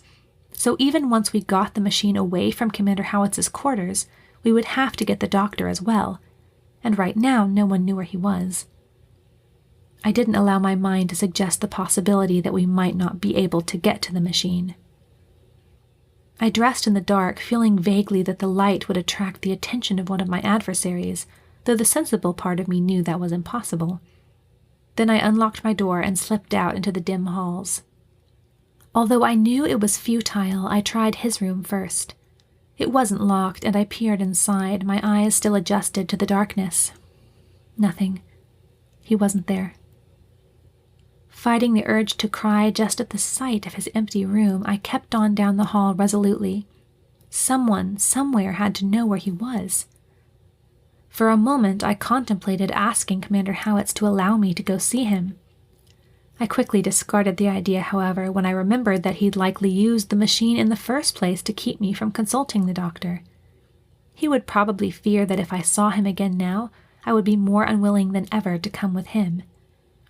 That was impossible, since I was already as unwilling as I could be. Shaking away these thoughts, I tried to reason logically. Who might know where the doctor was being held? Well, what was keeping him from simply walking out of whatever room he was in? He must be guarded. At least, it was highly likely. As far as I knew, the majority of the mutineers, if not all of them, were from engineering. And all but the first engineer's quarters were on D-deck. Deciding it was as good a theory as any, I slipped to the elevator and wrote it down. When the elevator doors opened again, the long row of cabin doors made my spirit sink. I couldn't knock on every one of them. That would be absurd, and besides, someone was sure to realize what I was doing long before I was done. Kerwin, the young man I'd treated the day of the mutiny. He was an engineering mate. Surely he'd know something. Merritt was his last name. I began walking down the hall, eyeing every nameplate carefully. I tried to keep my boots from ticking on the hard floor as I stepped along, reading each name. No, not that one. That wasn't it. There it was. Ensign Kerwin Merritt. I raised my finger to press his door chime, then hesitated for an instant. It was so early. Was it right to wake him? This wasn't some ordinary situation. This was about life and death. He could get his sleep later. Resolutely, I pressed the chime and waited. Silence for a moment in which he would have had plenty of time to get up and cross the room. I rang again. This time it was only a few seconds before the door slid open and his youthful face appeared before me, blinking sleepily in the dim light. He looked so much younger when he was sleepy, I felt like I'd awakened a little boy. A twinge of guilt pecked me, but I shook it off. This was no time for etiquette. "Kerwin, it's me, Andi Lloyd," I said quietly. "Yes," he muttered, trying to open his eyes wider. "I'm sorry to wake you, but it's important. Do you have any idea where they're keeping Dr. Lloyd? I need to find him so I can help him." He stared at me groggily, clearly trying to think. I fought back the urge to reach out, grab his shoulders, and shake him. No matter that he was 3 inches taller than me, he still looked like a sleepy little boy. "Dr. Lloyd," he muttered. "Dr. Lloyd. I think I heard something. Just a minute." I bit my lip to keep myself from bursting with impatience. I didn't have extra minutes. We only had until noon to save the doctor. He opened his eyes a bit wider, and the tiniest spark of realization appeared in them. "Dr. Lloyd, yes. I don't know the cabin number, but I know Ensign Shellhammer is guarding him. In his own room, I think. There are 2 guards." Shellhammer. I nodded as I impressed the name on my memory. "Thank you, Kerwin. I'm sorry I woke you." "Any time," he murmured, retreating into the room and letting the door close again. I crept down the hall, scanning the nameplates for a Shellhammer. It was at the far end of the hall, Ensign Darren Shellhammer. I didn't know him. He was probably a part of the night crew. Suppressing the naughty feeling in the pit of my stomach, I pressed the door chime and waited. This time I didn't have to push it twice. Before I expected it, the door shot open and a stern, stalwart, broad-shouldered man appeared before me, blaster in hand. Recovering from the silence the shock had forced on me, I spoke falteringly. I'm Andi Lloyd. I just... Is the doctor awake?" He furrowed his brows. "Why?" "I just want to see him." I looked pleadingly into the man's eyes. Surely he would see how desperate I was. "I just want to see how he's doing, only for a moment." He looked doubtfully at me, the inflexibility of his expression not abating.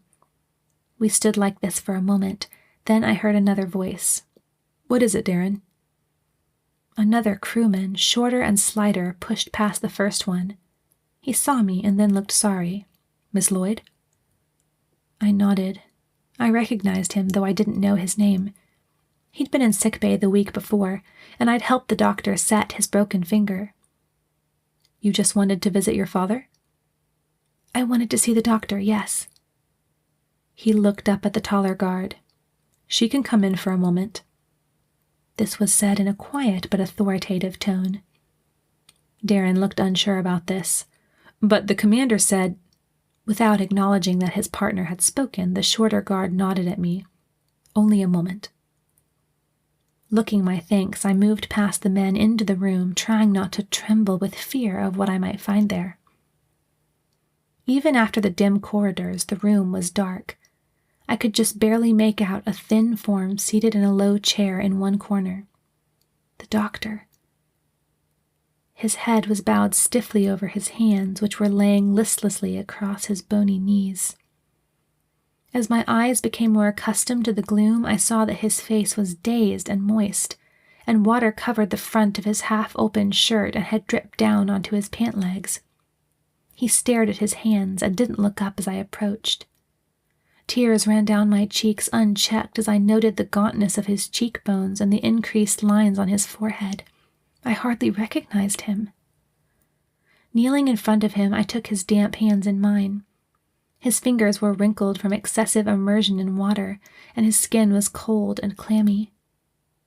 Looking up into his eyes, I pleaded, "Doctor, do you know me?" There was a moment of silence, then he looked into my face. "Remind me again of your name?" "Andi. It's me, Andi." There was a momentary pause, then he spoke slowly, his voice quiet and tense. "I knew someone by that name. She was my daughter." "That's me. I am your daughter, Doctor." He looked me in the eyes, and hazy surprise registered. "Lavinia? What are you doing here? Where is Sarah?" I squeezed his hands gently. "Sarah's gone. It's me, Andi." He looked down at my hands, and his trembled. Then he looked closely at me again. There was a moment of gripping silence as he studied my face, and then a flash of recognition lit up his eyes. He grasped my hands tighter. "Andi." I smiled through my tears. "Doctor, we know what's wrong with you." "What's wrong with me?" "Yes, we're going to help you. We're going to help you remember everything again." He sighed. "I don't understand what you're saying." "You don't have to. Don't worry. Just try to hang on until I come back. Try to remember." "Remember what?" I leaned close to him. "Do you remember the time Crash took us out for our first space flight? You got sick." He looked confused again. "Crash?" "Eagle Crash, your nephew. Do you remember him? Do you remember when your parents died and you had to raise Sarah by yourself? Do you remember when she married Miles Crash and left you alone? Do you remember when she died and Crash came to live with us? Don't you remember, Doctor?" His fingers gripped tighter and his face twisted as he tried desperately to recall the things I said. "Crash, Sarah was my sister. You were her best friend. She had blonde hair and blue eyes." I had never met the beautiful Sarah Crash, but I had seen pictures of her. I nodded. "She left me alone. My parents left me. Journey left me." My tears started up again. He'd rarely talked to me about his parents, and I didn't know who Journey was, but it was clear that he was remembering. "Then I found the child. She needed me. I took her because I had to, but I kept her because I loved her. She did not leave me." My heart threatened to break. "Doctor," my trembling voice began, but a hand was laid firmly on my shoulder, and the guard named Darren spoke. "You should go now." Before standing, I gave his hands one last squeeze and whispered, "I trust you, Doctor. I'll be back. We'll save you. Wait for me. Keep remembering."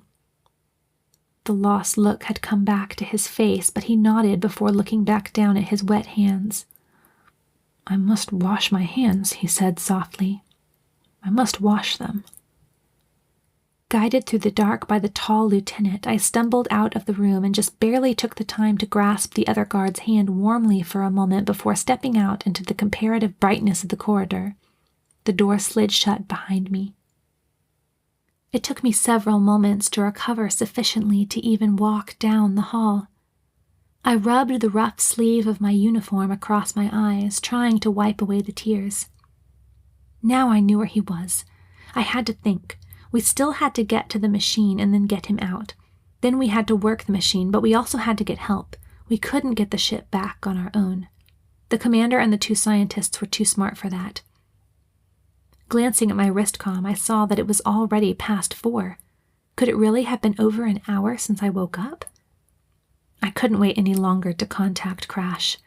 If I did, he wouldn't be able to make it in time to help us. Chapter 21.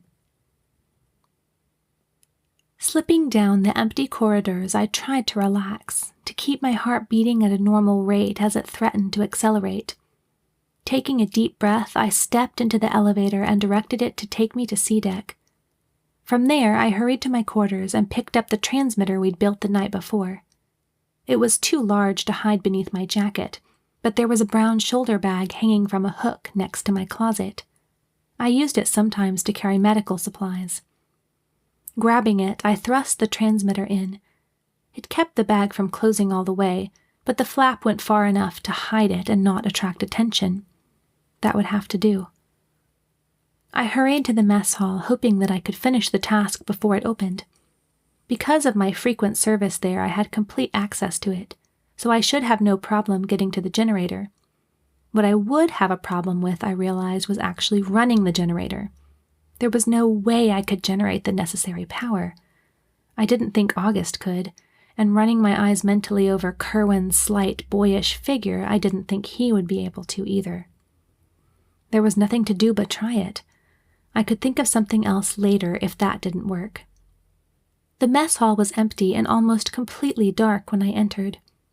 I didn't dare activate the lights for fear of attracting attention, so I wove my way carefully through the mass of tables and chairs. Oomph! I struggled to repress a cry as the back of a chair unexpectedly plunged into the pit of my stomach. I rubbed it, squinting, and gave the seat a wide berth. I knew the way well enough that I was able to make it to the bar without any more mishaps, and I slipped behind it, keeping one hand on the transmitter. I felt over the wall beside the galley door until my fingers found the keypad. Then I visualized where the numbers were in my mind and entered the access code. After letting off a beep that made me cringe by its contrast to the silence, it blinked green and the door slid open. It was dark in there, too, though not as black as the mess hall. Green and blue lights from the temperature regulators and ovens gave the room a spooky and unnerving aspect, but I strode in, letting the door slide shut behind me. With the help of the faint lights, it was easy to find my way across the room to the pantry door. My footsteps echoed off the metal floor, but I kept reassuring myself that there was no one near enough to hear them. When I reached the pantry, I entered the access code with confidence. The door opened. I took one step into the pitch-black pantry and a hand gripped my shoulder. With a shriek, I fought against it, pulling away into the shelves ahead of me. "Andi!" a voice hissed at my ear. "Is that you?" I stopped fighting as I recognized the voice. It was Eduardo, the young galley assistant. Turning, I looked where I thought his eyes must be. "Yes, it's me." I kept my voice in a whisper as he had. "What are you doing here?" "I'm supposed to open snack bar in a few minutes for the night crew," he said quietly but not in a whisper. Letting go of my shoulder, he reached back and turned on a light. I blinked in the unexpected brightness and squinted up at his strong, dark face. "What are you doing here?" I hesitated. Could I trust him? I had met him occasionally while helping out, and he'd always been nice to me, but then so had Mr. Jarvis, and he was helping the mutineers. "I'm on the captain's side," he reassured, as if answering my unspoken question. Still, I hesitated. Then, eyeing his muscular arms and strong, broad-shouldered form, I decided to take a chance. He could help me. I pulled the transmitter from the bag and held it up. "I need to contact my cousin, Eagle Crash." His brown eyes widened. "So, you need to use the generator?" I nodded. "Can you get it going?" For an instant, he just looked at me, and I felt fear rise in my stomach. Would he betray me? Finally, he started towards the back of the room where the generator chamber was. "We need to hurry." I ran after him and watched as he opened the door and slipped in. I followed, and when he turned on the light, I beheld the long, cylindrical generator in the middle of the tiny, oddly shaped chamber, its giant crank sticking out towards us and multiple wires connecting it to circuit boards covering the walls. Eduardo stepped forward and surveyed the wires that emerged from the machine, then the gadget in my hand. "How many connections can it take?" he asked. 5. He blew out slowly, then approached one of the panels. "I think the connections to the ovens make the most efficient use of power." I nodded and nervously pulled out the long antenna as he began carefully unplugging different connections. "I'm not an electrical engineer or anything," he cautioned, "but I'll see what I can do." After a moment, he held out his hand for the transmitter, and I handed it to him, not without trepidation. It was delicate, and the smallest mistake could render it useless. But he handled it gently, lifting it above his head rather than turning it upside down to plug the cables into the bottom. After several tensely quiet moments, he handed it back to me. "Should I go ahead and start the generator?" I nodded and began turning the rather crude dial to modulate the frequency. I hoped I'd been able to get it precise enough to get to the Alacrity's frequency, which I knew by heart, 189.4 gigahertz. Eduardo had begun turning the crank, and it squeaked at first, making me cringe. The generator began to whine, a low rumbling sound at first, slowly getting higher and faster as he turned. "Got it yet?" I murmured. He looked at the gauge, sweat already beginning to form on his forehead. "Not yet," he said. The steady hum grew as he cranked. I stood there, waiting. A moment later, he announced, "Now!" I flipped on the transmitter, looking at the tiny indicator. It said we were at 188.9. I turned it slightly, which brought it to 190.8. Biting my lip, I laid my finger on the dial and moved it as little as I could. It now read 189.0. I pressed my finger carefully on the dial, attempting to turn clockwise less than a millimeter. It was raised to 189.5. Biting harder, I jiggled the transmitter. The indicator slipped to 189.4. I locked the dial, then pressed the transmission button and slipped my headset on to wait for connection to be established. "Hurry," he grunted, still cranking vigorously. A wave of static came over my headphones and I began to speak. "Alacrity 1, this is Andi Lloyd. Crash, do you read?" For a second, the only sound that met my ears was sporadic buzzing, but then a fuzzy voice crackled through. "Andi, I can barely hear you. This is Prescott Wales." "Mr. Wales, our ship has been taken over by Commander Howitz. We are being forced to take him to Sector 4000. We've been... contact... couldn't find... Mr. Wales, please help us." "Come... Sector..." Static obscured most of his words. Eduardo cranked with all his might, but I was losing the connection. "Sector 4000, Mr. Wales. Commander Howitz is forcing us to travel to Sector 4000. I said each word carefully and clearly, hoping desperately that he would be able to understand. "We'll try." Light appeared under the door, and I dropped the transmitter. Eduardo let go of the crank and jumped out of the way to keep from being hit by its inertial spinning. Grabbing the transmitter, he disconnected it from the cables and shoved it into my arms. As we heard footsteps outside the door, he pushed me to the back of the room and opened a small cabinet door in the darkest corner. "Get in." Without stopping to think, I crawled inside. He slammed the door shut behind me. I held my breath, listening. For a second, I only heard Eduardo's footsteps as he walked back to the center of the room. Then the whir of the generator stopped. For a fraction of a second, there was nothing. Then the sound of the door opening broke the silence. "What are you doing here?" asked a voice. "Why isn't the snack bar open yet?" "One of the ovens wasn't working, sir." Eduardo's voice was confident. "I came to check the connections and see if running the generator would help." There was more silence, then a few more footsteps. "Have you seen Andi Lloyd anywhere?" "Yes, sir. I saw her this morning." My heart rose in my throat, and a scream rose with it. I had to force myself not to clap my hand to my mouth. "She was just coming out of her room. I think she was going to sickbay." My heart settled again. Another silence. I breathed gently, trying not to make a sound. "Open the snack bar immediately." "Yes, sir." There was one more brief silence, then the footsteps retreated and the door slid closed. I waited for a moment, not sure whether it was safe to come out or not. Before much time had elapsed, the cabinet door opened, letting the dim light of the chamber in. Eduardo's dark, worried face met mine. "Come on," he whispered. "He's gone." I took his offered hand and he helped me climb out. "Thank you," I gasped, trying to get my bearings. Nodding, he led me through the pantry, turning on the light as he entered. "You'd better leave right away." "Thank you," I said again as we stepped out into the galley. "Try not to attract too much attention," he whispered. In a sudden motion, I pulled the transmitter out of my bag and handed it to Eduardo, who looked blankly at it. "Crush it and throw it in the recyclator," I insisted. "I wouldn't want them to search me and find it."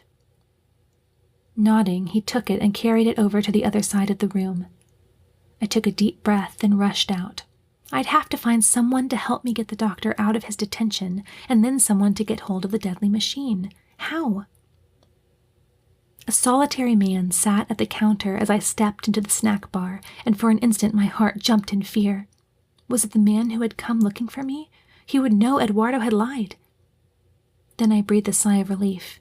It was Gilders. You're up so early," I stammered. "It is past 5, he said stoically, leaning his folded hands on the counter. "I go on duty in a little over an hour. How are you doing?" I shook my head. "May I sit here?" I patted the stool next to him. "Certainly." I sat down. "Have you become invisible yet?"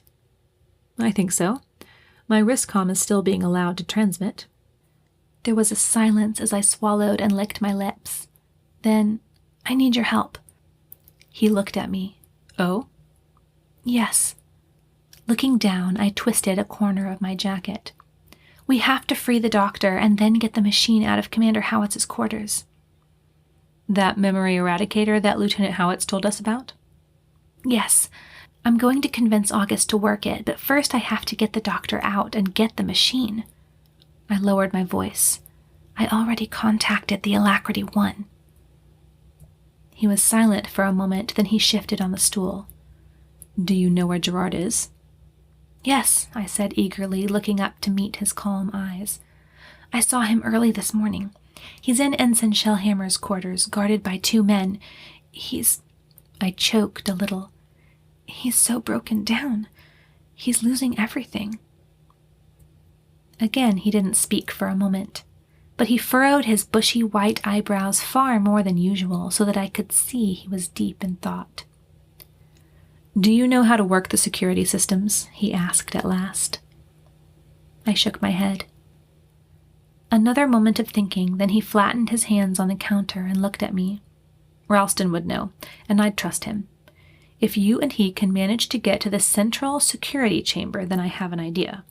But once you did that, you'd have to get Gerard out quickly before Commander Howitz realized what had happened. How many hours left?" "Just about 5. I bit my lip, my heart beginning to speed up again. He nodded. "All right. Are you willing to take risks?" I didn't hesitate for a second. "Yes." "All right. I'll send Ralston here, and then here's what you'll have to do."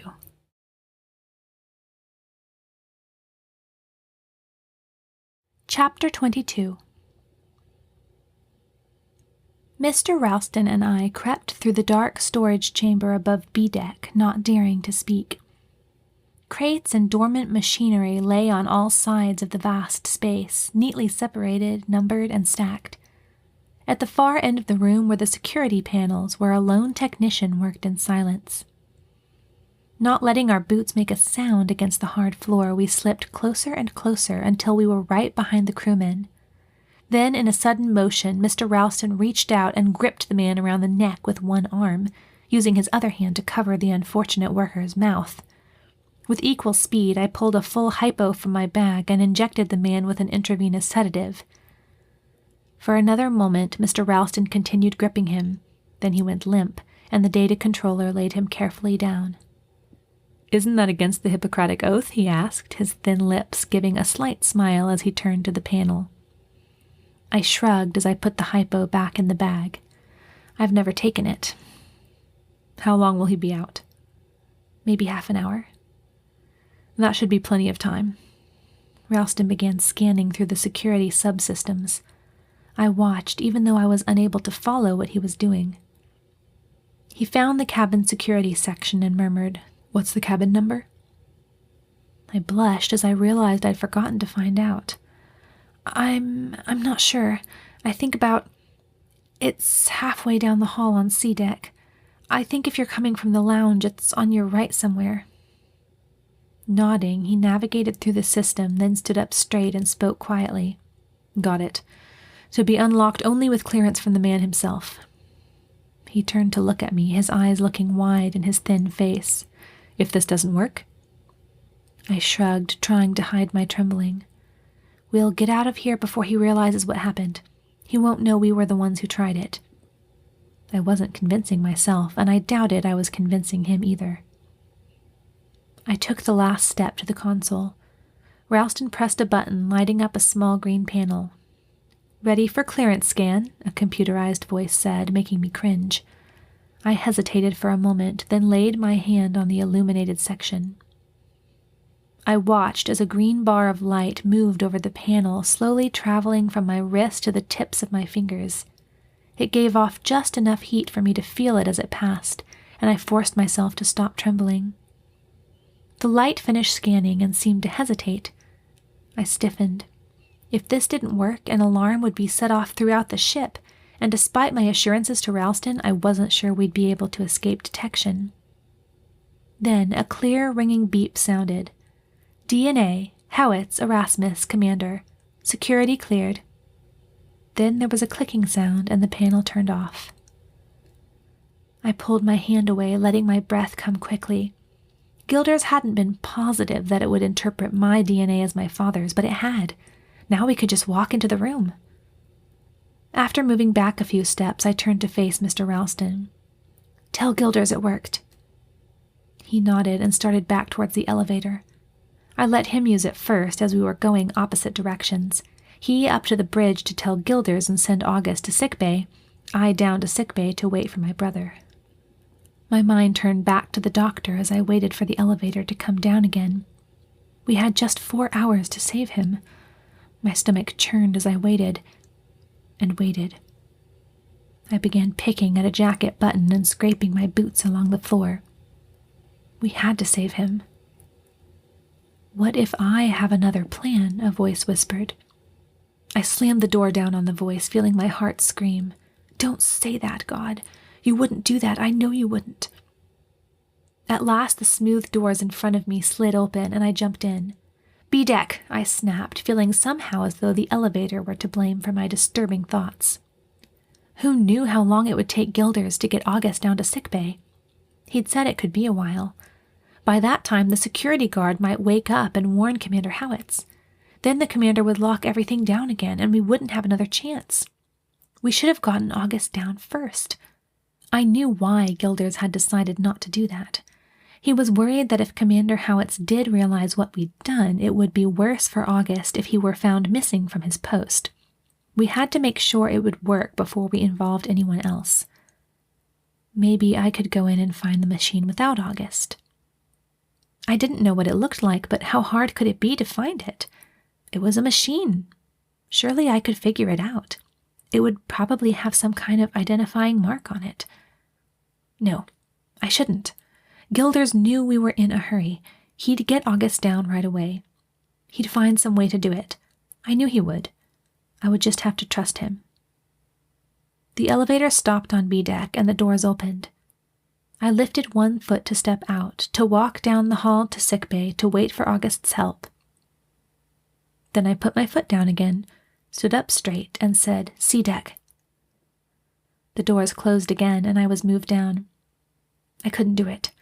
I had to get down there now and get that machine before it was too late. I wouldn't let the doctor go crazy or die. When it stopped, I leapt out into the corridor, afraid that if I hesitated, I'd change my mind. It was easy to find his cabin, and when I had, I stopped in front of it and took a deep breath. Then I jammed my thumb recklessly on the open button to the right of the door. For a crazed half-second, nothing happened. Then the door slid open welcomingly without letting off so much as a squeak. It had worked. Everything would be all right. Jubilant, I slipped into the room and looked around. It was a duplicate of every other officer's cabin except for a row of large, somewhat frightening devices on a metal chest on the far side of the room. I walked towards them, not allowing myself to give in to the urge to tiptoe. I had to figure out which one was the right one and figure it out quickly. There were 5 items on the chest, neatly lined up in a row. All 5 were of different shapes and sizes, though they were all varying shades of gray and black. My heart sank a little when I saw that none of them bore any characters of any kind. Neither letters nor numbers indicated the type of device. Still, I was good with inventions and mechanics. I could figure it out. August had mentioned X-rays, so which one of these could produce X-rays? It would have to be capable of extreme precision to lock onto specific sections of the brain, so I instantly ruled out the simple apparatus on the far left. The controls on the center machine didn't look complex enough either. You do me credit, my dear. My blood froze as my heart stopped beating. The voice was a low, gravelly one that I knew well. I hadn't heard the door open, but the sound of boots stalking towards me was all too clear. I swallowed, feeling somehow that if I just kept still and didn't turn around, I wouldn't have to deal with the situation and everything would be all right. I'd hardly hoped that even with my genes you could have become so inventive, he continued. Unfortunately, you picked the wrong moment to enter. I happened to have this hall's security camera on the screen. Dull pain engulfed my heart. The wrong moment. Yes, it had been the wrong moment. A few minutes later, and we would have succeeded. Andi, you fool. I had hoped that you would trust me, he went on, and his strong hands gripped both my arms in a hold that made me wince. But I'm going to have that medal one way or another. With a forcefulness that didn't match his calm, calculated words, he pulled me back. I grunted and struggled to pull away, knowing all the while that it was useless. My efforts only made him clutch me tighter, and I felt my lower arms begin to tingle with constricted blood flow. I couldn't call for help. I couldn't fight him. Could I reason with him? Father, I begged, please. I just wanted the doctor back. Without even acknowledging that I'd spoken, he turned and began pushing me towards a metal closet on the other side of the room. Taking one hand off me, he pushed a button to open the door. I took the opportunity to pull against him and try to wrench his hold off with my free hand, but once again it did no good. I twisted around and tried blindly to kick him in the shin, but he gripped my other arm again and held me at arm's length facing him. I stopped struggling and stared into his eyes, which were a warring combination of hatred, hunger, despair, and triumph. The triumph I understood, but the rest left me confused. After 10 seconds of silence, he spoke. Genevieve Lavinia Sanderson. You were named after her. Her. You bear her name, her face, her determined... He choked, and the other emotions were swallowed up by loathing. Understanding flashed upon me. He told me that Langham's disease could only be contracted by babies and by pregnant women. He heaved me into the closet, and my head hit the hard metal back. I was dazed, but before he closed the door, I addressed him once again. She had the disease, didn't she? He stopped his hand midway to the button and stared at me, his small pupils constricting more than ever. I sat up straight and looked him straight in the eyes. My mother, I went on. She had Langham's disease, didn't she? The hate stared out of his eyes, but I was unabashed. You didn't get enough of the cure before the mine was destroyed, I said slowly, figuring out as I went along. You only got enough for me. We didn't know, he yelled, clapping his palms on both sides of the door and leaning inward. I didn't shrink back. So you wanted to take my Radialloy and give it to her. You wanted to sacrifice my life for hers. I loved her. You can't even begin to understand how much I loved her. I wanted to save her. By killing me? I cried. It wasn't killing you. You would have died in the first place if it weren't for me. You killed her. My eyes tingled with unshed tears, but I kept on, my voice beginning to waver. Did you tell her your plan, or did she find it out? Do you really think I would have told her? So she took me away. She took me where I would be safe. Fierce pain grabbed my heart as I thought of the doctor. If it weren't for you, if it weren't for him, she would still be alive. A paroxysm of fury contorted his face, and the last vestige of pretense fell away. You deserve to die. He pounded his fist on the button, and the metallic door slammed shut, leaving me locked in darkness. I didn't hear his footsteps as he left the room, but I felt no doubt that he had. My bravado drained out of me, and I sank to the floor, resting my back against the cold metal wall of the closet. Even if August and Gilders realized what I had done, my father would have locked the door, and he'd be watching the systems now. The trick wouldn't work twice, and there were just over 3 hours left to save the doctor. Why didn't I just stick with the plan? Oh, why couldn't I have just done what Gilders and my conscience said to do? The same reason I hadn't listened when the doctor told me not to listen to Erasmus. I trusted myself before all others. I was so desperate to keep things the way I wanted them that I couldn't let the future rest in anyone's hands but my own. As it had turned out, my hands were anything but competent. My wristcom let off a tiny, faint square of green light, and I could read the black numbers flicking from digit to digit on it as the seconds went by. A minute. 2 minutes. 5 minutes. 30.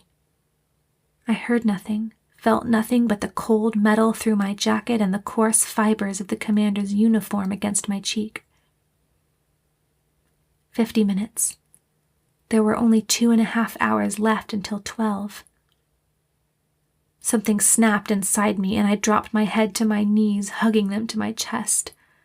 I sobbed, releasing pent-up tears that did nothing to relieve the horrible, consuming ache in my heart. After endless long minutes of sobbing and numbing, I felt myself drifting, moving away from reality. I wasn't worried about suffocation in the closet, for a thin crack under the door provided air. So I let myself drift. There was nothing I could do. Nothing. I couldn't even try any longer. All I could do was to sit and condemn myself. One moment I was slipping out of consciousness. The next I was jolted awake by a sudden feeling that I was falling. Momentarily disoriented, I reached up to brush something from my cheek and felt a uniform pant leg. Then my head cleared and I sat up straight. A beep startled me, causing me to hit my head on the back of the closet. Then the door slid open and I blinked, dazed in the sudden light. 2 men stood there, but at first I could only make out blurry forms. I saw that one was short and one was tall and bulky, which led me to guess that it was Pete and Sigmet. When my vision sharpened, my guess was confirmed. "Hurry," said Sigmet, beckoning with one rounded hand. Pete held a small electronic device pointing at the closet lock. He lowered it as I stood up. "We have to get out before he finds us."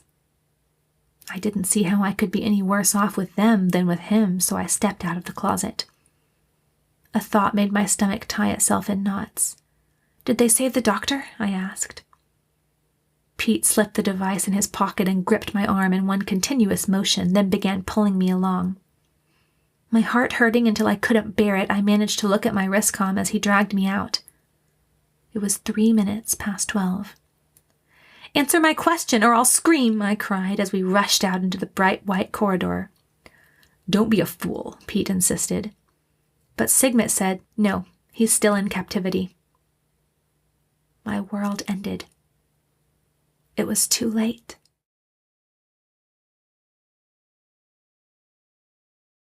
Chapter 23. They continued to drag me down the hall, and for several minutes I was too devastated to notice or care where they were taking me. We rode the elevator up, and then they hurried me out and into the B-deck hall. 20 hours. That's until he goes insane. After that, if he's not taken care of in another 24, he'll die.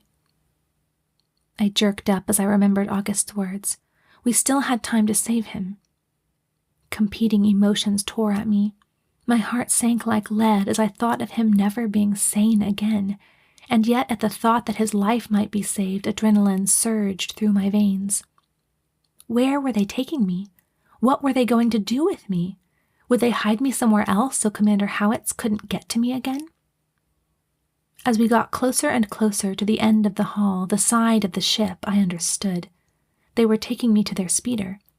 But how could they use it without the commander's clearance?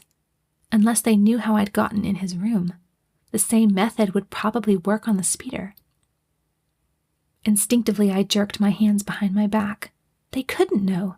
How could they? Gilders and Ralston were the only other people who knew what had happened, and neither of them would tell. But something told me that the men who could stop security cameras and get through locked doors with a little metal device could figure out anything they wanted. My idea was confirmed as the large airlock doors at the end of the hall came into view. I wasn't going to go with them. I had to save the doctor, somehow. Letting my heart beat twice, I gave my arm a wrench, trying to pry it from Pete's grasp. If he was surprised, he didn't show a sign of it. His hold didn't loosen, and he continued jogging towards the airlock. "No!" I screamed. I tried to plant my feet on the floor, but they slid easily. As we passed the last quarters door, I tried to grab onto it, but we were too far away. He pulled me through the huge doorway, and I grabbed onto the edge of it with my free hand, clamping my fingers as tightly as I could manage. I would not go. He kept tugging on me for a moment, and a wave of pain shot over my shoulder. My knuckles cracked painfully, and my fingers slid slowly over the edge, but I didn't give up. "Help!" I screamed. "Help!" Sigmund clapped a hand over my mouth and pulled my hand forcibly from the door. I saw the access opening into a small, moored craft. Together, they dragged me towards the access panel. I struggled, tried to scream, but the short man's hand effectively blocked any sound. Pete used his free hand to activate the panel. "Ready for clearance scan," came the computerized voice. I fought harder than ever. Pete pulled my hand close to the panel, but adrenaline seemed to give me superhuman strength, and I pulled back, pressing my boots harder into the smooth metal floor. Sigmund let go of my arm and gave me a push in the back. I stumbled forward and felt my hand pressed to the warm surface of the scanner. But he had also let go of my mouth, and I screamed again. I heard a sound like something bouncing twice on metal, and then arms encircled Pete's neck from the back, and he was yanked away. The big man let go of my hand to try to disengage the newcomer's arms, and I jumped away from the panel. In a second, Sigmund had grabbed both of my wrists and had started forcing me towards the scanner again, but I kicked him in the shin, and he grunted and let go long enough for me to duck down out of reach of his grasping arms and dash for the back of the room. Then I looked back towards the struggle. August! August, his face paler than ever, fought both men, but he was losing the battle. Even if he were strong and completely healthy, he would have been no match for the two men, or even Pete alone. I clapped my hands over my mouth as Sigmund grabbed his left arm and twisted it behind him, causing August to let out a scream. "Sometimes you have to take risks, August." The scream woke me up. He wasn't fighting them to win. He was fighting them to give me a chance to get away. I knew what I'd have to do. Without waiting another second, I tore my gaze away from the struggle and ran out of the airlock and down the corridor. I didn't look or listen to see if they'd noticed that I had left. I just ran, finally reaching the elevator. It opened, ready for me, and I jumped in. For a split second, I hesitated, then followed my instincts and yelled, "A-deck!" The elevator seemed to rush faster than usual, and yet at the same time it seemed to take longer. I gripped the rail that ran along the wall, feeling the pain still throbbing in my knuckles. Finally, the elevator came to a crisp stop, and I was out almost before the door opened. From there, it was only a few leaps to the bridge doors, which slid open unasked when I reached them. I took in the room at a single glance. There he was, standing beside the captain's chair, face furrowed in stony frustration. "Commander Howitz," I yelled. "They have August!" Silence reigned. He turned slowly to look at me, anger shooting from his face. "How did you—" "Never mind that," I cried, jumping forward. "Pete and Sigmund, they have August in the airlock. They're hurting—" Before I could say another word, he was out of the command pit and at the door. "Martin, keep an eye on things," he called. "You, come with me." He looked at me as he said "you," and I hastened to follow. I had only a second in which to decide whether or not to obey, and it was enough. I had to look after August if he was hurt, and if I didn't come, I felt sure that the commander would only force me. Not a word was said as we rode the elevator back down to C deck and rushed through the halls. He didn't question me, he only ran. I panted as I tried to keep up with him, using 2 steps to his 1. "DNA, Howitz, Erasmus, Commander, security cleared," the computer voice ran out as we approached the airlock. The commander bounded the last few meters to the entrance, and I heard shouts of surprise. Breathing hard, I reached the opening at last and looked in. The commander thumped a large fist on Pete's head, then twisted his arm behind his back and yanked his blaster from its holster at his belt. Tossing the blaster into the corner, he released the man and drew his own weapon in a single fluid movement, then stepped back and surveyed the two men. Sigmund hadn't had time to draw his own and made no move to do so now. August lay senseless on the floor, blood steadily trickling from a gash in his forehead. I cried out and started to dash to his side, but the commander's voice stopped me. "Just a moment, Genevieve. Take Mr. Sigmund's blaster from his belt." I tried to swallow, but a nervous lump prevented it. I walked the 2 steps to the odd little man's side and pulled his blaster from his belt, never meeting his eyes. Then I stepped back. "Point it at them," he ordered. I did so, settling my trembling finger on the trigger. "Now," he said it calmly, his gravelly voice drawing the syllable out uncomfortably. "Over to that corner, away from the entrance." Pete's eyes were angry, but Sigmund's high ones didn't change. They shuffled a few meters to their left. "Keep them covered, Andi." Lowering his weapon, he walked to the panel and began to work it. Pete's eyes dared me to fire if he moved, and I stared back with all the sternness I could muster. "I believe you've broken our deal, gentlemen," the commander said coolly, continuing his work for a moment. Then the computer announced, "Mooring locked." The commander turned around. "You're the one who broke it," Pete exploded. "Locking the girl away? That wasn't part of—" "She was interfering. What made you think that I wouldn't follow through with our agreement?" They seemed to have no answer to this. Sigmund asked coldly, "Just what is your plan now, Sanderson?" As a reply, the commander pushed a button on his wristcom and spoke into it. "2 armed officers to port peripheral 1 at once." "Yes, sir," a voice answered. "Arresting us?" asked Sigmund coldly. "Yes. I can no longer trust you." "Don't play games," Sigmund scoffed. "You never trusted us." "That doesn't really matter now, does it? On second thought, you cause more trouble than I care for. Perhaps I should just dispense with you." "Commander!" I cried. "Unless you'd like to show your worth by telling me the clearance code for the piloting of your ship." So my guess earlier had been right. Neither could take me before because neither could leave without clearance from the other. If he could get the code from them, there'd be nothing stopping him from just taking me and leaving right now. I bit my lip. Pete looked haughty. "Nice try, Sanderson." Even as he spoke, I understood. He wouldn't kill them. If he did, he'd never be able to use the speeder. 2 uniformed crewmen appeared with drawn blasters in the doorway. Commander Howitz looked at them and cocked his head towards his co-conspirators. "Take them to the brig, lowest level." They didn't argue. They were both too smart for that. The crewmen shifted around behind them and pointed their blasters at their backs at point-blank range. "You heard the commander?" Not even waiting for them to make it out the door, the commander turned to me, resheathing his blaster. "How is he?" "August." I dropped the blaster I was holding and knelt by his side. The blood had already slowed, but he was still pale and his breathing was shallow. "He's in the early stages of shock," I announced, feeling his wrist. "We better get him to sickbay." Without a word, he hoisted August up in his powerful, muscular arms and started down the hall. Chapter 24. I followed, not thinking of escape for the moment.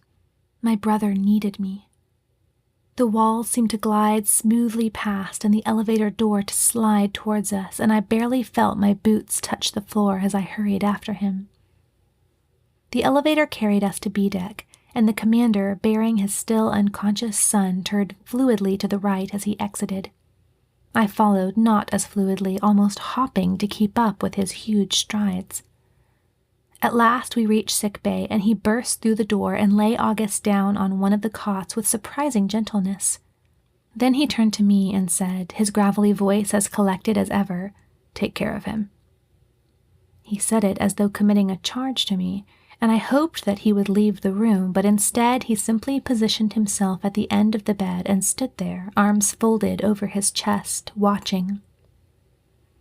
I cleared my throat, finding myself suddenly nervous. I'd never been nervous when the doctor watched me. But with a struggle, I switched my brain to professional mode and examined the small gash on my brother's forehead. My hands trembled as I reached for the regen kit in the medical cabinet. Be all right, August. If I had gone to sickbay to meet him like I was supposed to, we could be winning right now. August could be fine. We could all be safe. The doctor could be all right. Stop thinking. Just work. With a great effort of will, I blotted out my fears and set to work, healing August's cut and getting his blood pressure back up. Commander Howitz only watched, silently from the corner, his arms crossed over his chest. I tried to forget he was there, but he was still fuzzily impressed on some corner of my brain as I worked, like a little gray cloud in a clear, cold sky. Other than the subtle consciousness of his presence, I knew nothing except the necessity of healing. The steady slowing of my brother's pulse and breath rate, the slow regeneration of skin as the drug worked on the wound. After 20 minutes of work, his eyelids fluttered open. I hadn't expected him to recover quite that soon, and I found myself staring into his eyes as the glaze cleared and he focused on my face. Where? He began. I took his hand in mine as his father interrupted. They're in the brig now, August. You don't have to worry anymore. August didn't take his eyes off mine, but his fingers squeezed softly. I heard a noise from behind and turned to see the commander rising and walking towards the cot. I think this is the first time we've all been together, alone. I dropped my gaze and just looked at August's pale hand resting cold in mine. What he would have said next, I don't know. His wristcom beeped before he could say anything. Commander Howitz, the Alacrity 1 is closing to 1,000 AUs. Keep up elusive maneuvers, he growled into the speaker. But sir, there's more. Our scopes just detected a transport from the cruiser Comet 3 following the Alacrity 1. My heart leapt. Crash was on his way, and he was bringing reinforcements. I'll be right there. Switching off the comm, the commander turned to us, his heavy brows furrowed. Stay here. I'll be back when I've dealt with those imbeciles. Dealt with them? I cried after him. He called over his shoulder. If he takes a hint, I won't kill him. I believed him and half hoped Crash would take a hint. At the same time, I knew he wouldn't. The commander spent a moment at the locking panel by the door and then left, sealing the door behind him. I knew him too well to think he'd assume we'd stay there without being forced, but still I checked the door. Locked, and no DNA clearance on this one. My code didn't let me through either. He'd overridden everything.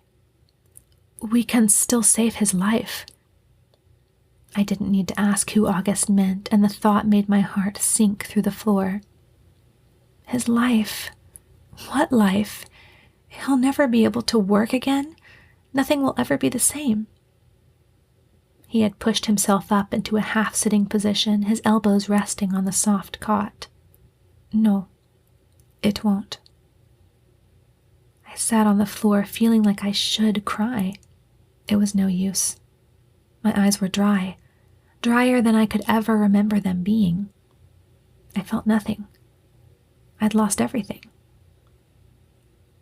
You're a Christian, aren't you? He half-stated, rather timidly. Yes. There was a moment's silence. Are you? I don't know. I suppose so. But after Mom died and you disappeared, I just... He didn't finish his sentence. Instead, he started another. I saw the Bible in your room when I was there. It was the first conventional book I'd seen on board, and when I walked over there, I read the title. There's at least one more conventional book on board, I said, still feeling numb and heavy. He looked at me quizzically. It's just like mine, I said. It's the doctor's. You're lucky you had him. I may not care much for what God did to us, but Dad outright hates him. The same way he hates me, I whispered. August said nothing. I dropped my gaze to the cold white metal floor. Why are you asking me all this? I asked. I just wondered if you were going to go on trusting God after all this. I mean, you liked your life before, didn't you? But now that it's all gone? He let his voice trail off. My lips formed a yes, but the sound refused to follow. Of course I still trusted God. Didn't all things work together for good to those who loved him? Couldn't I do all things through him who strengthened me? Didn't those who waited on him mount up on wings as eagles? Wouldn't we have saved the doctor by now if I hadn't been too stubborn to trust him before? My gaze fell on the CMR scanner lying uselessly by the cot where I'd scanned the doctor a couple of nights before. I remembered him tossing it in the air just a few days ago, complaining about the dryers, bantering about the new uniforms. In a few hours I would be gone. The doctor would be dead, and there would be someone else handling the scanner, probably a nurse. I couldn't say yes. But I couldn't say no. That would deny everything I believed in. So I said neither. Instead, I channeled all the energy I had left and stood slowly to my feet. We have to get out of here. We have to save the doctor. How? August asked. I just know I'm not giving up on him now, I said. I looked at the CMR scanner again and pictured it laying in a puddle of water in the sanitation room. The sanitation room! Andy, you're such a fool. Come on, I called and began running towards the sanitation room. Where are you going? He cried, standing up and starting my way, trying to keep up with me in his weakened state. To save the doctor. How? He panted. I didn't know how. I just knew I had to. Commander Howitz wasn't familiar with sickbay. He was too new to have used the sanitation room. Surely he hadn't thought of it. I raced down the curved row of sinks and dryers and sure enough found the door on the other end open. August caught up with me as I paused at the opening and peered into the hall to make sure that no one was there. But what are you going to do? He asked again. We can at least get the doctor out, I said. Where is he? He's on D-deck in Ensign Shellhammer's quarters. Guarded? By 2 men. He thought, still breathing heavily for a moment. Then he looked at me. Didn't you say you got a galley assistant to help you with the generator? Eduardo Sanchez, I nodded. And is he working there now? I think so. He thought for another moment, then spoke rapidly. Most people don't know that I'm not in on this with my dad. Most people probably don't know the galley workers either. If we pretend to be a relief guard and send them to rest... Yes, I cried. I'll find some way to get the machine if you'll tell me what it looks like. It's the black rectangular one, with a big gauge on the right and a silver switch, and lots of dials. I remember it, I nodded. I'll bring it to you. In the hold. We'll be able to hide there. Hide in the provision section, I suggested. Someone might see you if you hide in recycling. I'll be there. He laid a hand on my shoulder. Are you sure you can do this? I pushed his hand away. I could feel his arm shaking, and it made me nervous. I have to. Be careful. You too. Now go, hurry. He took a deep breath and started down the hall. I started to step out, hesitated, and closed my eyes. I trust you, God. I do. I do. Just please let this work. Let us save him. Even if... I choked. I couldn't go on. Opening my eyes, I started towards the elevator. C-deck, I said, not liking the way my voice shook. I had no plan. None at all. I just had to get inside that room again somehow. I thought harder and more desperately than I'd ever thought before as I rode the elevator down and trotted down the hall. If I was lucky, I'd have the machine and be down in the hold before Commander Howitz even found that I'd left sickbay. Of course, so far I hadn't been lucky at all. The walk to his door seemed both eternally long and impossibly short. When I finally reached it, I stood trembling, thinking, if I could just figure out the code to his lock. What could it be? It could be anything. I didn't know him well enough to know what he would use for a code. Genevieve Lavinia Sanderson. You were named after her. Her. The thing more important to him than any other in the world. Her name must be Lavinia. My fingers shaking so that they were almost uncontrollable, I turned on the keypad screen and typed in Lavinia.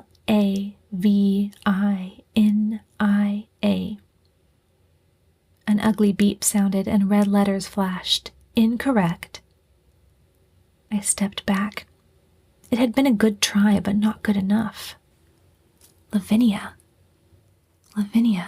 Sarah and Lavinia. Lavinia? What are you doing here? Where's Sarah? Was that who the doctor had mistaken me for when I visited him last night? Sarah was my sister. You were her best friend. She had blonde hair and blue eyes. The final piece of the puzzle fell into place. My mother and Crash's mother had been best friends. It suddenly made perfect sense. She would have grown up in the same town with the doctor's family. She would have watched him postpone college and career to take care of his little sister after his parents died. She would have known all about his devotion, his dedication, and his faith. Who better to trust her daughter with? There you are. The gravelly voice paralyzed me. Your precious Mr. Crash will reach us in a few minutes. We have to leave now. Gripping my arm, he started pulling me down the hall towards the airlock again. But, I gasped, too shocked to do anything but run with him. You don't have access. I finally managed to override it. August, I cried.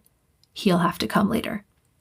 I planted myself on the floor as best I could. Please, let me save the doctor. I'll go with you. I'll do anything you want. Just... We don't have time, he growled, and with a wrench he pulled me along again. I wasn't going, not when the doctor was still in danger. August would be waiting for me in the hold. He wouldn't know that I wasn't coming with the machine. I pulled away recklessly, knowing it would do no good. He kept dragging me along. Just what was I going to do if I got free? He'd only catch me and get me and take me with him again. I couldn't win. I wasn't strong enough. No, I wasn't. But... Taking only a second to plan, I stumbled forward and cried out, jerking him off balance for a moment. He let go of my arm for an instant, trying to right himself, and I ducked down, spun around, and started running. Stop, he yelled. I kept running for all I was worth.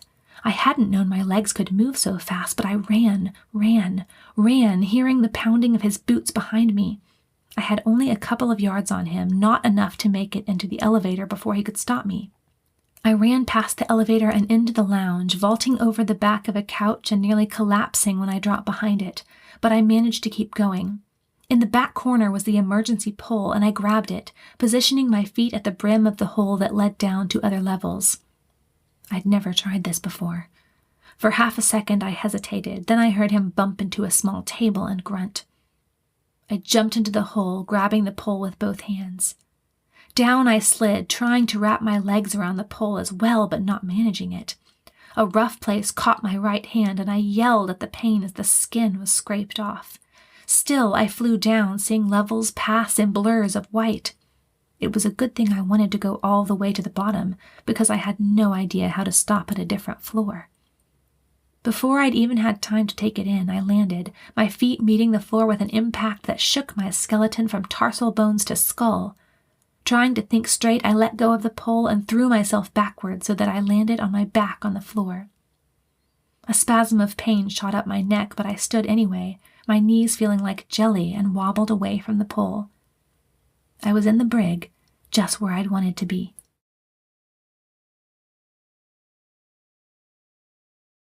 Chapter 25.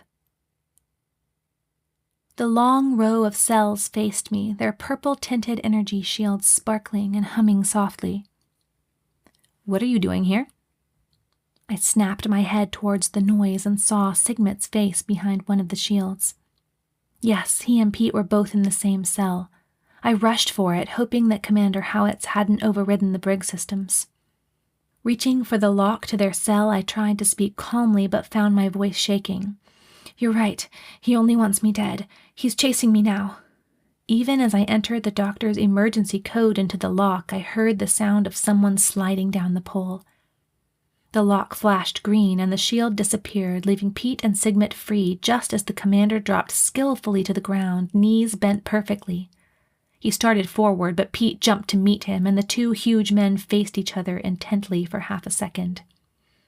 Then Pete reached for the commander, who sidestepped and shot his fist toward Pete's chin. I drew back. My idea was working. While they fought, I could slip away and hide, and maybe Crash could catch up with us. We still had time to save the doctor's life. I backed into something and grunted. Fingers gripped my arm, and I was yanked back. Before I could protest, a hand was clapped over my mouth. Sigmet. He pulled me backwards, and for an instant I was too startled to struggle. By the time I began trying to pull away, he'd brought me out of the brig and into the hallway. I reached up to pry his hand from my mouth, but he took it down himself, sealing the adjoining door with one hand while still holding on to my arm. The hold. We were in the hold. "August!" I screamed, yanking away. "August, help! Eduardo, August, help me!" Sigmet kept his grip on my arm and pulled me towards the wall on the opposite side of the room. "August!" I screamed again. He had to be down here. "Andi?" An Austrian voice replied. I looked towards the provision shelves far to my left. A pale face with a crop of dark brown hair peeked around one of them. "Andi, stop!" he yelled, starting towards us. But Sigmet stopped at the wall, and I looked forward to see what he was doing. The engineer's lift. He was taking me back up, to the airlock. And the speeder was ready for takeoff. "What about your boss?" I gasped as he flung open the little square door. "Boss?" he asked, his odd high eyes showing confusion. "Leek, isn't he your boss? Aren't you his assistant?" Understanding flashed through his expression, and he smiled as he pushed me in. "I see. You think he's Leek and I'm Mars. Well, you have it backwards. He's not in charge. I am." I could only stare. I had assumed. Pete was so big and commanding. He climbed in after me, and I caught a glimpse of August running in our direction as Sigmet slammed the door closed and calmly ordered, "C-deck." The tiny lift started upwards, and I forced myself to calm. I wasn't going to give up now. I had to think clearly, find out how to get away from him.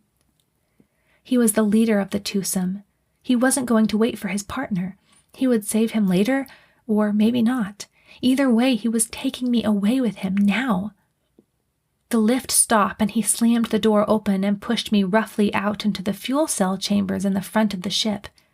It was dark there, and I stumbled through with his hand still clamping my shoulder.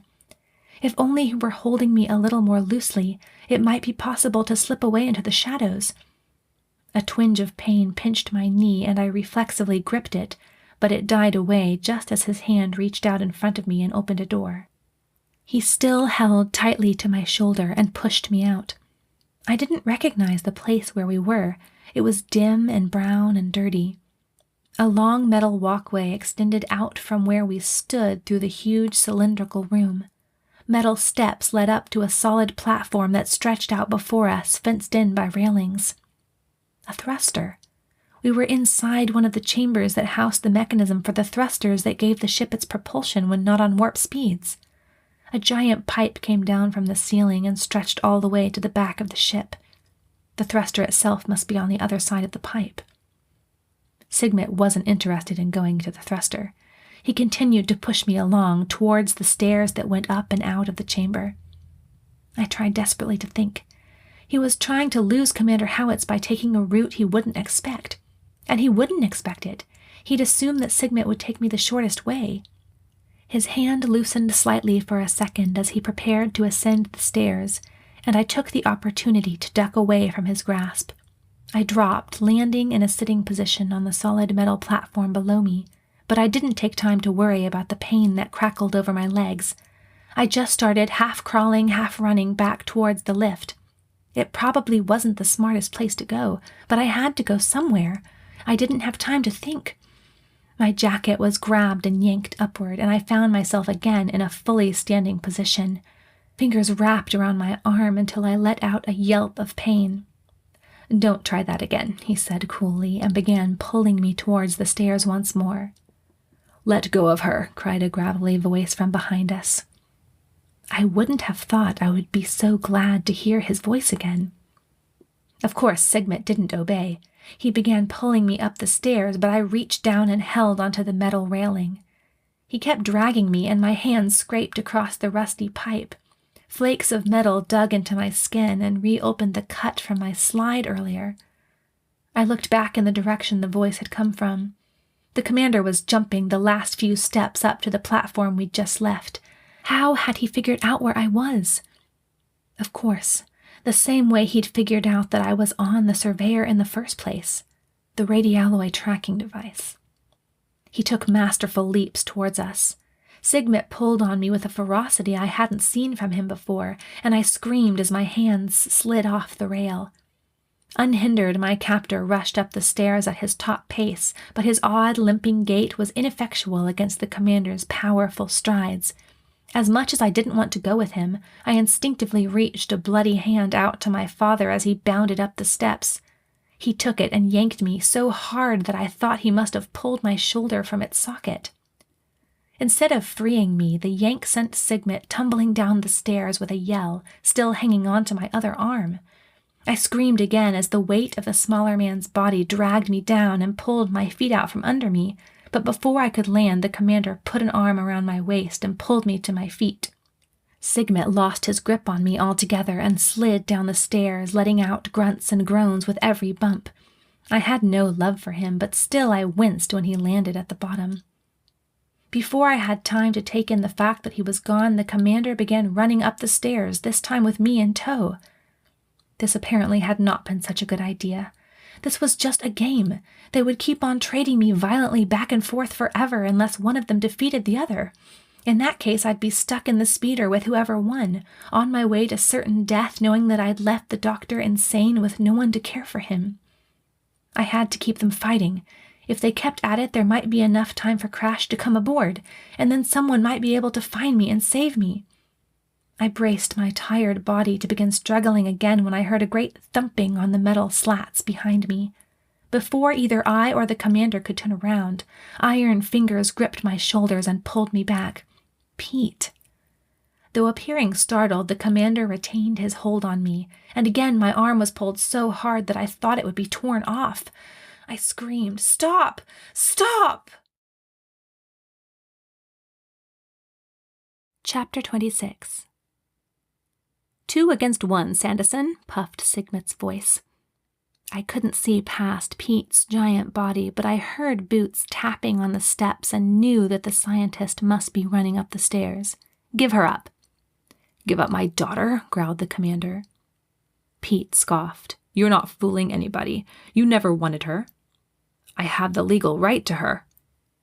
Neither of the other men apparently thought this worthy of an answer.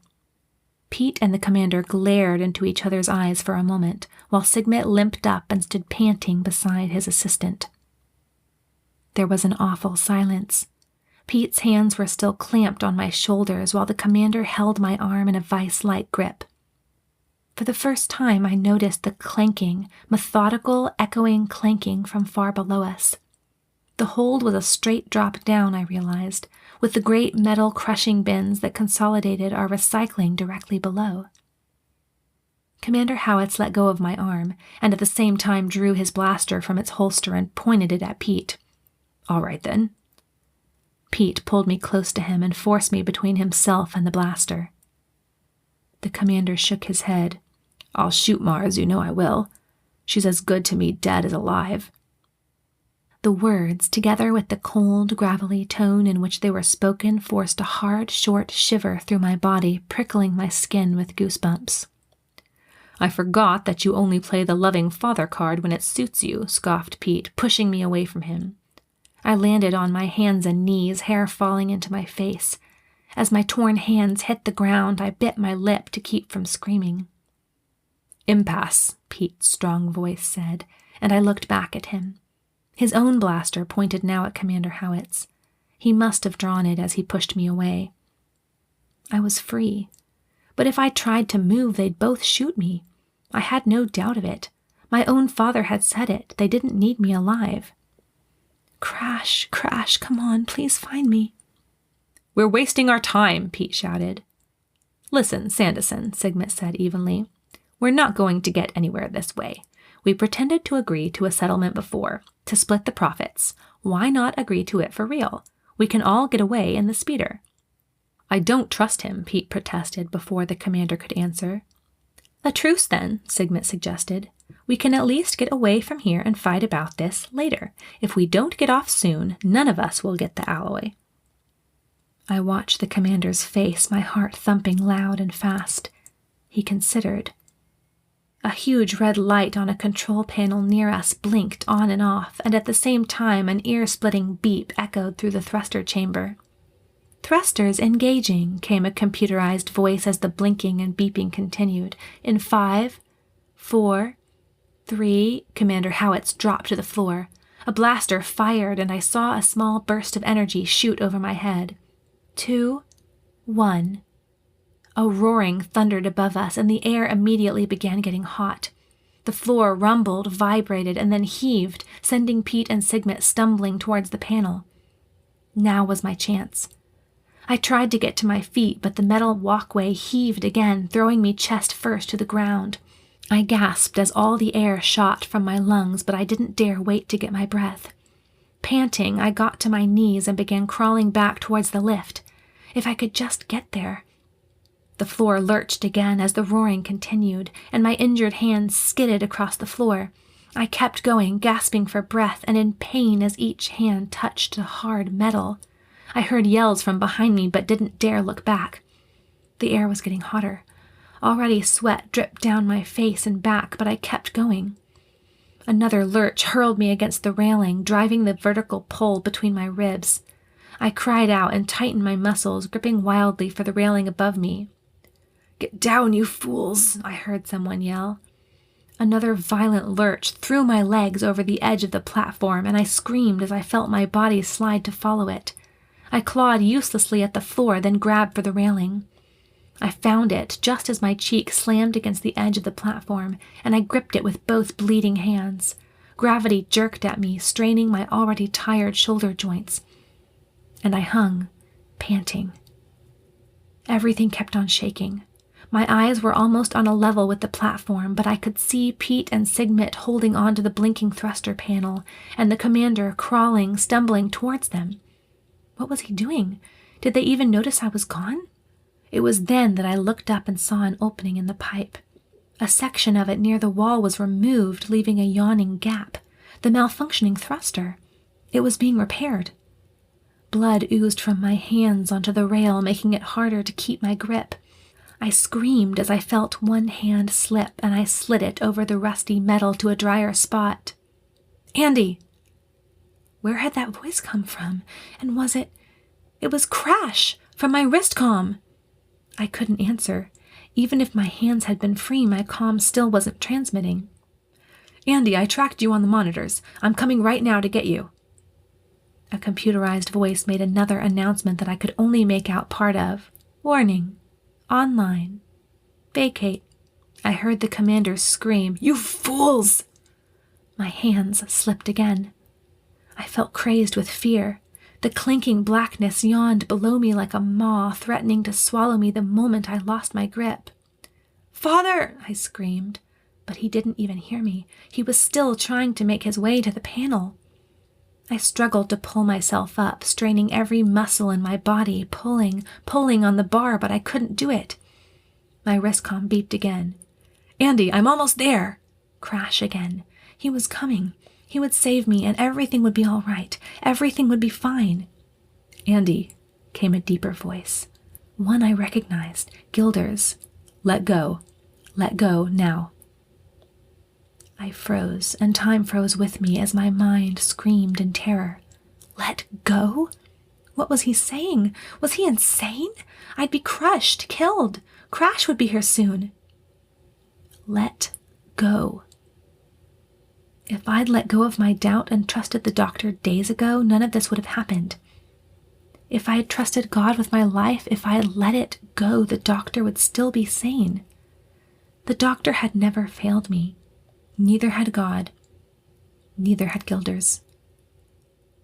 A louder rumbling opened up above my head, and I heard a clanking from above, drowning out that from below. The 3 men struggled over the platform, screaming things I couldn't hear. Closing my eyes tight, I let go. I plummeted, and a single second after the metal had slipped from my fingers, a fountain of flames shot over the platform out of the opening of the pipe. Simultaneously, a metal casing clanked down and fitted over the platform where I had hung just a moment before, shutting off the flames, and 3 distinct screams of agony followed me as I tumbled down into the blackness. I didn't have time to scream or cry or even think. I was falling. Soon I'd be crushed in the giant recycling bins. But for now, for this second, I was free. I was flying. My heart cried, tears I couldn't associate with either joy or sorrow. It just cried. And then, for an instant, I saw the provision shelves ahead of me, far away, and before I could think, I landed in something soft and downy, something that cradled me as I sank into it, gently supporting me and cushioning my slow descent. Then I stopped. For an instant, I wondered if I'd died, and I was laying on the floor of heaven. Blackness loomed above me. I was shaken, and my neck hurt a little, but that was all. I could see whiteness in my peripheral vision. My father was dead. The doctor was insane.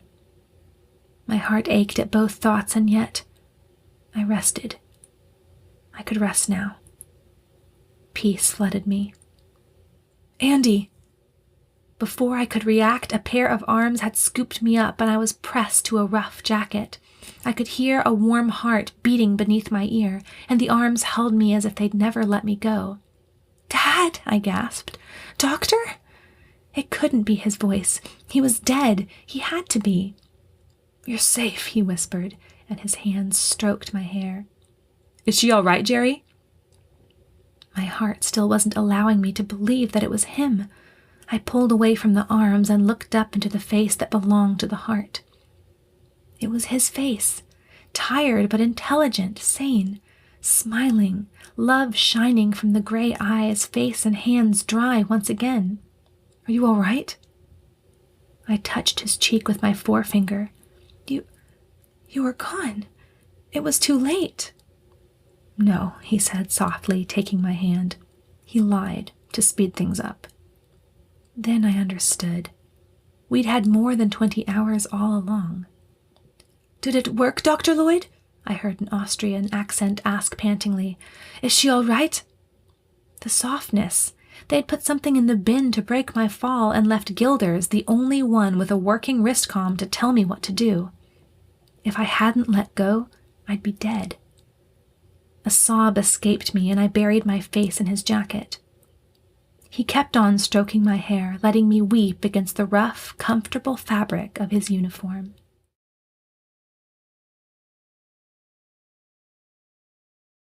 Chapter 27. My memories of what happened after that are fuzzy. I remember waking up on a cot in sickbay with the nice, familiar humming of a monitor beside me.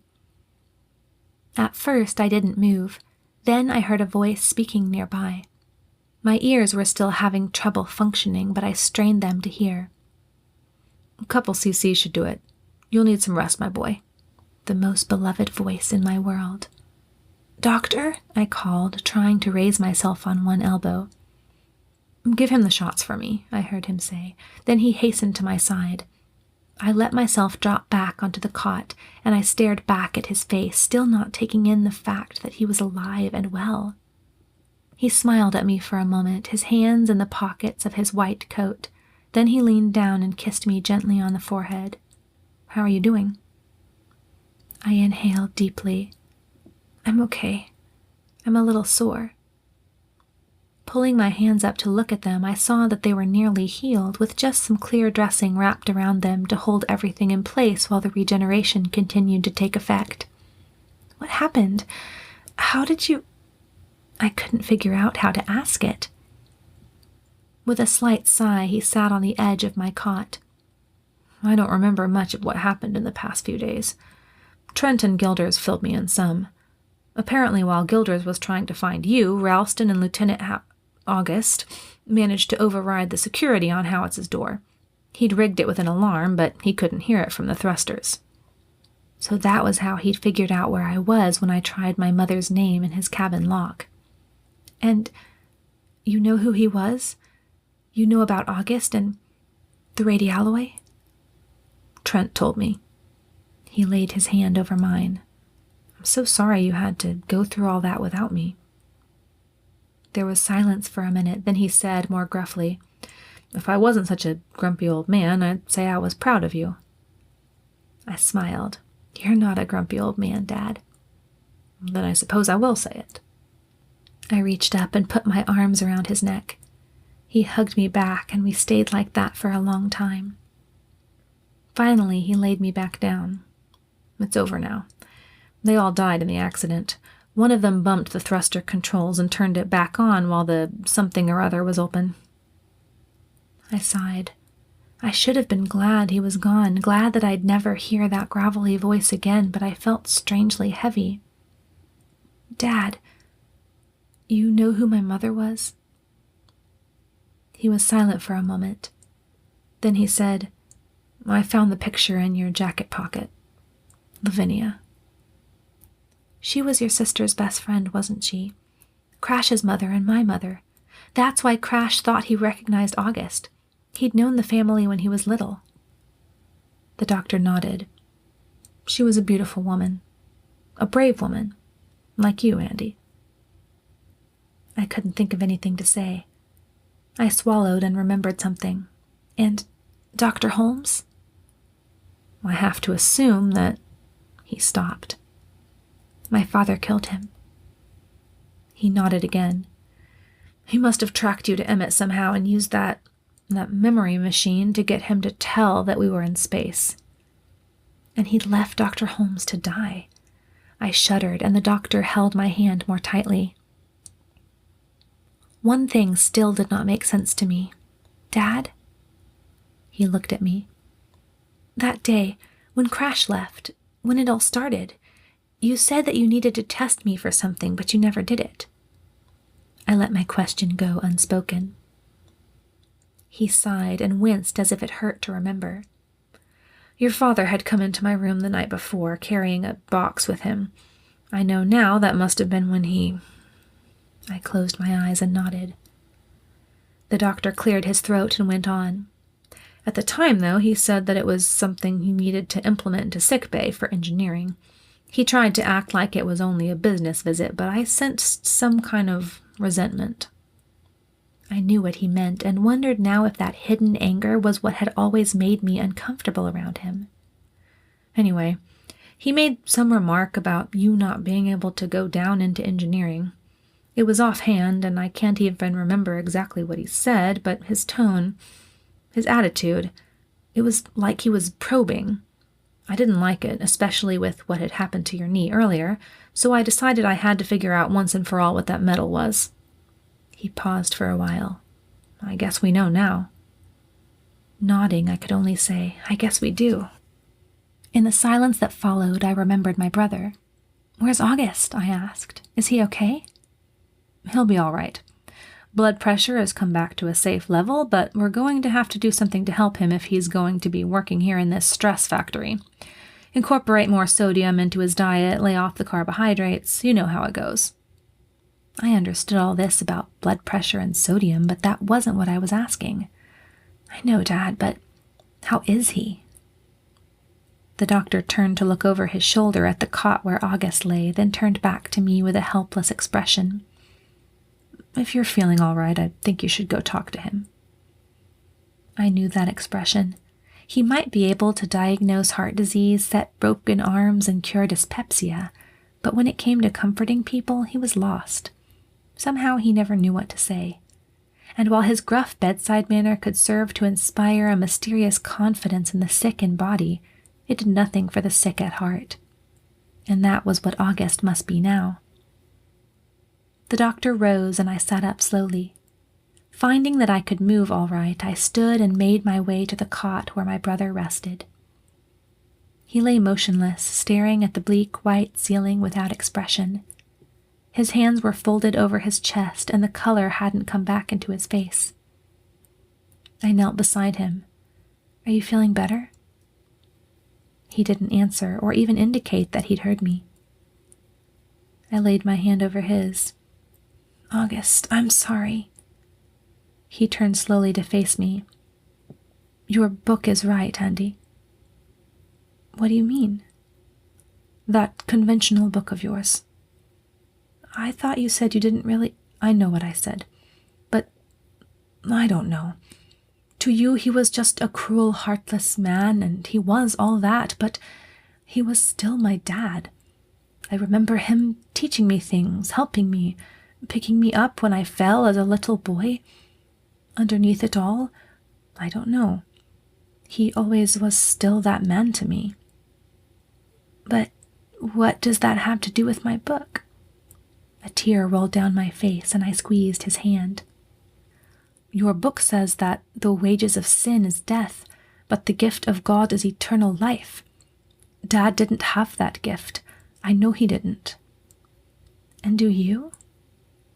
"Maybe. But he's the one that's dead. He's the one that's gone, not me. Why would God take him before he was ready, Andi?"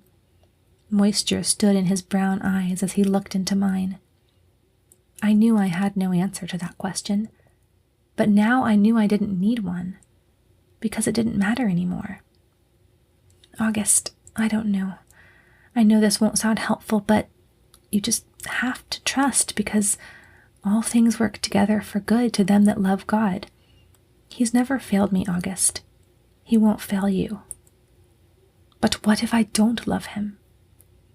"Then you'd better start," I said, laying my other hand over his. "You didn't die, August. You didn't lose your life. You have me. You have a new life ahead of you." He was silent, and his face didn't change. I didn't know if he was taking my words to heart or not, but there was one more thing I had to say. "And you want to know one good thing I see from this? Your change of heart. God is calling to you, August.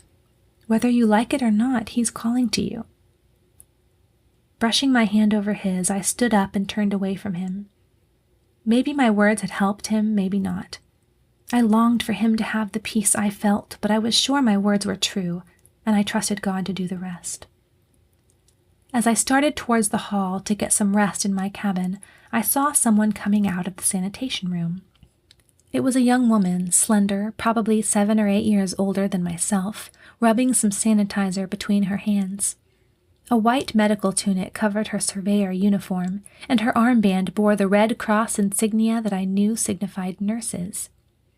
Her skin was a golden brown, and her hair, which fell in waves to her shoulders, was dark like her large eyes. She smiled at me, and the doctor stepped to my side. "Andi," he explained, "this is Olive McMillan. Engineer McMillan got back from his honeymoon leave, just in time, too. His wife signed on to help, and since she's an RN, Trent thought she could be useful to me." The beautiful girl smiled again and held out her slender hand. "It's lovely to meet you, Andi."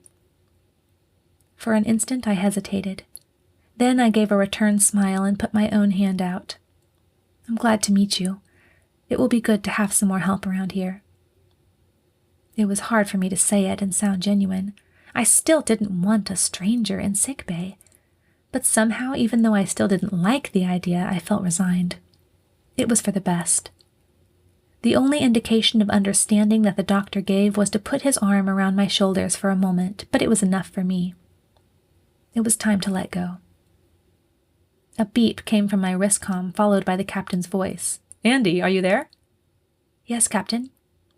"Come up on the bridge. I want to show you something." I smiled up at the doctor. "Care to come along?" I asked. In answer, he held out his arm. As I took it, he said to the nurse, "You can let the boy go, but he's off duty for 48 hours. "Yes, doctor," the girl nodded. Then she smiled a full, genuine smile at me. "I hope we'll be friends." I smiled back. I hope so, too. Then she scurried off, and the doctor and I left sickbay together. When we walked through the sliding doors that led to that always exciting room, I looked around contentedly. There sat the captain, giving orders commandingly. There was Gilders, obeying staunchly. And Crash sat in the visitor's seat, his boots propped up on the comm marshal's console. As we entered, he grinned and saluted. I smiled. It was good to have him back. The captain turned and saw us before we could announce our presence, and he smiled. Ah, Andi, Jerry. He stood and walked over to me, taking my free hand in both of his. How are you feeling? Just fine, Captain. What was it you wanted to show me? We're approaching the Artemis Nebula, and I thought you'd like to see. I know you always like looking at the nebulae. Yes, I do. Thank you for thinking of me. With a charismatic smile, he tipped his cap to me, shook the doctor's hand warmly, and returned to his chair. Gilders turned and winked, actually winked at me, filling me with a glad warmth. I owed him a lot of gratitude. As we came in sight of the enormous nebula, I drew closer to the doctor. It was beautiful, with its misty, shifting clouds of purple and pink ever moving gently like the northern lights of Earth. I smiled. I heard the bridge doors slide open, but didn't turn to see who entered. And yet somehow I was not surprised when August quietly approached and stood beside me. Together, the three of us, myself, my brother, and the doctor, gazed at the beauty spread out before us in the star-studded blackness. Then August spoke softly, so softly that no one but myself could have heard him. The heavens declared the glory of God, and the firmament shows his handiwork. I linked my arm through his wordlessly as the surveyor made her way into the outer reaches of God's creation.